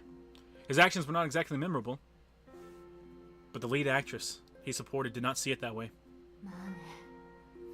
Well, I don't really want to admit it myself, much less say it out loud, but such inspired actions were wasted in a supporting role.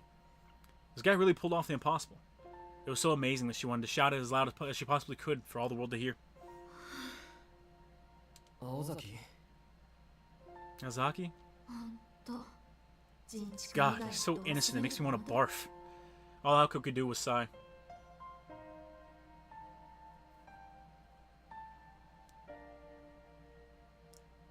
Was the narrator saying his actions weren't memorable?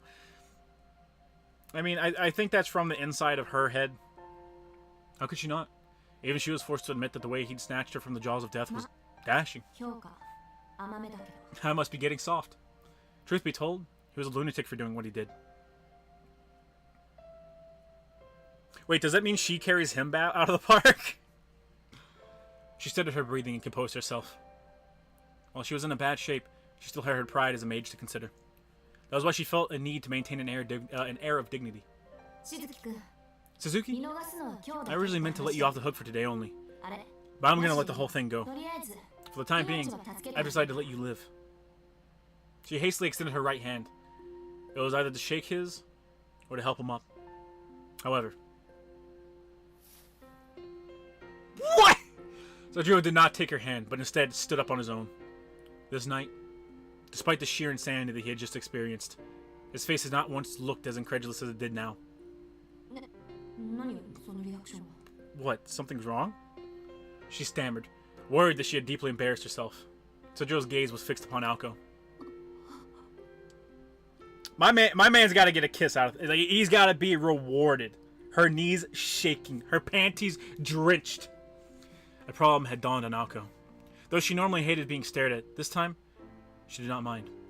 Rather, she was enjoying the warmth in his eyes and felt like it was something she could almost come to appreciate.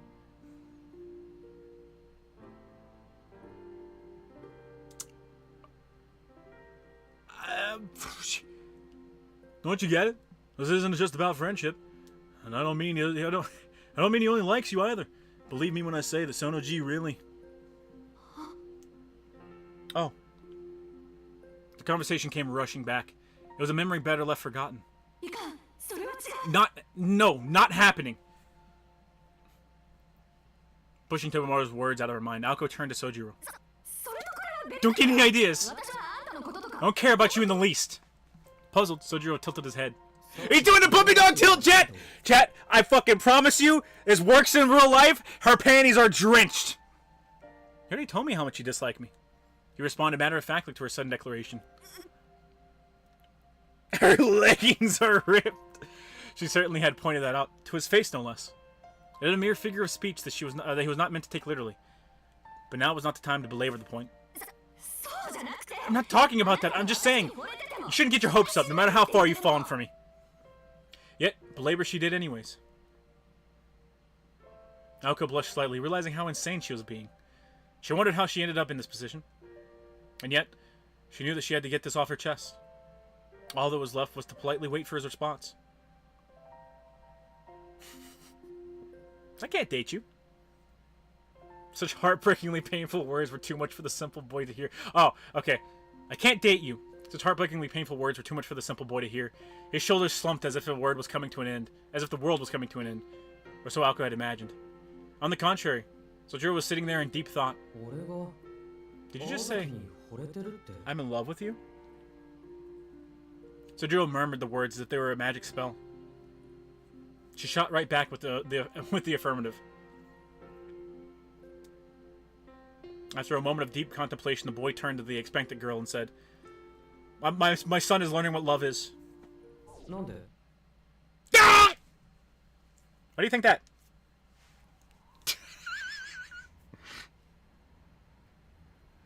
Sojiro, fucking run, brother! He had to be joking, but he was not. He was completely serious. So, he liked her, but he didn't like her? Of course, the vice president had jumped to conclusions. This boy had no interest in romance. He probably didn't even know what that was.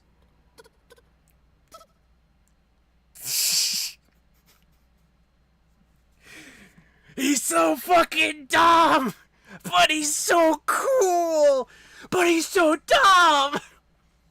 She was incredibly embarrassed by how confused Sojiro still appeared to be. Her rosy complexion spread throughout her entire body. Well, let's kick in, but why do you think that? Oh! That's a good one! That one drew blood. That's what I want to know! You freaking moron, Tobimaru! Just like that, she had lost her cool and given into an unjustifiable outburst. God damn! I've only ever seen someone throw a punch better than that in real life one time, and it turned a man horizontal, chat. It was time to seal off the area and destroy all evidence. Aoko's embarrassment devolved into sheer panic, and her grudge against Tobimaru suddenly manifested as criminal assault. God damn.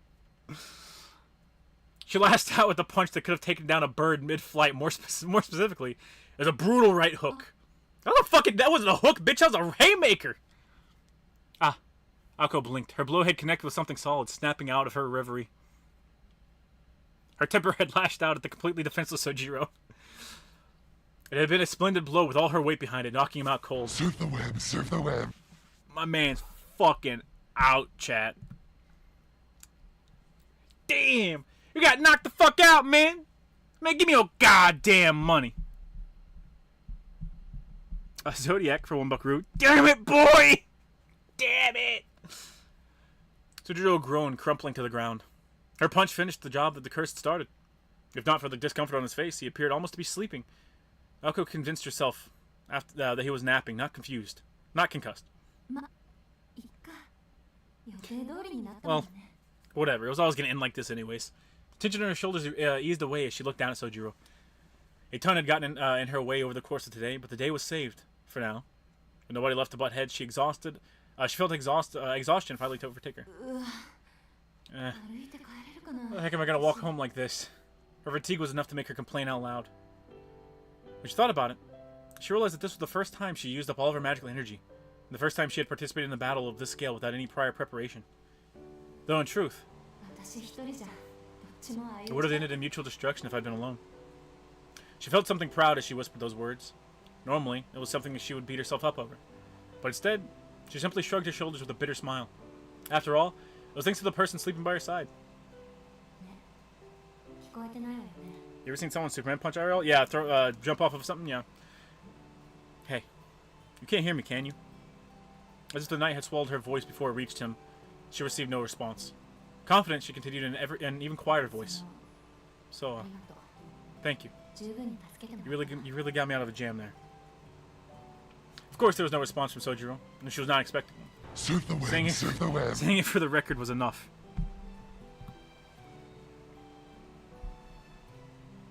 Give the man his due, chat. Samurai Bear for $1. Always remember, Aoko was grooming the pro tag of Tsukihime. No proof. Aoko watched Sojiro sleep for a while, and then pulled something out of her pocket. It was the palm-sized glass bottle her roommate had given her, which she opened with a pop. But none of this matters. Leaving behind words colder than a winter chill at night, she called out his name. She barely sensed the bottle moving. As the silhouette of the fallen boy appeared to blur, she got the feeling that the weight of the bottle had increased slightly. Oh, that's kind of weird. What appeared to be a human form could clearly be seen inside the glass bottle. Alice Kawanji's tools were mystics that confounded even the most knowledgeable of mages. As soon as Akko tried to analyze them with logic or reason, she was already out of her depth. Knowing this all too well, Akko closed the bottle and watched the boy disappear, as if by some magic trick. She fucking put him in a jar, chat! Oh god, he's in the cum jar. Jeez. There's no stage trick, it's actual magic. Fuck, I guessed. I don't even give a shit. She better as she looked into the magical bottle. Its weight had not changed significantly, and she had no idea how it worked. But one thing she did know was that there was a human inside of it. His light weight was almost unnerving, closer to empty air than a human being. It's about as heavy as one would expect the bottle filled. Expect if they bottled a summer breeze. Surf the wind. That did fit her image of Sojiro perfectly. No. Wait. Mark 99 for $2 I had to say, have some money. I can't believe our boy was put in the fucking cum jar, chat. Disgusting. Just like Alice said. She muttered to no one in particular as she recalled the past. This really isn't like me. Alka wore a bittersweet smile. Her unusual moodiness was gone. It was a dangerous world out there. It was good to have someone to keep her on her toes. With a wry chuckle, she flicked the magic bottle with her finger and set off walking. She can't even leave the cum bottle alone, bro. She's fucking flicking it, chat. Dear Lord. That's what you get for fumbling. Chat. You say you don't want to fuck a bitch one time. She lays you out on the fucking front lawn and then shrinks you down and puts you in the cum jar. All right. The math ain't mathing, chat. The math is not mathing, chat. You hear a bell in the distance, signaling the end of the play. An ephemeral dream gave way to reality. In the grand scheme of things, it had been but an instant. She's gonna fill it with her love nectar. Oh god, not again. I said I'm biased. I'd be on the board with the randomly encounter, and be acquainted with older women who randomly disappeared and reappears after a decade, only to be smitten with me scenario. How old are you in the start of that scenario versus whenever she comes back? As the actors exited stage left, the last of the lights silently flickered out. And so, the long-dead amusement park played its final role as a memory for a boy and a girl. How goes Zaki be like, your soul is mine. Ow! I'm tired of playing puppy dog, chat. I don't want to be a dog.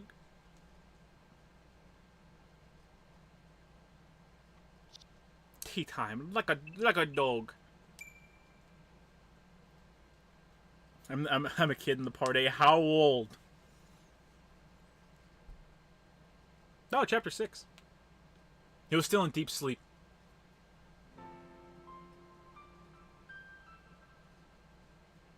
If I can't have you, then I'll have you in a jar. All seemed ablaze in a mad, fiery red. Unbearable idle thoughts, incessant obstinacy, melancholy sights and gloomy, bittersweet talk, fickle wickedness born of human interaction, namely, the voice of a forsaken coexistence. This, however, was the scenery of a world far removed from that. If there were those praying this was a paradise, then there was likely also those lamenting it as the underworld.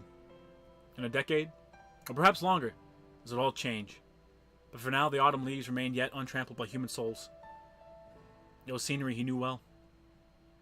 I'm in the fucking mountains again! I mean, kid isn't kid, I guess. Anything under 18. Anything under 18. Life in the mountains was humble and modest. Too bad you're the one that can't stop barking shorter. Hey, put a sock in it. There was no conspicuous buildings among this wilderness he called home. They gathered and stockpiled only what they needed to survive without pillaging the land. Serpentine trails could only be seen... showed adding a lot of words today. Serpentine trails could be seen woven through the fields, and the stone steps leading to the summit were obscured by the forest, only visible once upon them. Mountain inhabitants probably intended it that way. There was no sign of mankind's exploitation among the mountain landscape. You guys like visual novels? Hell yeah! You see... Oh, fuck. He suddenly remembered that this was the season he liked the most. Or rather, it suited him the most. There was much to be done to prepare for winter, but whenever he had a free moment, he would make his way toward the mountaintop. Gazing idly at the setting sun while breathing deep and crisp autumn air was probably the second favorite of his daily joys. It relaxed him. The cold but comforting wind at dusk, and the way the sunset dyed the peaks a vibrant crimson. Not 2 months had passed since coming down from the mountains, and already it pained him that the memories had begun to fade. Someone once told him the memories fade every day. So the best one you do is make as many. Okay, best thing you can do is make as many new ones as possible. Recollections grew hazy. A new place to live meant the beginning of a new life. He wasn't sure if he was reluctant to let go of the scenery he'd cherished for so long, or if he'd merely been spoiled by it. Despite his new home in the city surrounded by tall buildings, he felt guilty for those wanting memories alone to remain clear in his mind. Either way, he had to make the best of a fresh start. What kind of man thinks more about where he came from than where he's going, he contemplated. Oh, this is a dream. He tried to stop himself from indulging in uncharacteristic sentimentality. It wouldn't be a dream if it was easy to understand. The real treasure was the friends we made along the way. She kidnapped a man. Yeah? She'd be like, you shall be my lover or you will be my dildo. The choice is yours. In the bottle? One girl, one jar, chat. That's all I'm saying. That's all I'm saying. Also, I spent a long time typing that comment, so I completely missed the part where Alco made Sojiro a jarred trophy like Patrick. Yeah? The moment he realized he was dreaming, angular shadows began to rise from the autumn colors. They were concrete buildings, previously unknown and yet familiar to him at the same time. This was how his current life was washing away his memories. Struggle as he might, there was no stopping the degradation of human memory or impressions. It was merely a fact of life. By nature, humans lived in the present over the past. Eventually, even his most cherished memories would be swallowed up by the buildings. It was neither cruel nor heartless. If they were sure to disappear, then for now he would content himself with dreaming about the memories that he could clearly recall. Whether in the mountains or the city, the days flew by. Yesterday's scenery was not the same as today's. Bitch! And such. Are you playing this? 'Cause fun. Should give him no time to grieve. Just the nostalgia was beautiful, but that made it fleeting. You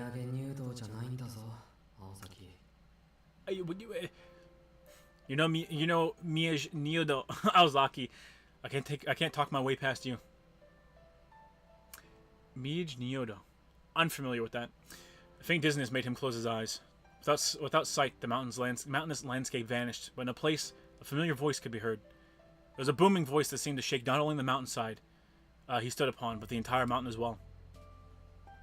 And of course, Akuazaki reappeared, cowering in the distance. He must have been tired, he thought, diagnosing himself while trying to make out what she was saying. Fearing the vertigo would return if he reopened his eyes, he decided to keep them closed. Never mind, he lost. Yeah, he fucking lost, chat. He lost. Acting one of them there yokai. It sounded like she was arguing with someone, though the tone was all he could make out. It wasn't violent, but certainly aggressive. Maybe she was picking a fight with another mountain across the way. He wouldn't put it past her. After all, she was a troublemaker who blew up the moon. Couldn't quite grasp the conversation, though somehow, vaguely, he had the sense that his human rights were being largely ignored. Yeah? It was deeply unsettling, even for a dream. After several minutes, it seemed that the high-impact argument ended in Naoko's victory. Then suddenly, the boisterous voice faded. Praying everything would go back to normal, he opened his eyes. Lolly wrote this part, didn't he? Shut the chat. You still don't love Sojiro enough. Just when I thought, I just thought I'd let you all know. So Sojiro peaked whenever he started acting like me. He took a deep, slow breath. The scenery was a far cry from the nostalgic dreamscape he had just left, albeit not unpleasant either. Without a doubt, it was the amusement park. To him, this was his freshest memory. He recalled the house of mirrors that Aoko Ozaki destroyed. This part was a flawless replica of reality, but he was the only one there. Without having to worry about anyone chasing him, he sat down on the wreckage of Kitsy rides and looked up at the moon that should have been shot down. Yeah, starring streamers barely disguised fetish. Hey man, I'm not the one that likes the tall ladies. The winter moon shone white like a jewel. It was layered over the figure of the girl who tried to kill him. If the mage was a witch, then she definitely fit the bill. I don't mind being killed. Such an absurd thing to say, but it spilled out of him so naturally. Well, maybe. That had nothing to do with witches or magecraft. There was an echo in the gasp of his heart. If she had not spoken those words, he would not have responded as he did. In that moment, what had Aoko Ozaki said to him? As he tried to remember, his deep slumber drew to an end. and with it, his chance to find the answers he so wished he could find. You say, Lolly said you're gooning it to the Fat Elf anime. Is this true? I explicitly said, nah, I've got no interest in watching the fucking Fat Elf anime. Then, Sojiro woke up in an unfamiliar room gasping.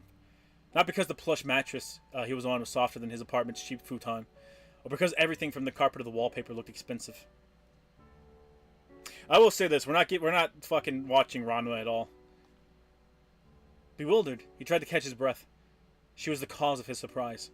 The moment Sojiro's eyes snapped open, there was a girl, dressed in black, sitting at his bedside. The silence was deafening. Still supine on the bed, Sojiro gazed at her. His impulse was to sit up, but he refrained, thinking it might be rude to be it staring at the person next. What? Sitting. What? Thinking it might be rude to stare at the person sitting next to him. There you go. I don't know if my brain is just turning into mush or if this chapter has actually had three grammatical errors. She was just sitting there on a chair, dressed in black, modest clothes. Still, she projected an air that was anything but plain. Her monochrome outfit evoked indescribable elegance, like a costume handmade just for her, from the finest of fabrics. It was enough to inspire poetic sentiments even in Sojiro. Are you literally Sojiro because you're Shota? Or are you Shota because you're literally Sojiro? Should I even chop the wood to prepare for the winter? Gooning to fat elf girls, only black guys do that, literally. They made them, they made them too big in the later books. Are you talking about the elves? I like it from a comedy standpoint. The anime is fucking dog shit. Typo? Okay, yeah, so like that's 3 typos. 3 errors. What did she do to him? Let him out of the bottle. She let him out of the bottle. No, I'm seriousness. If that elf anime is even worth watching, I've seen clips and didn't catch my interest at all. You might as well read the manga because they put no effort in the anime. Sadly, the girl continued to sit completely motionless. Without realizing it, Sojiro had stopped breathing. Genuine astonishment had him captivated. Such beauty. It was the first time he'd ever thought to use such a simple, plain expression to describe another human being. She was the daffodil in perfect bloom. Alright, buddy, keep it in your fucking pants, okay? Alright. You know, maybe stick to one lady at a time. I don't think Aoko's gonna take very kindly to you lusting after the chick she just fought. Or the ideal female form seen only in dreams. Call it, buddy! Put it back in your pants! His quality was something to be cherished and admired. It was different from Aokozaki's blindingly radiant vitality. After all, the flame that burns twice as bright burns half as long. And there was no way this girl would be allowed such a happy ending. Her life was a solitary fable of someone who left the world in exactly the same way they entered it. With her humanity stolen at birth, hers was an existence not of this world. The more beautiful something was, the more tragic its fate. Growing up in the mountains, this was not something Sojiro was taught, but something he had learned from experience. It looks like she's sleeping. That guy's got a type. He fucking does, too. Sojiro turned his head, as though he was being lured in. He knew it was rude to stare, but couldn't fight his instincts. Then... Ah! This time, his heart actually skipped a beat. She was not asleep at all. Expressionless, she was merely watching over him while he recovered. You're that crazy bitch that tried to kill me! Sojiro froze, unable to turn his head away, or think of something clever to say.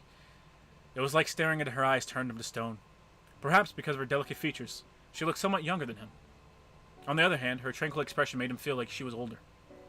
Jet black hair, just to her shoulders. Her large eyes were set like onyx stones, matching her hair. My man is like pitching a fucking tent. Devoid of emotion, her gaze stayed fixed on Sojiro. Even after their eyes met, she did not turn away.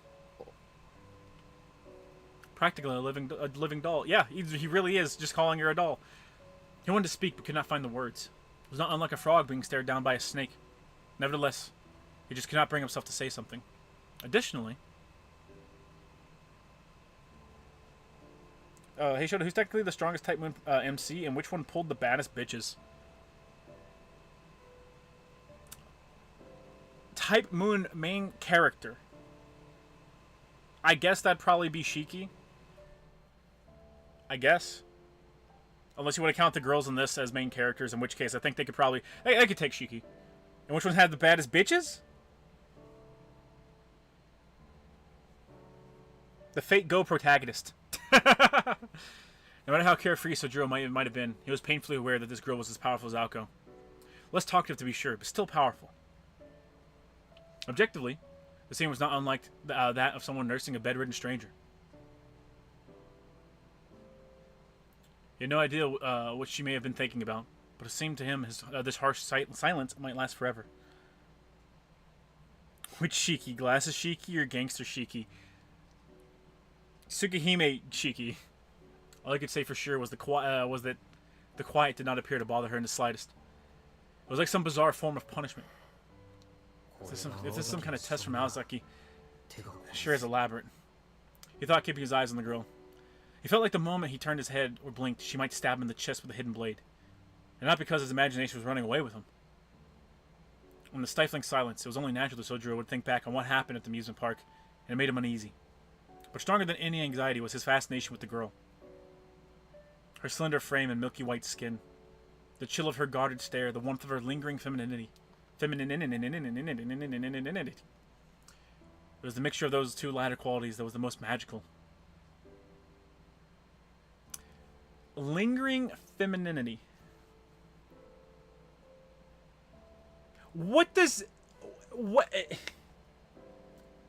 What aspect of her is that describing? Is that the air that she is carrying herself with?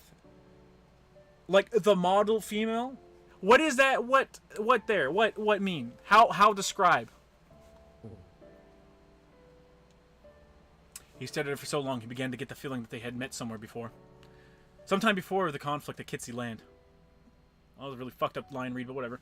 He did not quite put his finger on it, but he was sure he had seen it previously. What are you on in ZZZ so far? I'm on 40, but I'm not sure what I should rank up yet. 42 or 43. Her small boobs? I don't fucking know. Mountain Boy confused. Okay, then which character is the biggest groomer then? I know FGO has a shit ton. Biggest groomer? Aoko. Now, I guess she is an avatar for the universe's origin. Tono and Nanaya are, by comparison, pretty pedestrian. Lies. She's breedable. I mean, she smells good. Who would win, Sword Saint Ishin or Ort? I'm just saying, okay. I think if Ort has to play by Sekiro's rules, Ishin's got it. Ishin's got it, bro. Sojiro, what are you saying? Humble mountain boy being bullied by two city girls. It really do be like that. I don't know if this is the right time to ask this, but his voice shattered the frozen silence of the room. He almost felt sorry for making a noise as he spoke to her. But they cannot very well just sit here and stare at each other forever. She probably would. Though, he might have been the only one thinking they were staring. Or perhaps she thought they were glaring at each other. Where am I? And who might you be? She narrowed her eyes slightly, though apparently not out of offense. There was no response. Just as he was thinking it would have been better to keep quiet, she quietly raised her hand. This is yours, is it not? Her voice was cold but melodic. A white piece of cloth was wrapped in her fingers. There was no need to tell him what it was. He was conscious enough to recognize his own possessions. Sojiro sat speechless as she tossed it to him. Picking it up, he wrapped it around his neck. Does Aoko know about that?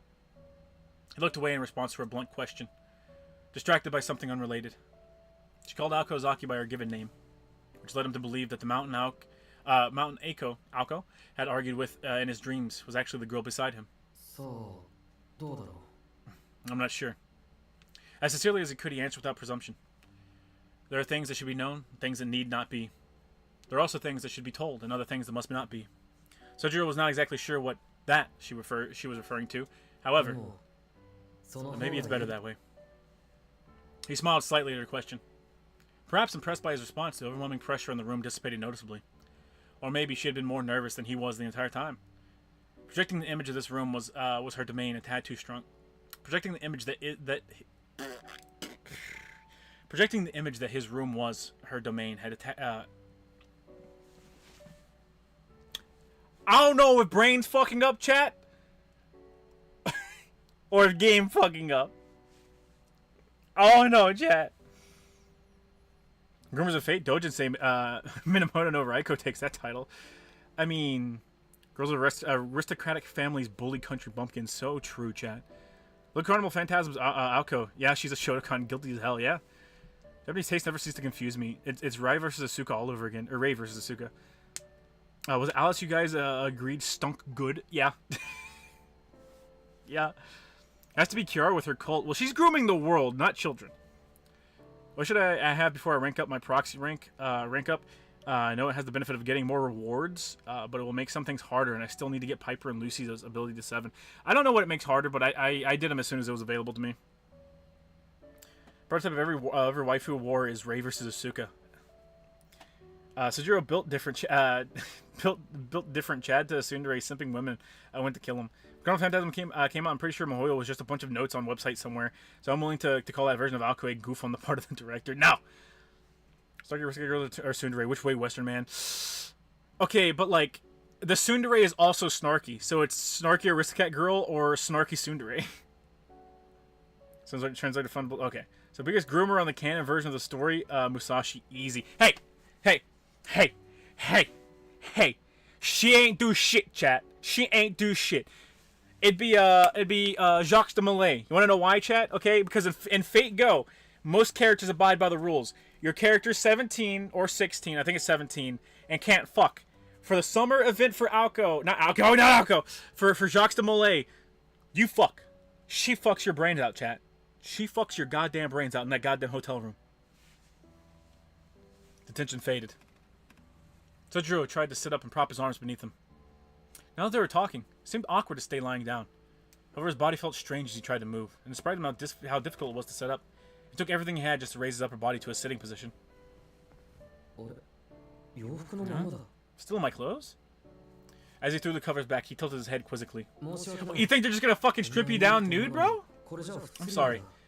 It's such a nice bed, too. I shouldn't be in my clothes under the sheets. What a waste of a good bed. She stared at him, not expecting him to complain about not wearing pajamas while sleeping. Somehow, it appeared that he had done something to surprise her. But why? He didn't do anything. Are they playing music from the Boogie Doc? His music is fucking royalty-free music. Especially in the beginning of Samurai Remnant. A minor... He wasn't fucking those kids, he was training those kids to kill. That's why I like Molay.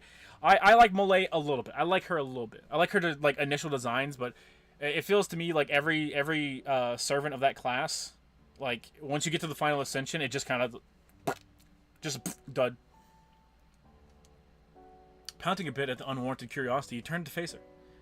Although he was still mostly laying down, it was at least a more dignified position. So, any chance he'll tell me? Indeed, he needed to find out where he was, and who she was before anything else. Actually, the more he thought about what happened in the amusement park, the more he got a sinking feeling in his stomach. Brother, she's gonna kill you. Perhaps finally getting through to her, she calmly moved her arm from behind her back when... It's the cum jar, chat! It's the fucking cum jar! Once again, they suddenly locked eyes. Thump, thump, thump. There was a startling sound of rapidly approaching footsteps. They both had a pretty good idea of who it was.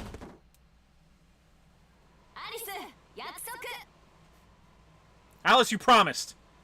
Just as expected, Aokozaki burst through the door with a thunderous roar. You promised you wouldn't kill him! She entered wearing her school uniform, her long flowing hair behind her.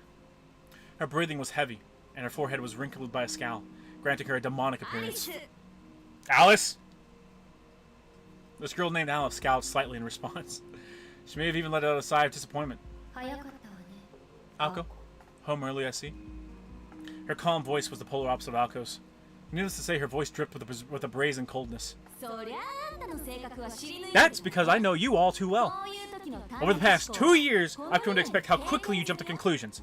You might act mild-mannered, but as soon as things don't go your way, the veil drops. Oh dear. You make it sound so scandalous. Effortlessly, she brushed aside Aoko's jab. In doing so, Sojiro had the distinct impression that she no longer even realized he was in the room. Let the record show that I've lost count of how many times you've gone back on your word. I'm tired of hearing the same old story after the fact. I know I said I'd leave it to you, but after the careful consideration, I decided to take care of it myself. I may have come to terms with your short fuse, but at least you can do is return the favor to trust your partner and set things right, no? You're right. We shouldn't be partners otherwise. Though, I hardly want to talk after unilaterally deciding our plan from here on out. We've been over this already. We won, okay? Besides, who was the one who said we should let him live if he escaped? Yet again, you've gone back on your word, Alice. Oh, don't tell me. Next you'll be saying, that's the reason you can't let sleeping dogs lie. Alice frowned slightly and fell silent. Her housemate seemed to have struck a nerve that Alice herself did not know was there. Anyway, we agreed to decide what to do with him when he wakes up, after hearing him out, right? So stop trying to flip the script every time my back's turned. Speaking of which, aren't you supposed to be at school? It's noon already. I remembered you only had your school's end of term ceremony today. So I told him I had to leave early for personal reasons. This is so warped. I have finals coming up, for goodness sake. Mako grumbled more to herself than anyone else in the room. Then she locked eyes with Alice. Or more accurately, they glared daggers at each other. The room had become tense once again, and it felt like a fight could break out at any moment. With no way to escape, Sojiro had no choice but to sit and watch. But then, the electric silence that seemed like it would last forever suddenly broke about a minute later. Apparently, this sort of clash was everyday occurrence. I'll be in the drawing room. Explain the circumstances to him. Especially the song with the visual novel called Hatsukoi 1-1. I don't think the whole lot of people have played that one. Frankly, most of it isn't very good. But there's one that broke my brain. Hey, Abby's Final Ascension is great. Chat, I'm not into Cunny. I'm sorry, but I see Cunny as something to protect, chat. She's gonna pull out a fucking gun. Don't you mean Ina 2.0 or Abigail 3.0? I same artist, I'm almost certain, but I would not call her Ina 2.0. Ina is Abigail 2.0 though, 100%. Where's the spreaders? No sweater. She's so cute. No, bad chat. Bad. The eternal cat fight. Don't bring out the jar. Don't. Chat. Every time you get in a fight with this bitch, jar on the table. Yeah, you know, I was gonna pick up food for the dog, but you know, I figured we still have about like half a bag left, so I think it'll last until we go to the store next week. You know, so I didn't really need to spend that money. All right, fine, fuck, I'll go. I'll get it, babe. Damn, fuck. I'll walk an hour to the fucking store to get some dog food that we don't need. Picking up the next visual novel. I'm picking the next visual novel. Understand me? We're playing Hatoful Boyfriend. I don't do those fucking gay ass fucking irony novels. That shit's stupid. Nice. Shoulda wants the cunnies for himself. Get the fuck out of my house, Jack. Get out of my house. I'm almost certain I found your Twitter, nerd. I've already told everyone my fucking Twitter. I wonder if Shota likes Woozation. That's the night lolly, right? I hear she gets booba. Booba on the next banner, or the banner after that. I can't wait to see if she stops being a fucking lolly. Alice stood up from the chair and made for the door. Watching her go, Sojiro cocked his head. There's a spider in the room, chat. He's making his way towards my dick. What do I do? In her hand was that, what could only be described as... a fruit knife? He had no other words to describe the tool she was clutching. I'm sorry, but your brother has now ruined it for you. I will not abide you or the possibility of you being on my dick. So, you die for the sins of your brethren. He had no other words to describe the tool she was clutching. Alice, I hate to ask, what's in your hand?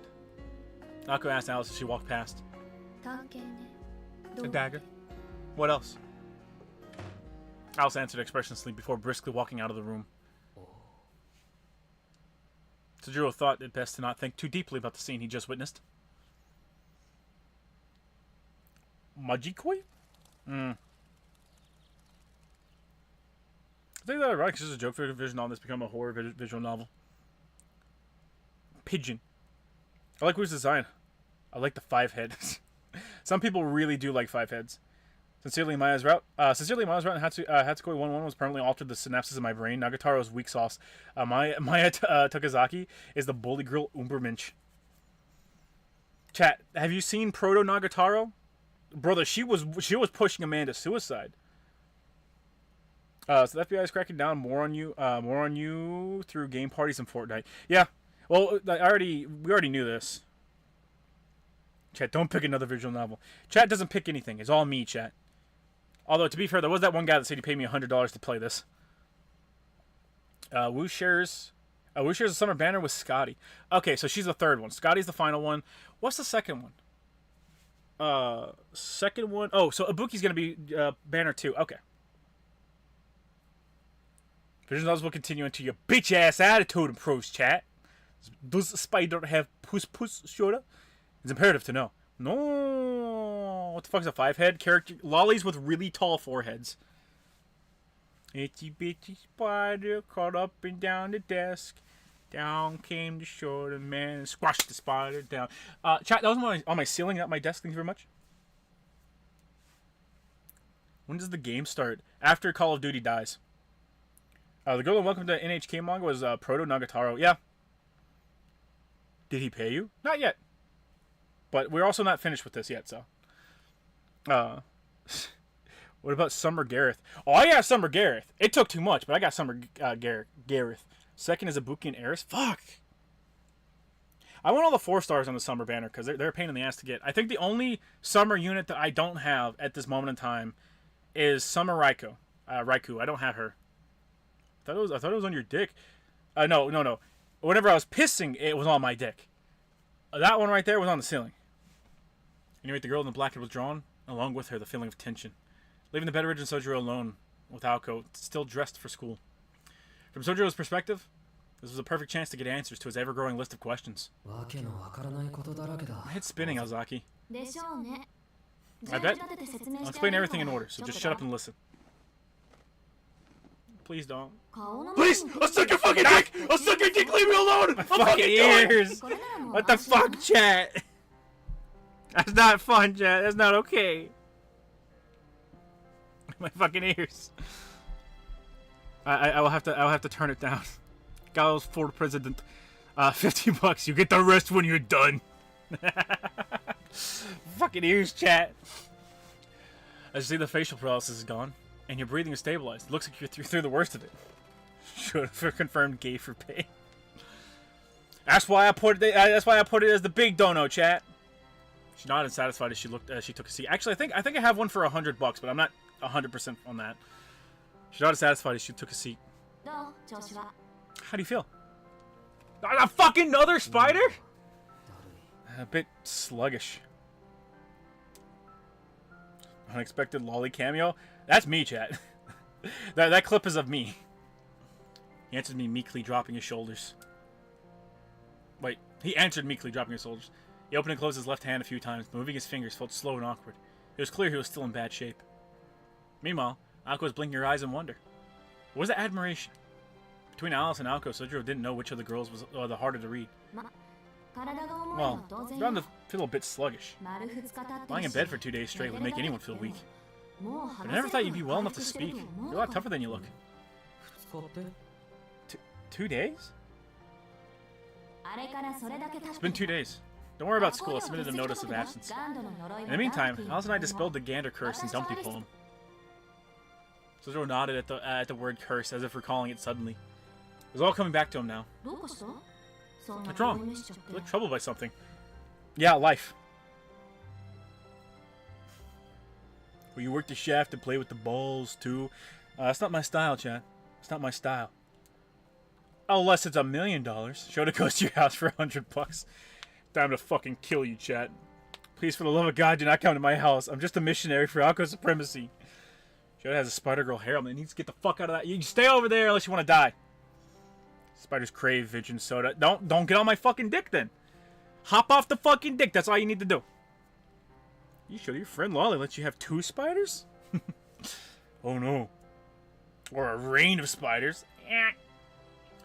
What's wrong? You look troubled by something. Wait, what? I just forgot everything that really happened is all. Was I really asleep for 2 days? Getting cursed is pretty scary. Your school's a cucumber, aren't you? As of 2 days on death's door hasn't changed a bit. Do you realize you're one step away from becoming a vegetable for the rest of your life? Wait just a second. Was it really that bad? It was. And I guess your proof of the ignorance is bliss after all. Anyway, what's done is done. Be sure to thank Alice later. Couldn't have lifted the curse without her help. Sometimes bliss is overrated. Oh, and yeah, you said the name Alice. Was that girl Alice? Was she the one who, tried to kill us at the amusement park? Alka replied that it was. She was sitting by my side for ages. Is this her room or something? Sojiro scanned the room again. He was not accustomed to sleeping on anything other than a futon, and the room looked especially foreign to him. Very Western. You don't like spider girls? Not on my dick, chat. Spiders are joining forces with the skinwalkers in your sex dungeon. Oh, spussy bad. Spussy bad. Got no bitches but spiders on your dick. You disgust me, chat. No, it's just a guest room. Hasn't been used in forever, hence the dust over everything. More importantly, what did you and Alice talk about? Well, we didn't really talk so much as... He brought his hand to his mouth and recalled the few words they exchanged. As Sojiro said, calling the conversation would be a gross overstatement. And yet, thinking back on it, it seemed like they had talked for hours. Which brought an uncomfortable smile to his face. But it's fine. I'm no longer worried. Although, it would have been nice if you'd come a little later, Aozaki. Aoko narrowed her eyes at his innocent slip of the tongue. She knew Sojiro did not mean to treat her like a nuisance, but nevertheless, she found it hard to take the full brunt of those words said to her face. Even worse, she sensed she was getting used to his manner of speaking. So, that's why she... You really do have a knack for surviving by the skin of your teeth, don't you? He tilted his head, clearly confused. I'm saying you did something to please Alice. That's the reason you're still alive. Eh? No matter how hard he tried, he could not grasp what she was getting at. Vinny, is that you? Binny? He decided to change the subject to something else. By the way, where are we exactly? I asked the other girl, but she wouldn't tell me. You can tell me, right, Ozaki? You're inside Misaki's infamous haunted house, but you can call it the Kunoji estate. Estate? Estate. And that girl, that's Alice Kuonji. This is her mansion, which happens to be the place I currently call home. After the other night, I brought you. You don't remember, do you? Something about the way she said that made him feel uncomfortable. Kuonji? I heard that name before. Hey, I know. There's some old guys in the shopping district we're talking about. Kuonjis are a rich and famous family or something. Don't you dare say that in front of Alice. If you want to live here in peace, that is. Confused yet again, Sojiro tilted his head for what seemed like the 100th time that day. And once again, he had heard something to make him feel uneasy. Ozaki, did you just say... Suzuki, I have very little patience for liars, idiots, and people that make me repeat myself. Do your best to remember that if you want to enjoy your stay here... With a best smile, Aoko made her threatening proclamation. Needless to say, it caught Sojiro completely off guard. I must have misheard you. Because I could have sworn you said something about me living here. He shot an honest stare of disapproval. I will not live in this house with you two hussies! It was the best resistance he could muster. But it was not in the slightest effective against Aoko's overpowering, ruthless glare. The quicker you understand the position you're in, the better it'll be for you. You mean... He considered her words carefully. He wanted to openly express his feelings on the matter, but instead he swallowed his words and shook his head. Despite his typical inability to read people's emotions, he at least seemed to understand the gravity of the situation. It appeared that he had finally realized that it was his carefree mood that typically got on Aoko's nerves. No mistake. I forgot there's no use beating around the bush with you. Fine. I wanted to give you time to think, but we're way past that. So, I'll just come right out and say it. Listen to me, Suzuki. As of now, you're being placed under supervision. You're living here together with us for the time being. Naturally, I reserve the right to decide whether you live or die. You bitch! The blatant tyranny in her voice caused him to stutter. He wished that she would stop smiling in an attempt to make it seem any less egregious. Live together with you? It was not the faint expectation of living on the same roof with Aoko that had flustered. Rather, he was genuinely concerned about his own safety. Regardless of how good-natured he was, it seemed he had finally come to grips with the fact that he just escaped death. You can't be serious. That's like sticking warmth next to a bear before it goes into hibernation. Ako agreed as a blunt comparison as it was. Once in a while, you have some pretty accurate metaphors, you know? But I'm glad you figured it out. Maybe a wrong move or break a rule and I'll end your life for real this time. You bitch. Plus, just me and Alice you'll be living with. She has way less common sense than I do, so if you're not careful, you'll wind up dead by her hands too. My man. Chat, my man! Well, being autistic and chopping wood help me pull snarky mage girls? Yes. Yes. I mean, in real life, they're not mage girls. They're just fucking crazy. But I can promise you, it'll help you pull bitches. She quite literally adopted a husband. Yeah, kinda. Why wouldn't you want to live with wife? Because wife is crazy.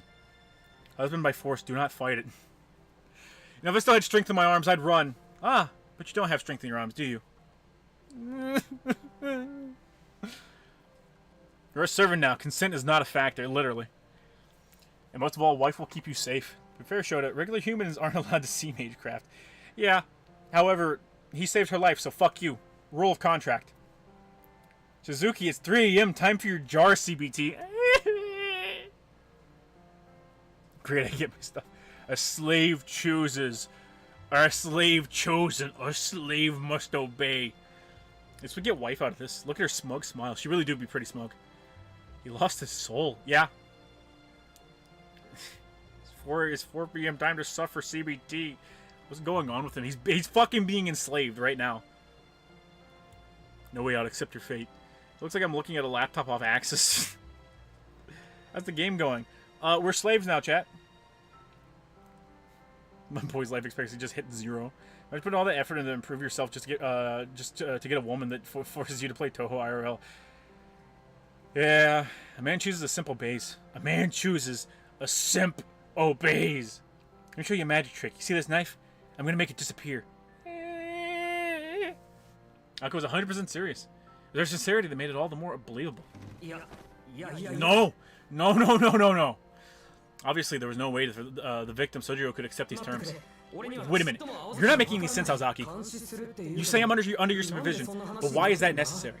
If you think about it, I haven't done anything wrong, so there's really no point in keeping an eye on me. This has to be a misunderstanding. Are all mages like you, Aozaki? Arrogant and selfish were the words that the harmless boy's gaze seemed to imply. Ako felt the headache coming on. Due to his innate easygoing persona, Sojiro had not thought the question that Ako being a mage was out of the ordinary. That's the problem! We need to keep an eye on you so you don't go around saying things like that and blow our cover, you dunce. Well, I don't know. I'm normally not around fucking mages, crazy bitch! Ako flew out of her chair. She had been doing her best to keep her cool, but it seemed her well of patience had finally run dry. Witnessing Ako snap, Sojiro clapped his hands together. Oh, now I get it. The reason you tried to kill me was because you had to hide the fact you're a mage. Okay, if that's the case, then I get it. Monitoring me to protect your secret and not taking my life is your way of throwing me a bone. I mean, those aren't the words I would use, but sure. Sounds a bit harsh when you put it that way. Isn't it all a little unrealistic? I have school and work to go to. I can't stay locked inside this house all day.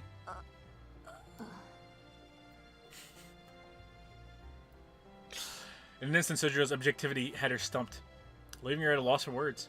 He honestly had no idea what position he was in. To believe they had any sort of freedom at this point was shocking, to say the least. Just breathe, Ako. If anything, this will speed things along.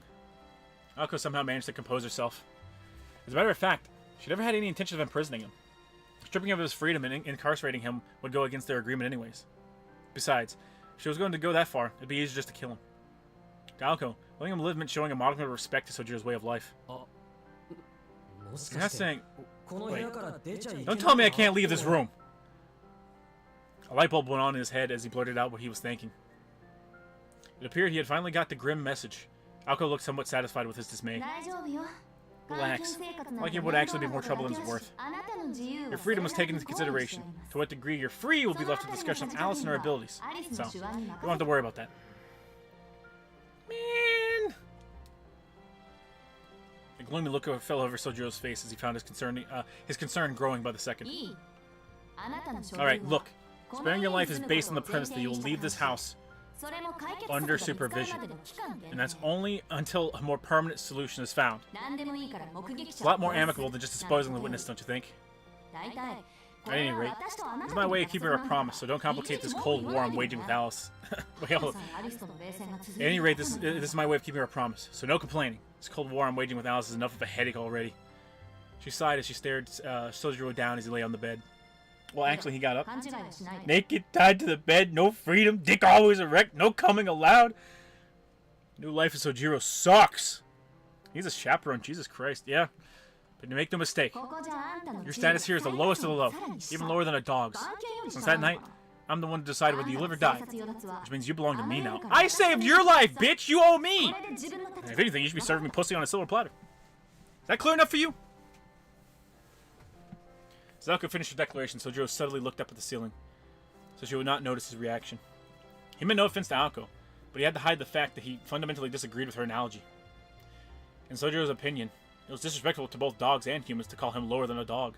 A more accurate analogy of their power dynamic would be that of a rabbit and a wild boar, hence why he chose not to voice his opinion. I don't know. Sojiro, please call her a wild boar. I want to see what happens, kinda. Unlike his apartment, the ceiling here was decorated with ornate patterns. Putting aside how he would be treated here, in terms of lodging, it was a definite upgrade. Maybe it would not be all that bad. Will the game now turn into a survival horror game, a la Resident Evil 7, but instead of hillbilly family, it's maid girls that kill through snoo-snoo? Every day, chat. Every day. This is just a canon Ilya bad end. You're locked in the bedroom. Please no. Sojiro nodded slowly as if to persuade himself. And for the time being, I've decided to let you live. That's what she had told him. Not 2 days ago. I don't really accept what you're saying. I understand my position. I remember what you promised me now. There are lots of things I could disagree with. I admit you did promise me at least that. Are you really serious about me living with the two of you? I know you're pretty easygoing, but that girl seems pretty against it. I'm not exactly. At that point, he zipped his lips. Ako's eyes were tinged with bloodlust. Oh, please excuse me. I'm sorry to hear you're dissatisfied with the arrangement. Her contrived smile, so obviously forced, struck despair to Sojiro's heart. Come to think of it, he vaguely recalled her warning him not to make her repeat herself. Furthermore, as a practical matter, Suzuki's life was now in the hands of Akozaki. It'd be unwise to anger her further, he told himself, as if speaking to a third person. No, not at all. I mean, what choice do I have anyways? None, Alko said with a firm nod of her head. Sojiro slumped his shoulders in surrender. Alright, I understand you now, Zaki. Let me ask you this one thing. Do I have any human rights? Poor little Suzuki. You never had any in the first place. Now stop wasting my time with stupid questions. Sojiro reflected upon her answer, now feeling like his question was, indeed, stupid. Should have already known the answer before he asked. Wait, if I don't have any human rights, that means you gotta hold my dick while I piss! Fuck yeah! That's what I thought. I had a feeling this was gonna happen even before waking up. Oh, correct the brat. You can... Chat, he's muscles sore. His muscles sore. He can't correct the brat. His muttering provoked a dubious stare from Alko before she quickly retracted it. If she questioned every little thing he said, they'd be there until sundown. Well, as long as you understand. Now we need to get going to get down to brass tacks. Let's move to the drawing room. I have a ton of explaining to do. Can you stand on your own? I was able to move my hands earlier, so blood is at least flowing. I should be able to walk. Nippon boys have no rights! Good, you'll be fine then. With that, she turned her back and walked away from him. He had seen this bold form of hers many times before.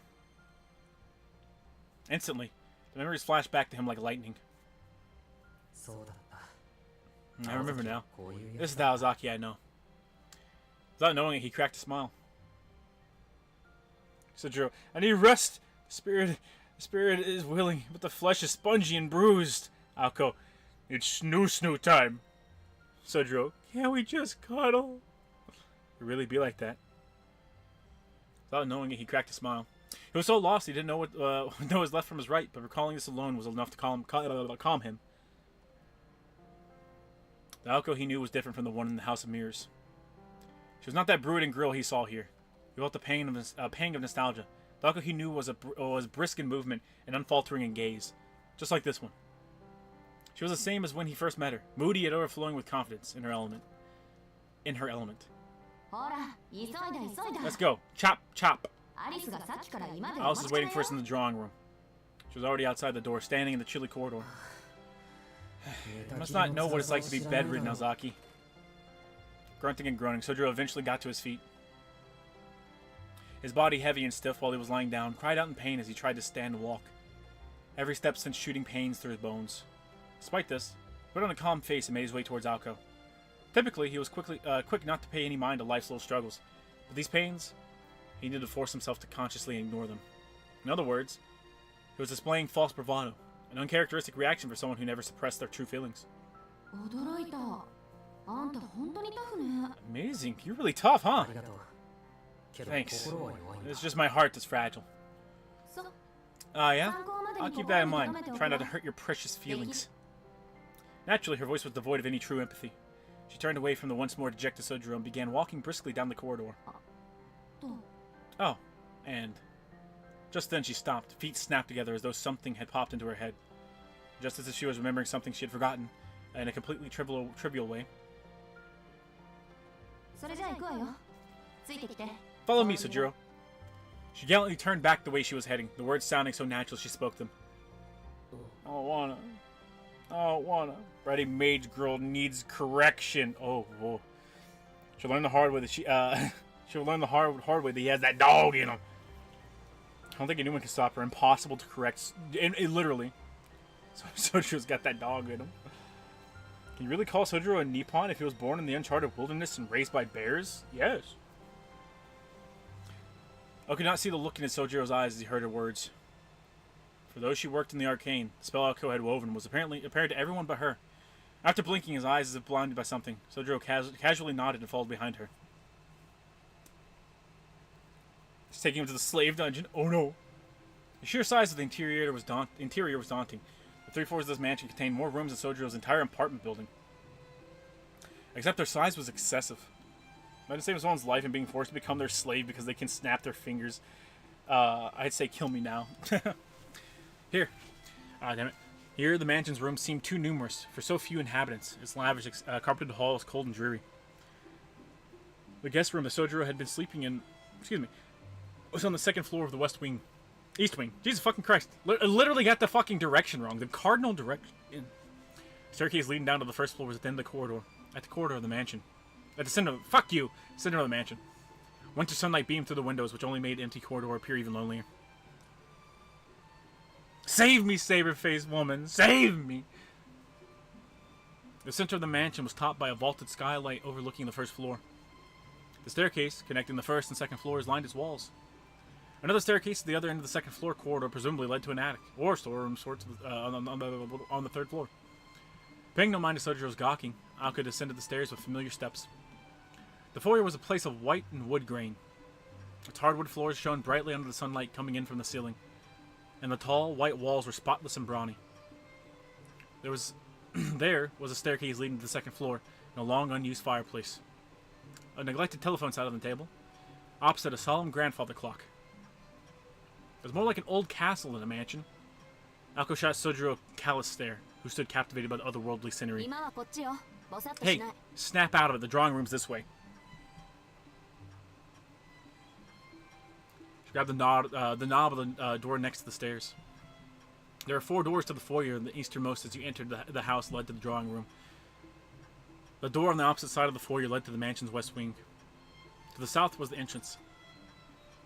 On the north side was one more door next to the fireplace.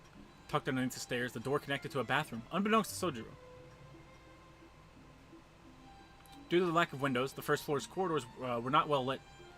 The 2nd floor was a solemn attended infirmary, and the foyer stairways in some foreign castle. Then the 1st floor corridor was a windowless labyrinth, not unlike the corridors of a hotel. Although it had not been long since Sojiro came to the city, even he could feel this place was out of the ordinary. Seeing as how he was going to be stuck here for the foreseeable future, he found it hard to get excited about living in a haunted house. So that's the drawing room, and a little farther down is the kitchen. It's fine for cooking simple meals. Here, next to the drawing room, is the sunroom, which we use as a dining room. But we'll get to that later. Ako said, reaching for a door along the dim corridor. However, she paused before turning the knob. The fuck did I miss? We live, chat. We live, bitch. She flashed Sojiro a meaningful glance, which she quickly withdrew. Then, without further ado, she opened the door.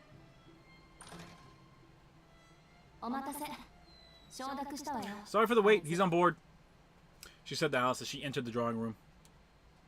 After hesitating for a moment, Sojiro entered after her. Compared to the corridor, the drawing room was unexpectedly modern. The carpeted floor, leather sofas, and a large 30-inch television were more what Sojiro had come to expect in a normal home. In this family-oriented room, a girl far removed from said setting sat quietly on the sofa. Ako sat on the sofa across from the girl in all black.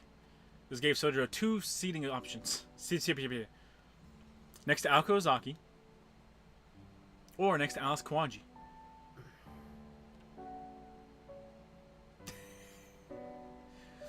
After about 2 seconds of deliberation, he decided to stand by the wall as neither option appealed.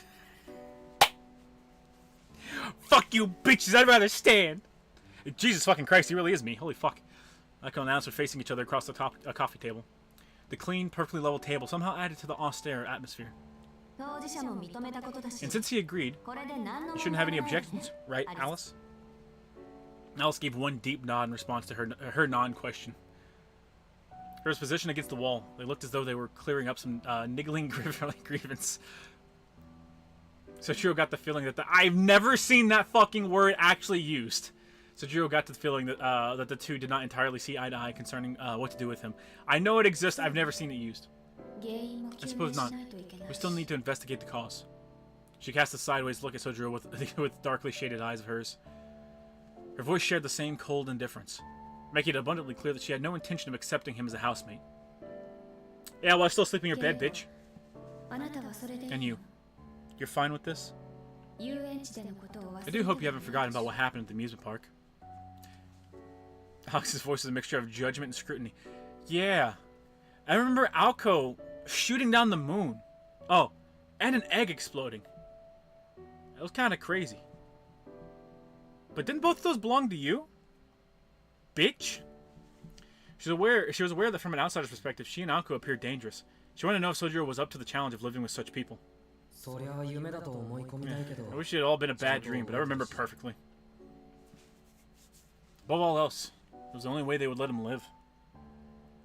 Which chick we fucking? Neither. Hey, Sho, did you see the game trailer called 45 Parabellum Bloodhound? It looks interesting. The short combat snippet felt like Parasite Eve. I haven't, but that sounds really cool to me. I love that when these two were added to FGO, the entire community poked fun at Shojiro was a super plain dude who just punched and kicked things. Yeah, but his NP is pretty cool. He sleeps in her bed, too. Yeah, exactly. I'm a simp for pale chicks with black hair. Oh, God. Sleeping in her own bed? That slut. Alice. Wait, we're not voting, chat. There was zombie bread and some immortal spider terminator with pretty hair. Yeah, but only two things belong to... Well, okay, all of it belonged to Alice, except for the spider thing. But Snark made the bread, guys. And Humpty Dumpty was Humpty Dumpty. One for me, one for my hooker. One for me, one for my hooker. Who's playing that Minecraft music? Minecraft stole that music, chat. I just want to be at home with my bitch eating some popcorn and just have some Netflix and chill. No. I don't even remember if this visual novel has choices. It does, but I think it's towards the end. Above all else. Oh, wait. I already read it.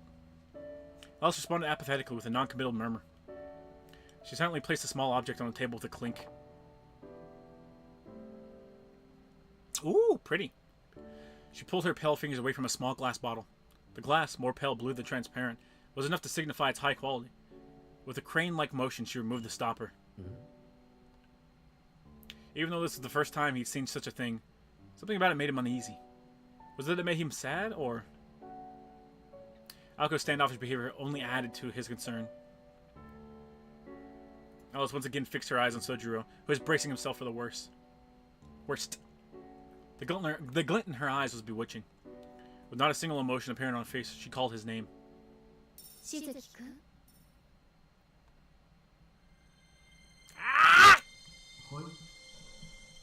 The light of God! The moment he responded to her whispered call, his surroundings began to transform. The air grew thick, so thick it took on a color and a shape. The density and discomfort that coiled around his skin made it seem like the air had become words.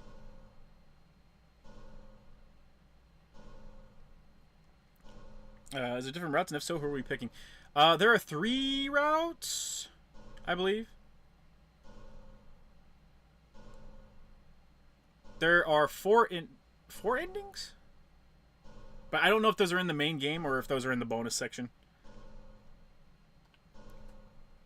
Opening his mouth to gasp for air, the words evaded his lungs. Instinctively, he covered his mouth with his right hand and clutched his chest with his left, both hands appearing clear as mud. Even the thickest of mountain fogs never sees the senses like this. He had to come up with an analogy. No words could quite describe it, but it was like he was standing in the pages of a newspaper. The first sense to adjust to this new sensation was hearing. Then his breathing stabilized, yet the feeling of suffocation remained.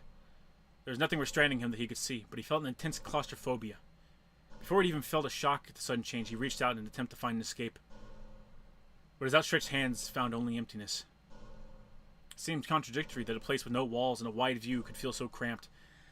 So, Jiro, if you just walk forward a little bit, you can put your fucking hands around her slender neck and snap it. That's all I'm saying. Spirited away in a dense fog. Back in the mountains, such superstitions never seemed real to him until now.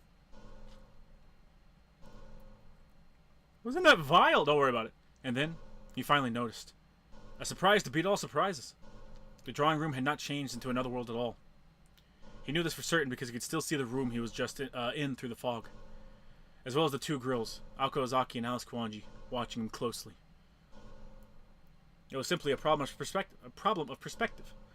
The floor was dark and perfectly flat. Looking up there, the 2 of them stood. 2 girls were like 2 impossibly gargantuan clouds, coldly looking down on them. Remembering the structure of the room and the layout of the furniture, Sojiro's unsurpassed candor finally grasped his predicament. The parade at the amusement park had nothing on this. I'm not choosing Alice explicitly because she put us in a worse bottle than Aoko did. Somehow, he was inside the glass bottle that Alice Kwanji produced only moments ago. That was unexpected. Marveling at Alice's wickedness, Aoko glanced at the small bottle on the table. It's the same as 2 nights ago. Well, this time he's awake. Aoko calmly mused. Alice, however, was not looking down on the bottle. Instead, her eyes were locked on Aoko. I'm surprised. I thought you would be upset. Not really. I thought about doing something similar. You needed to be taught a little lesson about magecraft anyways. Save me the trouble, to tell the truth. I'm not even mad. Though, it's pretty hardcore even for me. Aoko did not take her eyes off the bottle as she spoke. Although, she did her best to feign indifference toward Alice's magecraft, she could not completely hide her curiosity. The figure inside the bottle, likely having caught on to what was happening, tried various things like flailing its arms and sprinting around. The surface of the bottle was cloudy, so it was hard to make out exactly what was happening inside. By the way, it was totally different from the one you gave me. This one took more time to create. The one I gave you was disposable, and only made to isolate the subject. This one allows for 2-way communication. Really? He doesn't seem to be replying, though. You just can't hear him. Alice said calmly, finally dropping her gaze to the bottle. Just then, the figure inside stopped moving. It appeared only Alice had a connection to the world inside the bottle. Lame. When the caster gets to have fun? That boy cannot catch a fucking break for real. But the bottle's so pretty. The bottle is pretty. Aoko sighed, losing interest. God, I could go for some fucking White Castle right now, chat. Ignoring Aoko, Alice opened her mouth as if to speak to someone not altogether there. How about now? Still think this is the safest option? Well, it's this or die, so... The person she was talking to was none other than the one inside the bottle. She was, of course, referring to Sojiro's earlier comment. This is her way of testing the boy, who implied that living in this mansion seemed safe. Suddenly trapping in a bottle and interrogating was pretty ruthless. Maybe more worrisome is her attachment to this mansion. Then again, considering Alko had invited this witness to a house of mirrors for a fight to the death, she was in no position to criticize. She'd make sure Alice didn't let her emotions get the best of her, but for now, she was content to observe as a bystander. One White Castle, too. Alice is cute, but Alko's funnier, so I like her more. Alko's got her beaten like damn near every way. I'm still waiting for the Alice cute moments. After a moment, Alice's expression changed. She must have got an answer to her question. Without any way to tell what the situation was inside the bottle, Alko had no idea what the answer was. However, only Alice's face was the one she made when the boy she was talking to said what she wanted to hear. I suppose I'm not one to talk, but for an instant she glanced at Alko. Slightly shaking her head, she reached for the small bottle. This Shizuki is quite a strange one. She said his name with what seemed like a forlorn frown. As soon as she removed the stopper, the air in the room quivered. The boy who had been casting a shadow on the wall until a minute ago now leaned against it for support again. Alko turned around to face Sojiro right behind her, resting her elbow on the back of the sofa. How do you feel? What does it look like? Messed up. Sojiro answered with unusual hostility. Alko was reminded of his strange behavior, as she was sure that he would be scared or shocked, not angry. If I hadn't already seen something similar in a dream, my heart probably would have stopped. I'm lucky it didn't. What I can't believe is why you felt the need to use magecraft on me. Should have just said it was scary and left it at that. Plus, I could hear the threatening things you said, Alzaki. My sincerest apologies. But it's true that I wanted you to feel it for yourself. At least now you'll take magecraft seriously, won't you, Sojiro? Hey! Much as he hated to admit it, she was right. Well, it was not as though he had taken magecraft lightly, but merely that he couldn't understand it. Still, I don't really get it, though. Even after that experience. Compared to the crazy stuff I've seen you do, Azaki, whatever the heck just happened to me, it was hardly unbelievable. What? Of course not. Alice and I are totally different. I already told you, even in our world, her magecraft is considered over the top and unspeakably horrible. How rude. When it comes to which of us is more of a threat to human life, I think you're far more dangerous than me. That's besides the point. I'm starting to harbor doubts about you even wanting to kill him in the first place. It must have been pretty soft on him for him to say he believes that he's safe here. Fucking bitch.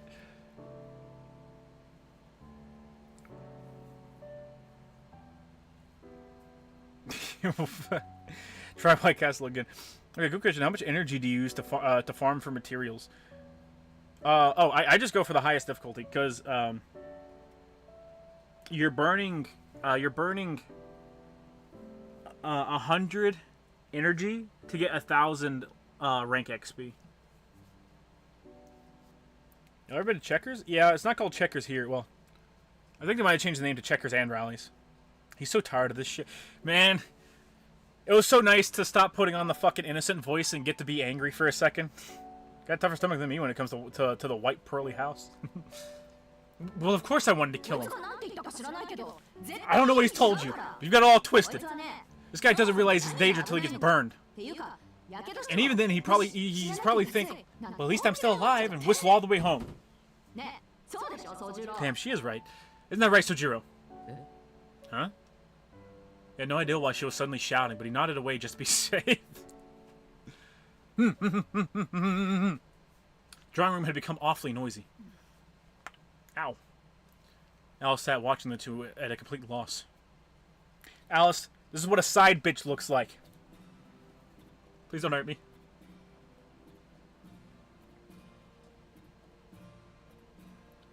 Dong, bow, bow. And so, Sojiro accepted the supervised life in the mansion, and that he'd be living under the same roof as the two professional mages. Having experienced firsthand how dangerous the life could get, he was finally at peace with the situation. That's how it's going to be, then oh well. Even if it didn't seem like it, He thought it through in his own way and come to a clear resolution. それじゃあやっと Okay, 本題に入 down る to business. 監視するとは言ったけ So, ど I know we said that you'd be under supervision.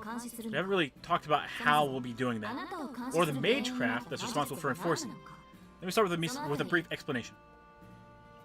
Perhaps he was brought up to listen closely to the lectures about new information because Sojo suddenly looked attentive. Alice, on the other hand, kept her mouth shut in silent defiance. 最初に言っておくと First あ off, なたをここに住まわせ the る time it will 期 be 限 made to が live 決まってる here.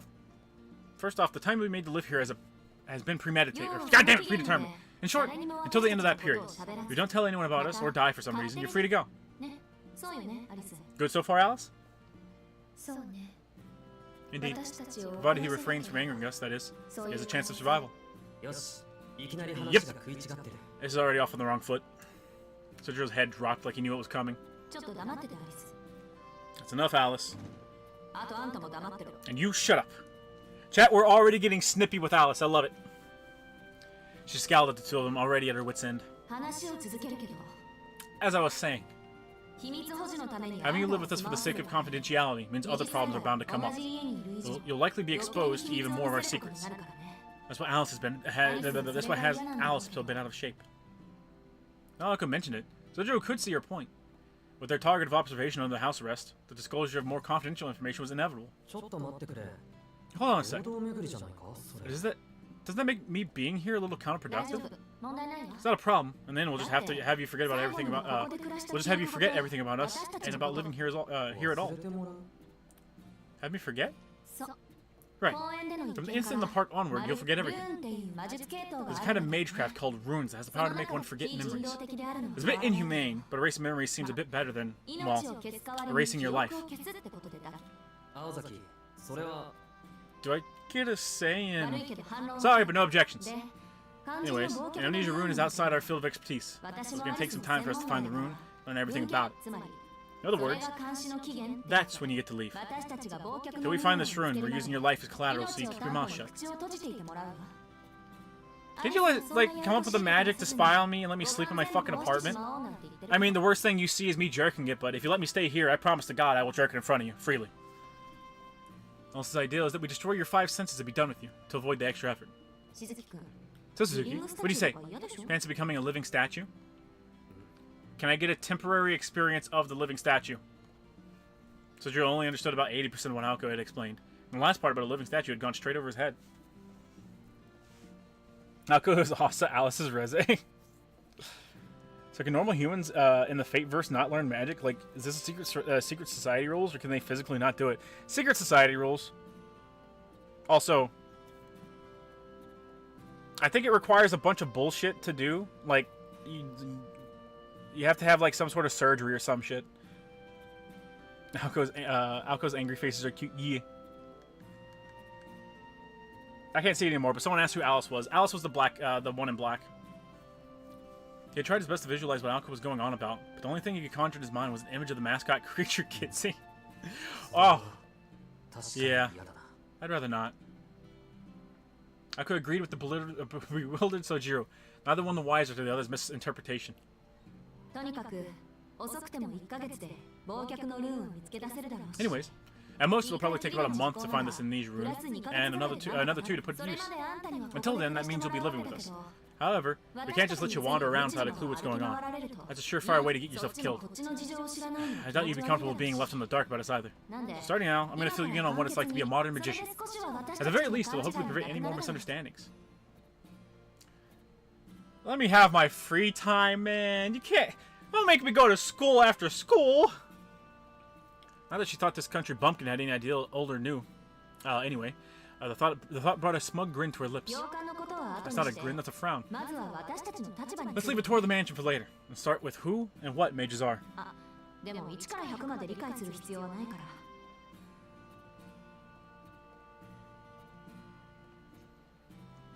Normal people cannot learn magecraft and need magic circuits before magecraft, which are frequently a hereditary thing, but sometimes they can appear spontaneous, like with Shiro and Stay the Night. Ah, I thought they were a surgery thing. Don't worry, you don't need to understand everything right away. You're an outsider, after all. So just bite off only what you can chew. So Drew nodded obediently to Alka's professional instructions. This was Alka's way of telling him not to ask questions when he did. Wait, not ask questions when he did not understand something. And though Sojiro had taken issue with her statement, he meekly obeyed, knowing better than to object right now. Aoko nodded approvingly at his attentiveness and started her lecture. Her long lecture. Let's start with mages, magicians, basically.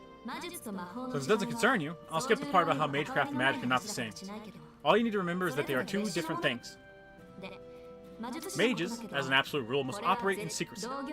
Naturally, mages will find out about other mages, so it's only a crime if an outsider like you finds out about one of us. A crime punishable by death, I should add. The reason being that more magecraft is exposed, the weaker it becomes. You often hear us saying mystic or mystery, which comes from a Greek word that means to shut mouth.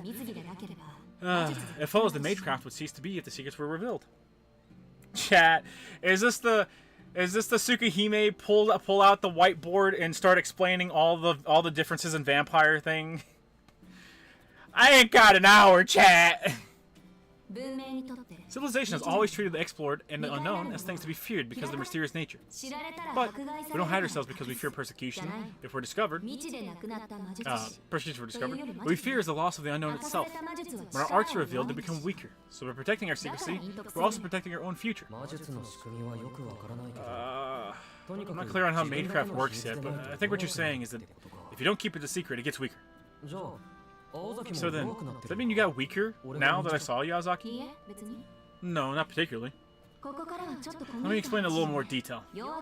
When I say it loses power, I mean magecraft as a whole will get weaker in the future. I'm not talking about individuals. Unwritten law that thou shalt conceal thyself was an adage from a bygone age, but at some point it became a law of the highest order. It's like laws in civilized society. We like to think that it's human nature to punish crime and immorality, but ultimately a structural solution is needed to maintain order. If crimes were left unpunished, the society we strive so hard to build would collapse. And what we mages consider to be a crime is dissemination and vulgarization of the mystics. Merely immoral things like murder, well, those are a matter of perspective. They generally aren't considered outright crimes. The good-for-nothing bunch responsible for imposing this law is a group called the Mages Association. Think of them like a labor union. The phrase, make eternal the mysticism of magecraft, is nothing more than a rule they created to perpetuate magecraft itself. So the guy in Japan that's pushing Black Samurai stuff in Japan, helping Ubisoft, just got his shit revoked and wiped from history. Good. How many chapters are in a visual novel? In this visual novel, there's like 8 or 9 or something. A true ancestor. Well, a true ancestor is a type of vampire. I do not care what she says. Remember to take notes? Shut up.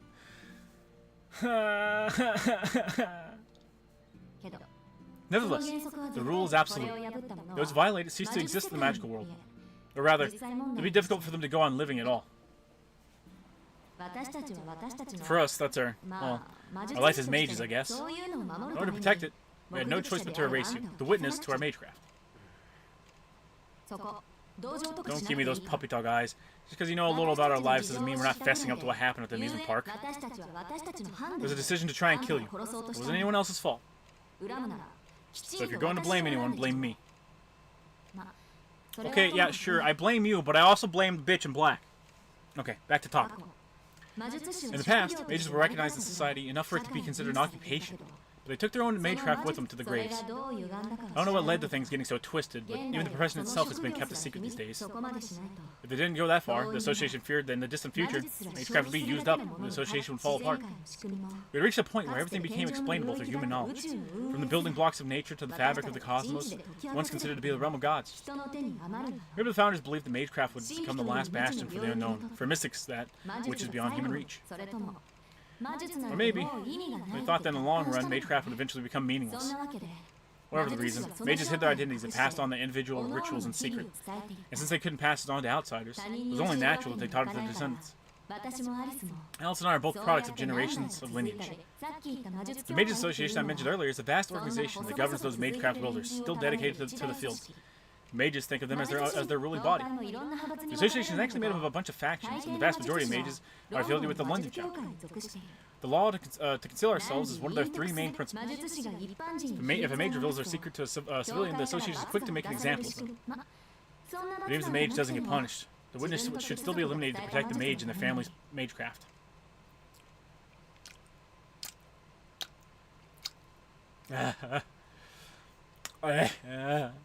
That was the end of the first part of the lecture. Uncle paused for a moment.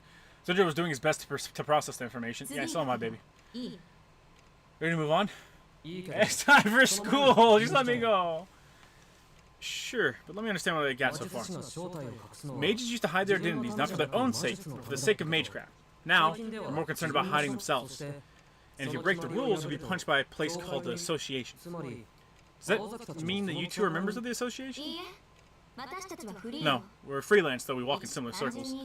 They're simply the largest organized group. Even though no one asked them to, they've taken upon themselves to police the world of magecraft. So no matter how unaffiliated we are as mages, if we break the rules, we'll get punished anyways. Huh. Okay. I think I get the gist of it. It's alright. Just focus on the parts important to you. Next is magecraft. Though, I've barely learned enough to talk about it. Sorry, forget I said that. I touched on this already, but these days magecraft is losing its meaning. If you created a fire a long time ago, when there were no lighters, that was enough to count as a mystic feat. Nowadays, life's awfully convenient, right? You of all people can appreciate that. Sojiro nodded with a glum look on his face. He'd been made painfully aware of such conveniences. Difficult tasks that would occupy an entire day of work in the mountains could be performed easily here. For him, having been brought up in the mountains without electricity or running water, city life was the definition of magic. He only wished it would not be such backbreaking work to adapt to said conveniences. It will be difficult for mages to go on living because they'll round up the mage men and hook them with the milk machines for their magic. That's not how you milk. That's not how you milk magic. Will this be on the witch test for the end of May? Yeah. Yeah. I do think that creating fire without tools should be God's job, though.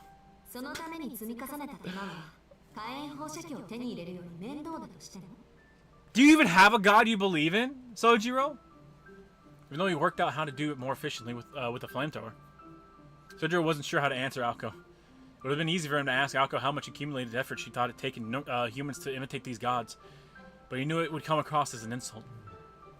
From what I just saw, I was under the impression that magecraft could do anything. But maybe I misunderstood. He glanced at the glass bottle on the table. Mentally, he sighed in relief. He still had not come to terms with the fact he had been trapped inside that tiny thing. However... Oh, that's a misunderstanding, alright. If magecraft wasn't all powerful, why would anyone bother to learn it? Aoko puffed out her chest as she chided him. It might take some doing, but there's nothing magecraft can't do. Granted, some users are able to trick you into thinking something's possible when it really isn't. But since we're born into this world, there's nothing we can't do within its limits. Besides true magic, of course, but we'll get to that at another time. What I'm trying to say is that magecraft doesn't create miracles. God damn it! It's only the process that's miracles. Miraculous. To produce a real miracle, you need true magic. A great mage is someone who can fly a passenger jet with only their own magecraft. Meanwhile, a magician deals in making the impossible possible. Which is why we might just turn out to be the last magicians. Focus, Aoko. Oh, goddammit. Focus, Aoko. Aoko had been quietly listening until she muttered her rebuke. As if Aoko had crossed the line. He doesn't need to know that. Shouldn't we be educating Suzuki on the dangers of living with us? Sorry. You're right. Slip of the tongue. Anyways, mages spend every waking moment experimenting in magecraft. And would become devils in a heartbeat in order to protect their magecraft, by which I mean their family secrets. Their lairs, which we call workshops, are like fortresses packed with all kinds of magical mechanisms, like traps that kill intruders before they even know what hits them. It's all to protect our secrets. This mansion is no different. If you wind up trapped like you were before because you wandered around carelessly, you won't be able to help you. So be careful of the dark. You might even find yourself stuck inside a mirror. Seriously, that can actually happen. Magecraft can do anything? Okay then, can magecraft make babies? Checkmate, atheist. What if I told you? We never had electricity or water? Damn, dude, he was sleeping in the trees. Sojiro so hoped they would provide him with a general idea of what to watch out for, but he passed knowing he was likely unlikely to get a straight answer. That was a lot to take in one go, but my point is, keep your nose out of where it doesn't belong. Even though we're going to erase your memory in the end, there's still things that we'd have to kill you for seeing. Got it. The mansion has rules I have to follow. I understand. Is there anything else I should? His eyes wandered as he trailed off mid-sentence, pondering. He understood that the mansion was more dangerous than outside, and the magecraft needed to stay a secret. But the explanation seemed to contradict his current problem. For starters, how had he managed to witness something that they took such pains to keep hidden? I'm sorry, it just occurred to me. Mages are all united under the organization called the Association, right? If that's the case, why were you attacked by that puppet, Aozaki? If his master was a mage, wouldn't that mean you were fighting an ally? Am I missing something here? I was saving that for last. Normally, this would be the point in the story where you'd say, I made it all up, or laugh it off. If you experienced it, the existence of magecraft shouldn't be something you accept so easily. He lived in the woods his entire life! Naoko scratched her head as though troubled by how Sojiro could take every word at face value. Across from her, Alice's face betrayed no expression, but she shared the same opinion. Is that so weird? It's mega weird. In fact, you've been weird from the get-go. A normal person would be shocked, scared, unwilling to accept our existence. Why do you, of all people, believe me when I say I'm a magician? I saw you shoot a Kamehameha, baby. I don't know what you want. In retrospect, this question should have been posed at the House of Mirrors. Back then, though Sojiro was surprised by seeing the phenomenon of magecraft for the first time, he showed no surprise or discomfort towards Aoko, the mage wielding it. Honest to God, chat, honest to God, I think if they just let Sojiro go, it'd be completely and totally fine. Like, he poses literally no threat to anybody. Feeling the probing stares of the two girls, no, the two mages, made Sojiro feel uneasy. From where he was standing, their suspicion was suspicious in and of itself. There's no reason at all, really. Up in the mountains, people just accept things as they are. We don't deny something we see in front of us just because we don't have the knowledge to explain it. You said it yourself. Light and magic might as well be the same thing, right? Though they weren't really the same to him anymore, he added quietly before shutting up. What he said about those innocent days in the mountains had come from the heart. And the words resonated with not only Aoko Ozaki, but also Alice Kuwanji. It was something everyone should have. Principles to stand by. Indeed, to this boy, those words were the unshakable truth. Some things are the way they are. I see what you're saying.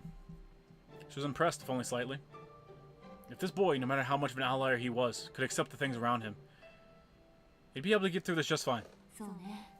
It's a good way of explaining it, Sojiro. I guess the fault's with us for not believing you sincerely. Much like when Aoko met Sojiro for the first time. In that classroom on his first day, Sojiro took everything that was happening in his stride. The memory brought a bitter smile to Aoko's face.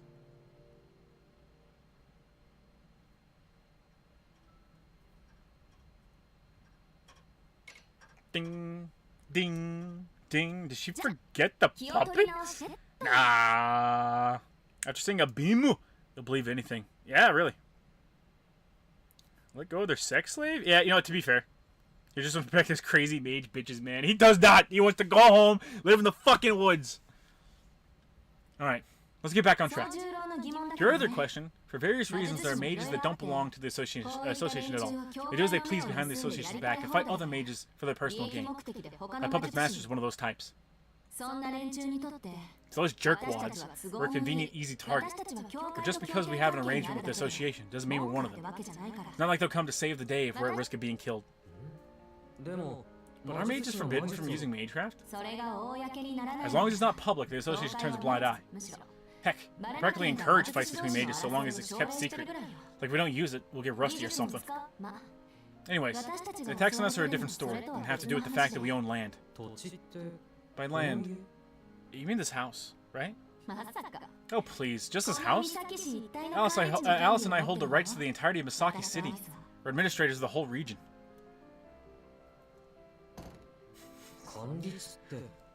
You don't own my fucking land in the mountains, bitch. Take it back. Administrators, you own all the land in Misaki? Dazzled, Sojiro looked away. He was sure he could see a halo of light around Aoko. He'd only been renting an apartment for 2 weeks, but he was already aware of how magnificent the prospect of owning land in the city might be. You're... The word Sojiro was trying to articulate was rich. He shook all over with an emotion he didn't fully grasp. Hold it, you're thinking about this all wrong.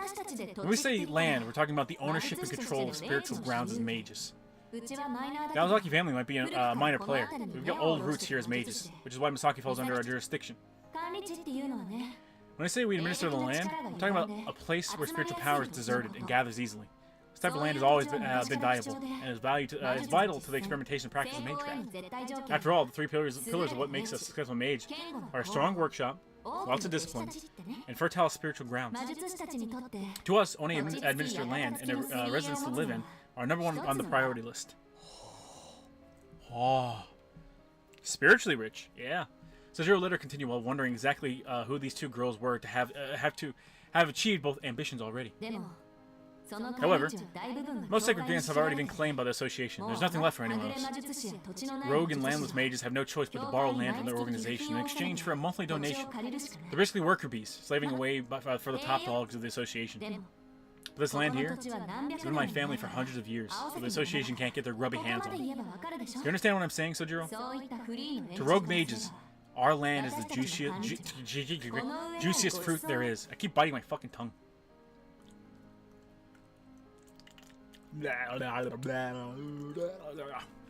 Sojiro nodded to himself, unsure of whether to call the conversation mundane or outright disturbing. I get it. So you're basically fighting over the land. Pretty much. But because the administrative land of Misaki is so minor, its challenges have all been third-rate.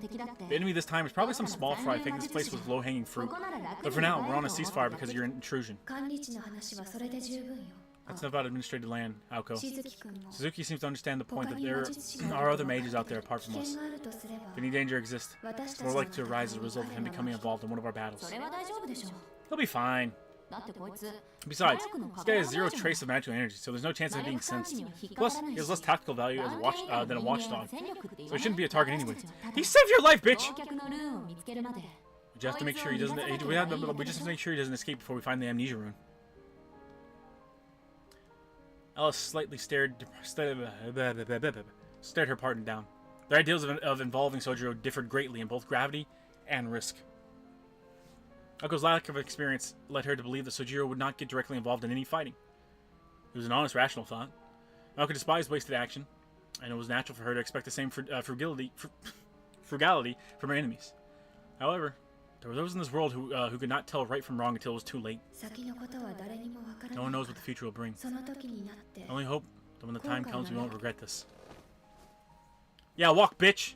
Get out of here! With a gloomy sigh, Alice came to her feet. I'm not done with the lecture yet. You don't think that was entirely for Suzuki's benefit, do you? Your opinion matters the most, and we still haven't heard it yet. If you must stick to your plan, that's fine. I'll stick to mine. Alice glided silently to the door. As the girl in the black opened it, she paused, barely lit by the dim corridor. Then, without warning, my bottle! To the rhythm of her footsteps, a small glass bottle floated into the air and shattered without mercy.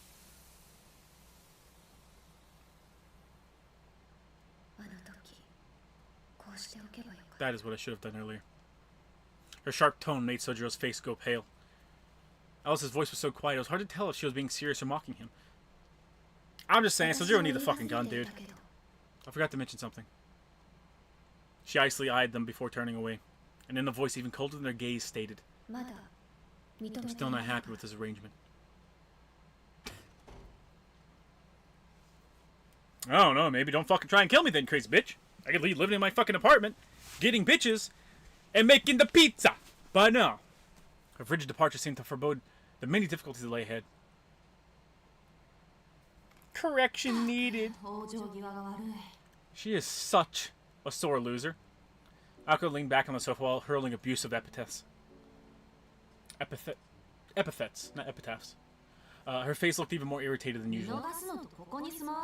She says letting you go and letting you stay here out of the question, but I don't see her coming up with any bright ideas. She's as stubborn as a mule. No one put it past her result of violence to get her way. Sojiro threw a weary glance at Aoko while she grumbled. He wondered what Alice's show of defiance meant, shattering the glass bottle like she did. I thought I could convince her by including the backstop that we could erase your memory, but she's having none of it. It's rare that Alice is even cognizant of other people. Maybe having you live here was a step too far for her. She was fine while you were sleeping, but once she saw you awake, sort of arose her sadistic side. Watch your back, Sojiro. She just might come to finish you off. If anything, Alku's warning was an indication that persuading Alice had hit a dead end. Somehow it doesn't seem like the situation's changed much from the other night, Aozaki. She shot him an unconcerned look in reply. I mean it. Really. The girl's just itching to finish what you started. Next time I make eye contact with her, I might not walk away alive. It's supposed to be what people call a cliffhanger. I'll try to make sure that doesn't happen. Besides, Alice isn't feeling as urgent as I was at the amusement park, so there's always a chance she'll get over it by herself. You mean her reason for wanting me dead is different from yours? Yeah. The time of the park was because your strict adherence to the because of our strict adherence to the secrecy law. We've solved it for now. Even Alice understands how creepily earnest you are, so she has no reason left to worry about confidentiality. At this point, she probably just doesn't want you to live here. Hence her desire to murder you.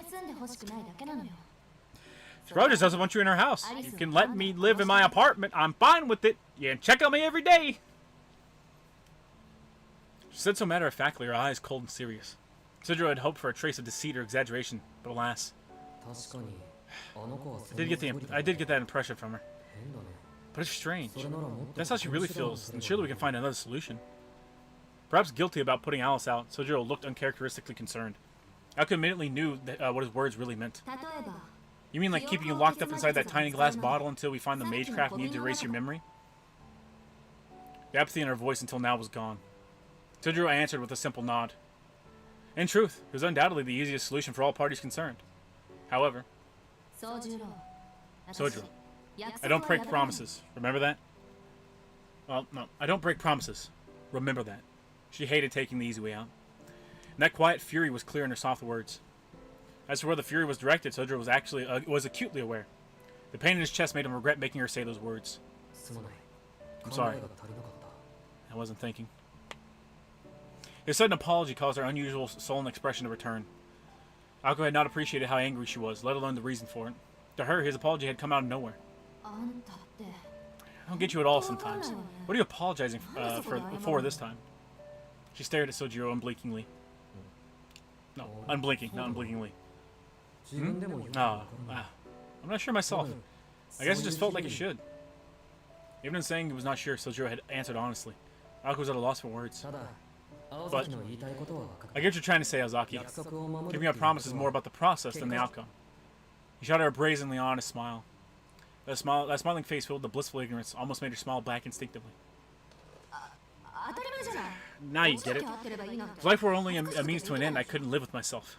Alku attempted to cover her embarrassment with a quick retort, though unintentionally revealing her true feelings exposed like that made Alku a little uncomfortable. His solution to a mage with an ego is gone. Yeah.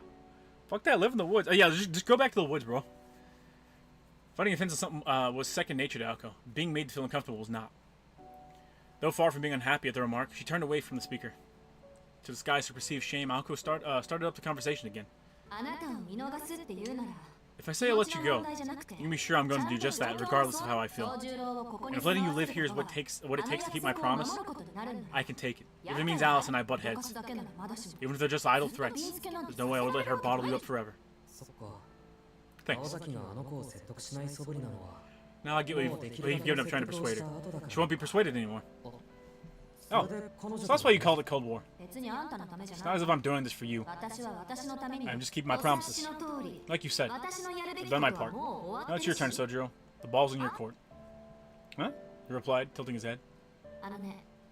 Alright, listen up. Spent 2 entire days arguing trying to convince Alice into agreeing to this cohabitation ideal because, hello, I was the only one capable of doing it.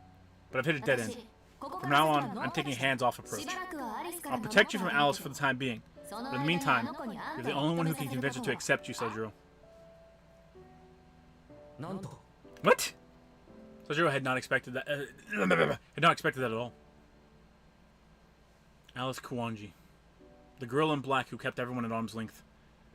Valka was a modern-day mage in hiding, and Alice was a bona fide witch from the Middle Ages. Aozaki, you understand how difficult that'll be, right? Of course I do. And now I know how now you know how I feel. Naoko stood up from the sofa. This is the end of the discussion, at least for now. So, I have an idea what kind of people we are. The less involved you are in magecraft, the better. So I'll spare you any further lectures. The long short of it is, you'll be living here for 3 months. Your first objective, or first trial, if you like, is to somehow get Alice to accept you as a roommate. A trial? Just called it a trial? Sugarcoating won't do you any favors. After all, blow it in your dead man, remember? With a cold-blooded remark, Alko started walking towards the door. Ah, one more thing. About your room. It's on the 3rd floor. There's a set of stairs on the far side of the 2nd floor hall, so use those. Also, this is not a dorm, so you're free to spend your time however you want. But whatever you do, do not go into the west wing. I rent the east wing, so it should be relatively safe in comparison. But still, it's generally safer to not wander around. In other words, the safest places for you are your room and the drawing room. Wait, is that really what you're going to tell me about the mansion? Ozaki, that's messed up. That seems way more important to explain the magecraft. He desperately called out to her as she began to leave the drawing room. I could not help but pity Sojiro. Can't you at least show me around? Sorry, but I have to pass. Showing a country bumpkin the lay of the land twice is plain enough for me. Plus, you just woke up. I'm gonna take it easy in a room for the rest of the night. I'll show you how to get to school in the morning. It's not like I made a free time. Obligation to put up with you ends as soon as my final exams are over. If we don't find some way to make out nice with Alice, find some way to blackmail her within a week, well, you know what that means. With barely a wave of goodbye, the student council tyrant walked out. Bitch! He unconsciously clenched the hand that he had raised. Left all alone, he was at a complete loss. Then, as if to encourage him, "Aw. Chirp, chirp. Chirp, chirp. Tweet, tweet, tweet." With the sound of lightly fluttering wings, a blue robin appeared out of nowhere. The tiny, chubby bird innocently looked Sojiro up and down. Blue robin, a bird said to bring happiness according to folklore, flapped its little wings as if to cheer him on. Then with a flutter, it mercilessly flicked off the lights. "You sick son of a bitch!" Poor guy. "Bitch, you ain't telling me where the shitter is? Fine, I'll just shit on the floor." I wish I had a blue robin. So do I. Leaving Sojiro alone in the drawing room, Alko returned to her bedroom. She closed the door to her room. She closed the door to her room, and as soon as she sat on her bed, she was overcome by an unexpected wave of exhaustion. Sojiro had no way of knowing, but she had been preparing for war. In the event that Alice impulsively pulled out a ploy, Alko had to be ready to react in an instant. She sighed heavily, but not from the fatigue she felt at fighting with Alice. Was I too hard on him? She frowned with the. Let's just remove that. She frowned. What weighed on Naoko's mind was not Alice. I mean, going easy on him wouldn't do him any favors either. The best thing he could do for himself is to lay low. It'd be trouble if he wandered around like he owned the place after all. The safest thing for him would be to hold up in his room, too scared out of his wits to leave. God. Hope he doesn't think I'm his ally or something. Alice is the lucky one. I'd kill to have him treat me as a stranger. She nodded to herself, agreeing with her take on the situation. For the most part, it was a sound plan. If there was a problem, it'd be this. Sorry, Ozaki. I have one quick question. Not 10 minutes have passed since leaving him in the drawing room. For Sojiro to shirk off what she had said and visit her room so fast, it's like he had no sense of danger at all. I need to go outside. Of course he'd asked to leave the house. Alko lacked the energy for a sarcastic barb. I won't wander around the mansion, and I'll come right back when I'm finished. I just figured I should check if there was a curfew or anything. Work, is it? How'd you know? Sojiro exclaimed in surprise. When it was Alko who desired to display her shock at him. Fine, you can go. You make sure you're back on the estate by 10 every night. As long as you keep to your curfew. You can go to work. You can go work your after-school job. Have a barbecue in the garden. Do whatever you want. I don't care. Front door's never locked, anyways. I get the impression you're angry with me. Oh, I'm angry, all right. Just not with you. I anger myself for caring what happens to you. 外に出るのはいいけど And before you go out, take this pill. Sojiro took the purple pill from her outstretched hand and dubiously put it in his mouth. He told himself that it must have been some kind of medicine. それじゃあ行ってくる。 Alright, I'm off then. Thanks for everything, Ozaki. あっそう Oh. 今度は窓から Don't 出 leave て through the いかない window this time, okay? Sojiro laughed himself all the way to the foyer, unsure of what exactly he had found funny. Aoko watched them go, both indifferent and amazed all at once. ま予定が半日早ま Well, っただけか it happened about half a day earlier than こ planned. の薬を飲ませるの He's supposed to take his first pill tomorrow morning. 3 months of pills make me go stupid. She huffed, ruffling her hair in exasperation and returning to her room. Discerning what made Sojiro tick was a waste of brain matter. In all likeliness, he was more concerned about missing 2 days of work than his own well-being after being bedridden for 2 days.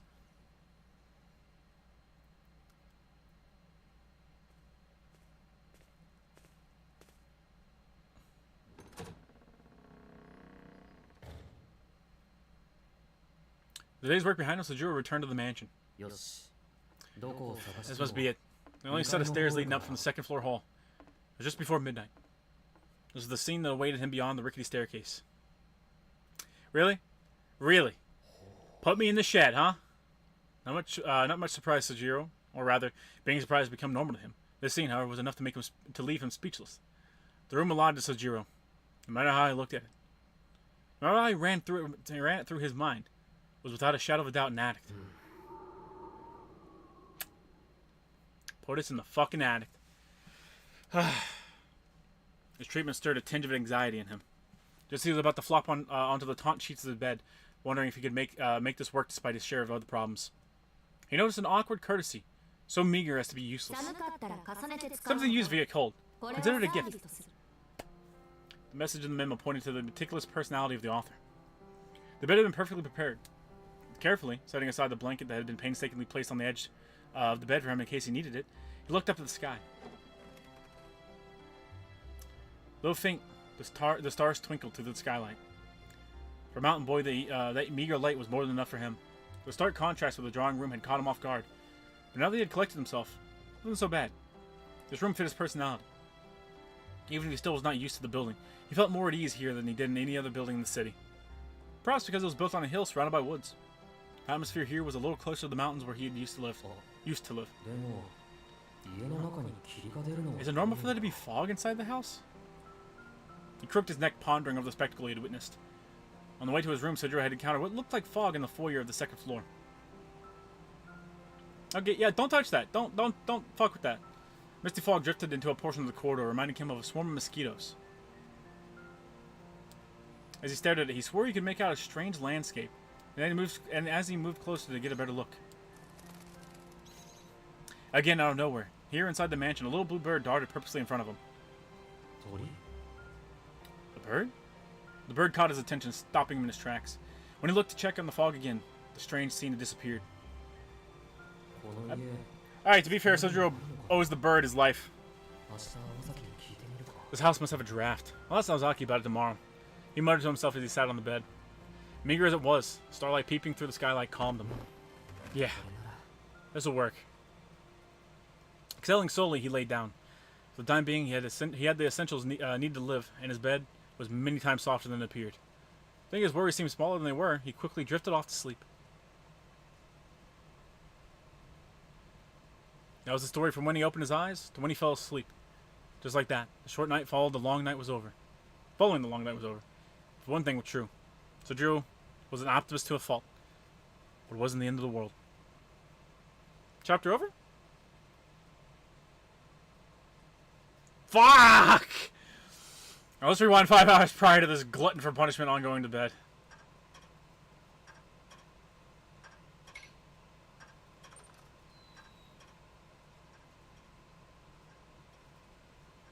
It's 4 o'clock in the morning. I mean, yes, technically saving. Technically. Square? Yeah, it's square. I need to see the physical data, chat. I need to see it. Let's go, Rob. It's Mahoying time. Hits the sick power chord. Hell yeah. Ding, tink, ting, tink, ting, tink. Oh boy, chat. Oh boy. All right, it's midnight my time, chat. Oh, let me unwind for a second. My back is fucking locked up. Oh, interesting visual novel. Yeah, it's good so far. It is good. Oof. It is a very, very good visual novel, chat. Next week I will probably not play it again. I will probably play something else, and then the week following that, I'll probably continue playing this. I was originally going to break it up because I played it last week, so I was going to break it up this week and play something else, but I didn't feel like sifting through the archives to find something. Plus, I was kind of pissed off that the power went out. Not the power went out, but the fucking internet went out, and I couldn't finish it last time. So, Bear's gonna have a nice nap on Shota's bed. Well, if it knows what's good for it, it'll be fucking gone, chat. Bring it up might be better in my opinion. Yeah. Well, I don't want to just like fucking. I don't want to just do visual novel every single week. I want to at least break it up with something. So yeah, I have a good system. Just my unyielding rage could not be abated, chat. I had that ceaseless rage that the internet went out.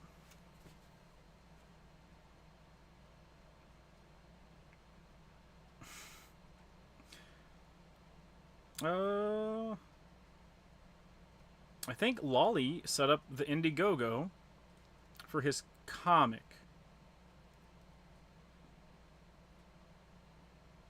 Let me see. Let me scrolling.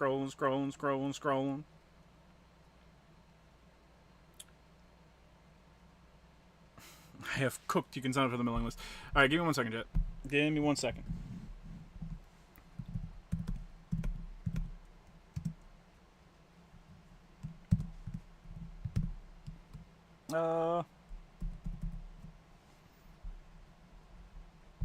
I will say. I am disgusted with his spelling, chat. And if I had my chance to, I would absolutely crush Lolly's windpipe.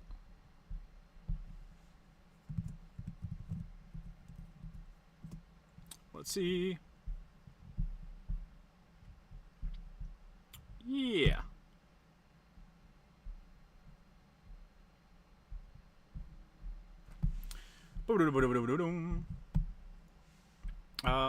Well, I guess I can do this. I think this should work. Let me delete the Street Fighter V picture real quick. Don't want you getting flashbang, chat.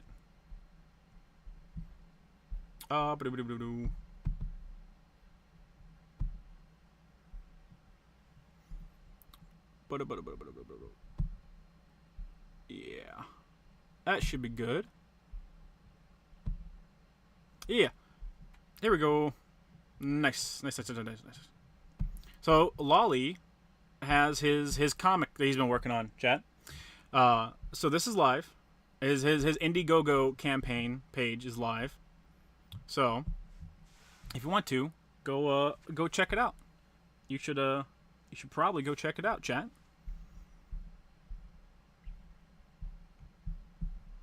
It looks pretty cool, chat.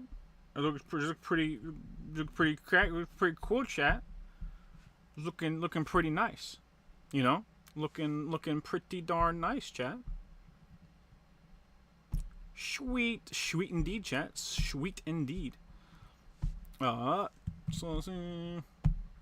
I will. No ranking list tonight. No, I just passed my normal time. I just posted the link in chat. If you are interested, you want to sign up to the mailing list or whatnot.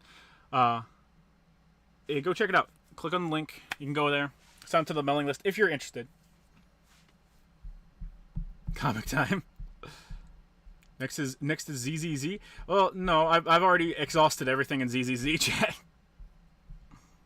I'll donate $1 and tell my kids I funded the whole thing. Well, sadly, chat, I don't think you can actually donate. I think it's just a mailing list right now. To a monster string tier list. I'll think of stuff. I don't want to do any more VTuber stuff until I watch the VTubers. Warframe stream? I don't know. We'll see. We will have to see. But yeah. It's cool. He got his he regained his comic from the clutches of defeat, chat. The clutches of obscurity. He got it back. You know, he's doing his best. Is Joseph Comrade? Yeah. Joseph Comrade, chat.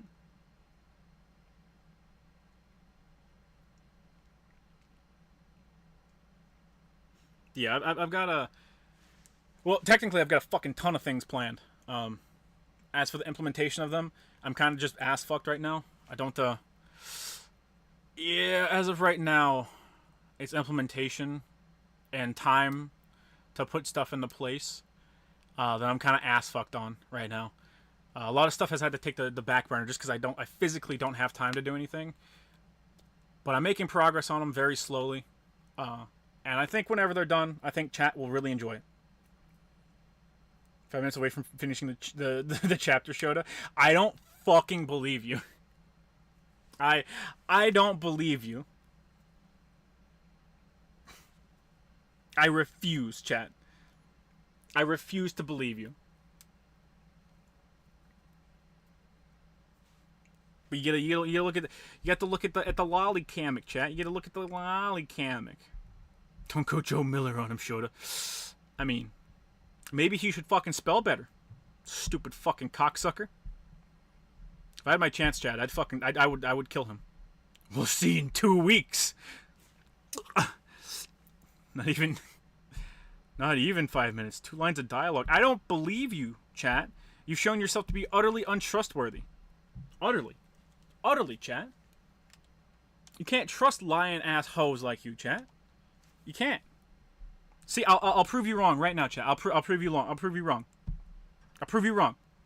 It was 7 o'clock in the evening, just after the unproductive discussion between the other 2 mages and the boy had ended. Leaving her roommate and the intruder in the drawing room, the girl walked along through the foyer. From there, she headed to the west wing. These were Alice Kawanji's personal chambers, in which even her roommate, Aoko Ozaki, seldom dared to step foot. Seems like more than 2, chat. It seems like more than 2 to me. The floor was illuminated by only the pale moonlight. Hard footsteps echoed through the dreary moonlit lobby. In such mansions in Japan, there was no custom for removing shoes at the door. Hence, Alice crossed the foyer in boots. She only removed them when she relaxed in her bedroom. Suddenly, she remembered something from her childhood. She used to enjoy the feelings of the cold hardwood on her bare feet, and would walk around the foyer on particularly sunny days. After her father effectively scolded her for it, she never did it again. And I don't know why I bother. Aoko never does. She let out a quiet sigh. Alice's new roommate, whom she took on after coming to Japan, would not comply with her instructions. Old habits die hard. Fuck, I need to put the goddamn earbuds back in. I can't tell who's talking. Aoko would say, changing into her slippers. Aoko might have found it natural to do so, given that she lived in a typical Japanese house through the middle school. But every time Alice heard her flip-flopping through the foyer, she wanted to cancel the cohabitation. By now, Alice was not particularly bothered by it anymore. Human adaptability was remarkable at times, and ungracious at others. The emotional attachments of the past had proven far too brittle under the weight of reality. A little blue bird was perched on the banister. His tiny chirping made Alice stop and look its way. Leave him be for tonight. Right now, he's Ako's problem. The lack of feeling in her voice made the bird tilt its head as it sang. Tweet, tweet, tweet. It trilled as though questioning its master's uncharacteristic leniency. A promise is a promise. I can at least tolerate him for tonight. Aoko and the boy did go to such lengths after all. She said to the bird, her voice betraying her discontent. If you win, I'll let you go. She would keep that promise in spite of the unquenchable desire to fight the bird in her chest. But it didn't make any guarantees after that. She scraped the wind, even with a handicap in our little game. But I won't let her strut around childishly rubbing at my face forever. Perhaps it was perfectionism born of fastidiousness, but despite her prim demeanor, Alice Kwanji was a sore loser. It did not matter to her whose magecraft was superior. Losing the game had proven hard to move on from. The little bird fluttered its wings in agreement, drinking in Alice's contempt. It was itching to dive bomb the invader. It looked like a soldier saluting a superior officer as it preened itself. The bluebird turned to face its master. Tweet-tweet-tweet, tweet-tweet-tweet. Its light-hearted tweeting seemed to display a desire to deal with Sojiro, first thing in the morning. そうね Indeed, because of a reason. Let us put him in a bottle, or perhaps a book. Except, her words lacked any bite. On the face of it, they were the chilling kind one might come to expect from a witch's lips. But then again, so tame to remind you of a certain robin's flapping. しばらくの話よ It's only a matter of time. けど There's not それ very も much of that. 一時だけ My patience has its limits. だいたい Ako was in no 青子も position to 人に dote on か others in the けていら first れる立場 wait. じゃないわ Ako was in no position to dote on others in the 5 first 日も place. すれば I'll 思い give her 知る 5 でしょ days. And then... When that time came, expelling him would be simple. Alice was well aware her roommate was a pragmatist with no vision. Pragmatist with no vision. The situation she'd created would not allow her to wait around. She could only afford to protect that boy for 3 or 4 days at most. Beyond that, Alice sensed Alco would crack and say something like, "You take care of this, Alice." それまで待つか Will I wait until then? Or will I 私 lose の my が patience どちら first? にしても Whichever comes first, the end result will be the same. Alice Kawanji would suffer no more irritations, and protecting a witness, let alone allowing them to live in her mansion, was an indignity. Alice looked up, fascinated by the dense fog that had crawled into the foyer. Above the fireplace was a single mirror. Roughly 3 feet in diameter, it decorated the wall, where one might find a painting. Its surface was faintly clouded and vaguely reflected the foyer's appearance. スナークをなくした影響でしょうね This is what I get for losing this snark. 鏡の機能 I suppose that means the mirror is out of commission for the time being. The little bird joyfully chirped at his master's mumbling. The bird attempted to imply that there was no need for her to lift a finger, not if the nuisance would fall into the mirror of his own accord. Or perhaps, had the little bird had not sang, Alice would have come to the same conclusion. For some reason, she recalled an earlier conversation. これでも一番無難だと思う How about now? Still think this is the safest option? In response to her question, the boy inside the bottle shrugged his shoulders and answered. From his perspective, the city and the mansion were no different.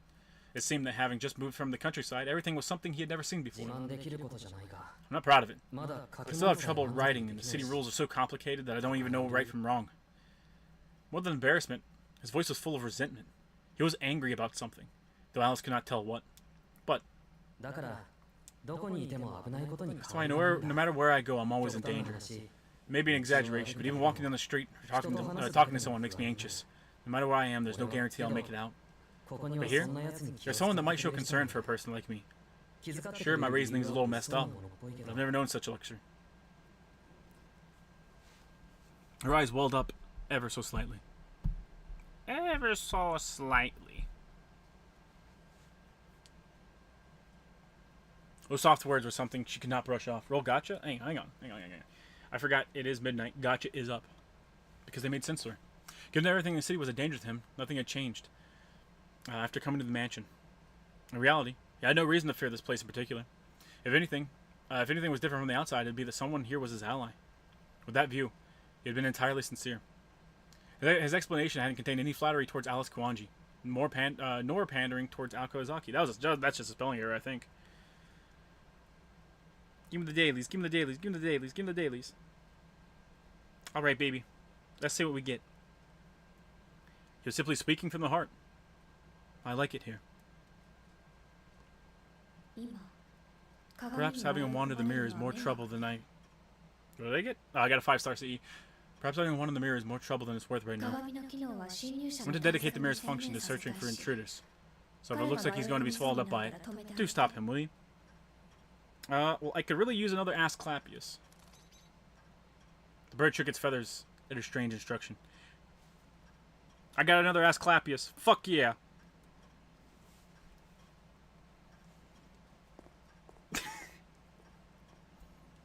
Alice looked away from the mirror and continued her walk. The bird chirped in あなたの protest. 仕事よロビ It is your job, ーそれぐ Robin. らいの役には At least get that right, would you? Leaving the bird with that icy retort, she vanished to the west wing. So mean to the bird! What a bitch. All that remained was the moonlight, and the little blue bird trembling at a perilous prospect of unprecedented change. What do you think of the Dishonored series? Good. I enjoyed it.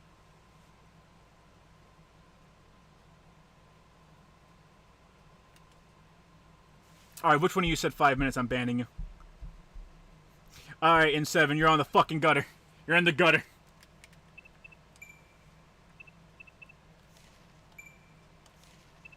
You get 1. You get 1. Yay. Yay.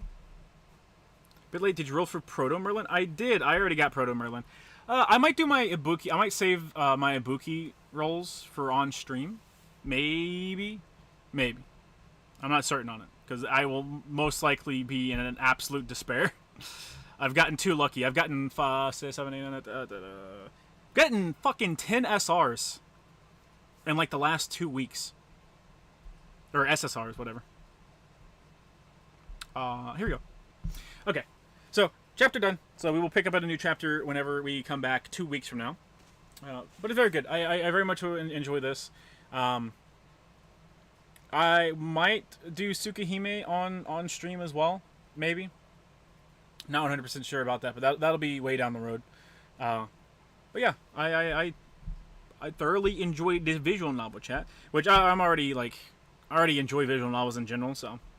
So funny that after the assassination attempt of Trump, the extra left just default into trying so hard to justify themselves being horrible. Yeah. Jesus Christ, I've never been that lucky. I fucking know. All my luck is gone. And guess what? I don't really need a Buki, because I already have a Berserker that fills her niche. I really want Scotty. Took a peek at Evo announcement and the possible final DLC for King Fighters 15 are Vice and Mature. Really? Interesting. But yeah, other than that, chat, I think I'm gonna wrap it up. I'm probably gonna fucking find something to snack on. But yeah, it was a good night, chat. I appreciate everyone coming out. I love the idea of just considering this our fucking book club, because there right now there's like 83 people, a minimum of 83 people, listening to me fucking read. So hopefully you're not annoyed by the voices that I do, but. I needed something. I needed like some way to make this a little bit more interesting for me, other than just like just reading it. So I hope you enjoy it. I think the luckiest I've ever been is rolling 2 SSRs from one banner to the next, or 4 SSRs in like a month and a half. Cool visual, very very breedable waifus. So I missed most of the stream, but happy I caught the end. Yeah, well you can always watch it. It'll always be there for you to watch the VOD. Welcome to the sub club. Oh. Voices make it interesting. Yeah. But also, it lets me. Your women voice sounds.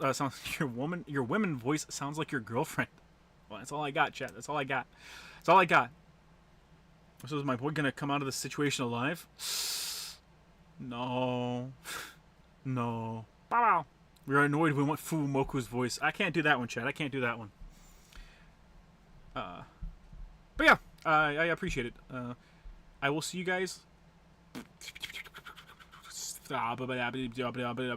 Tuesday. I'll see you guys Tuesday.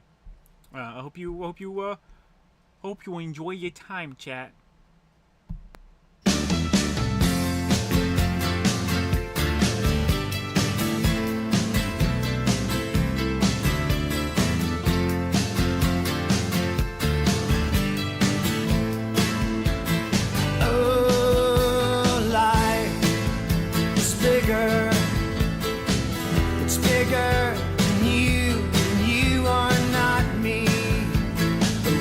That I will go to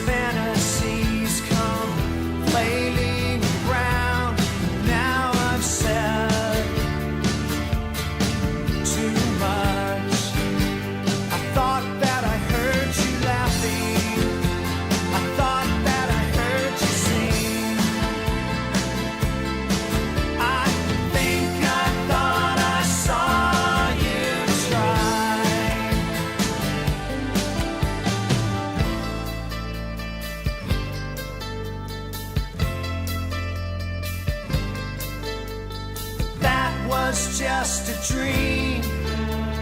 That was just a dream.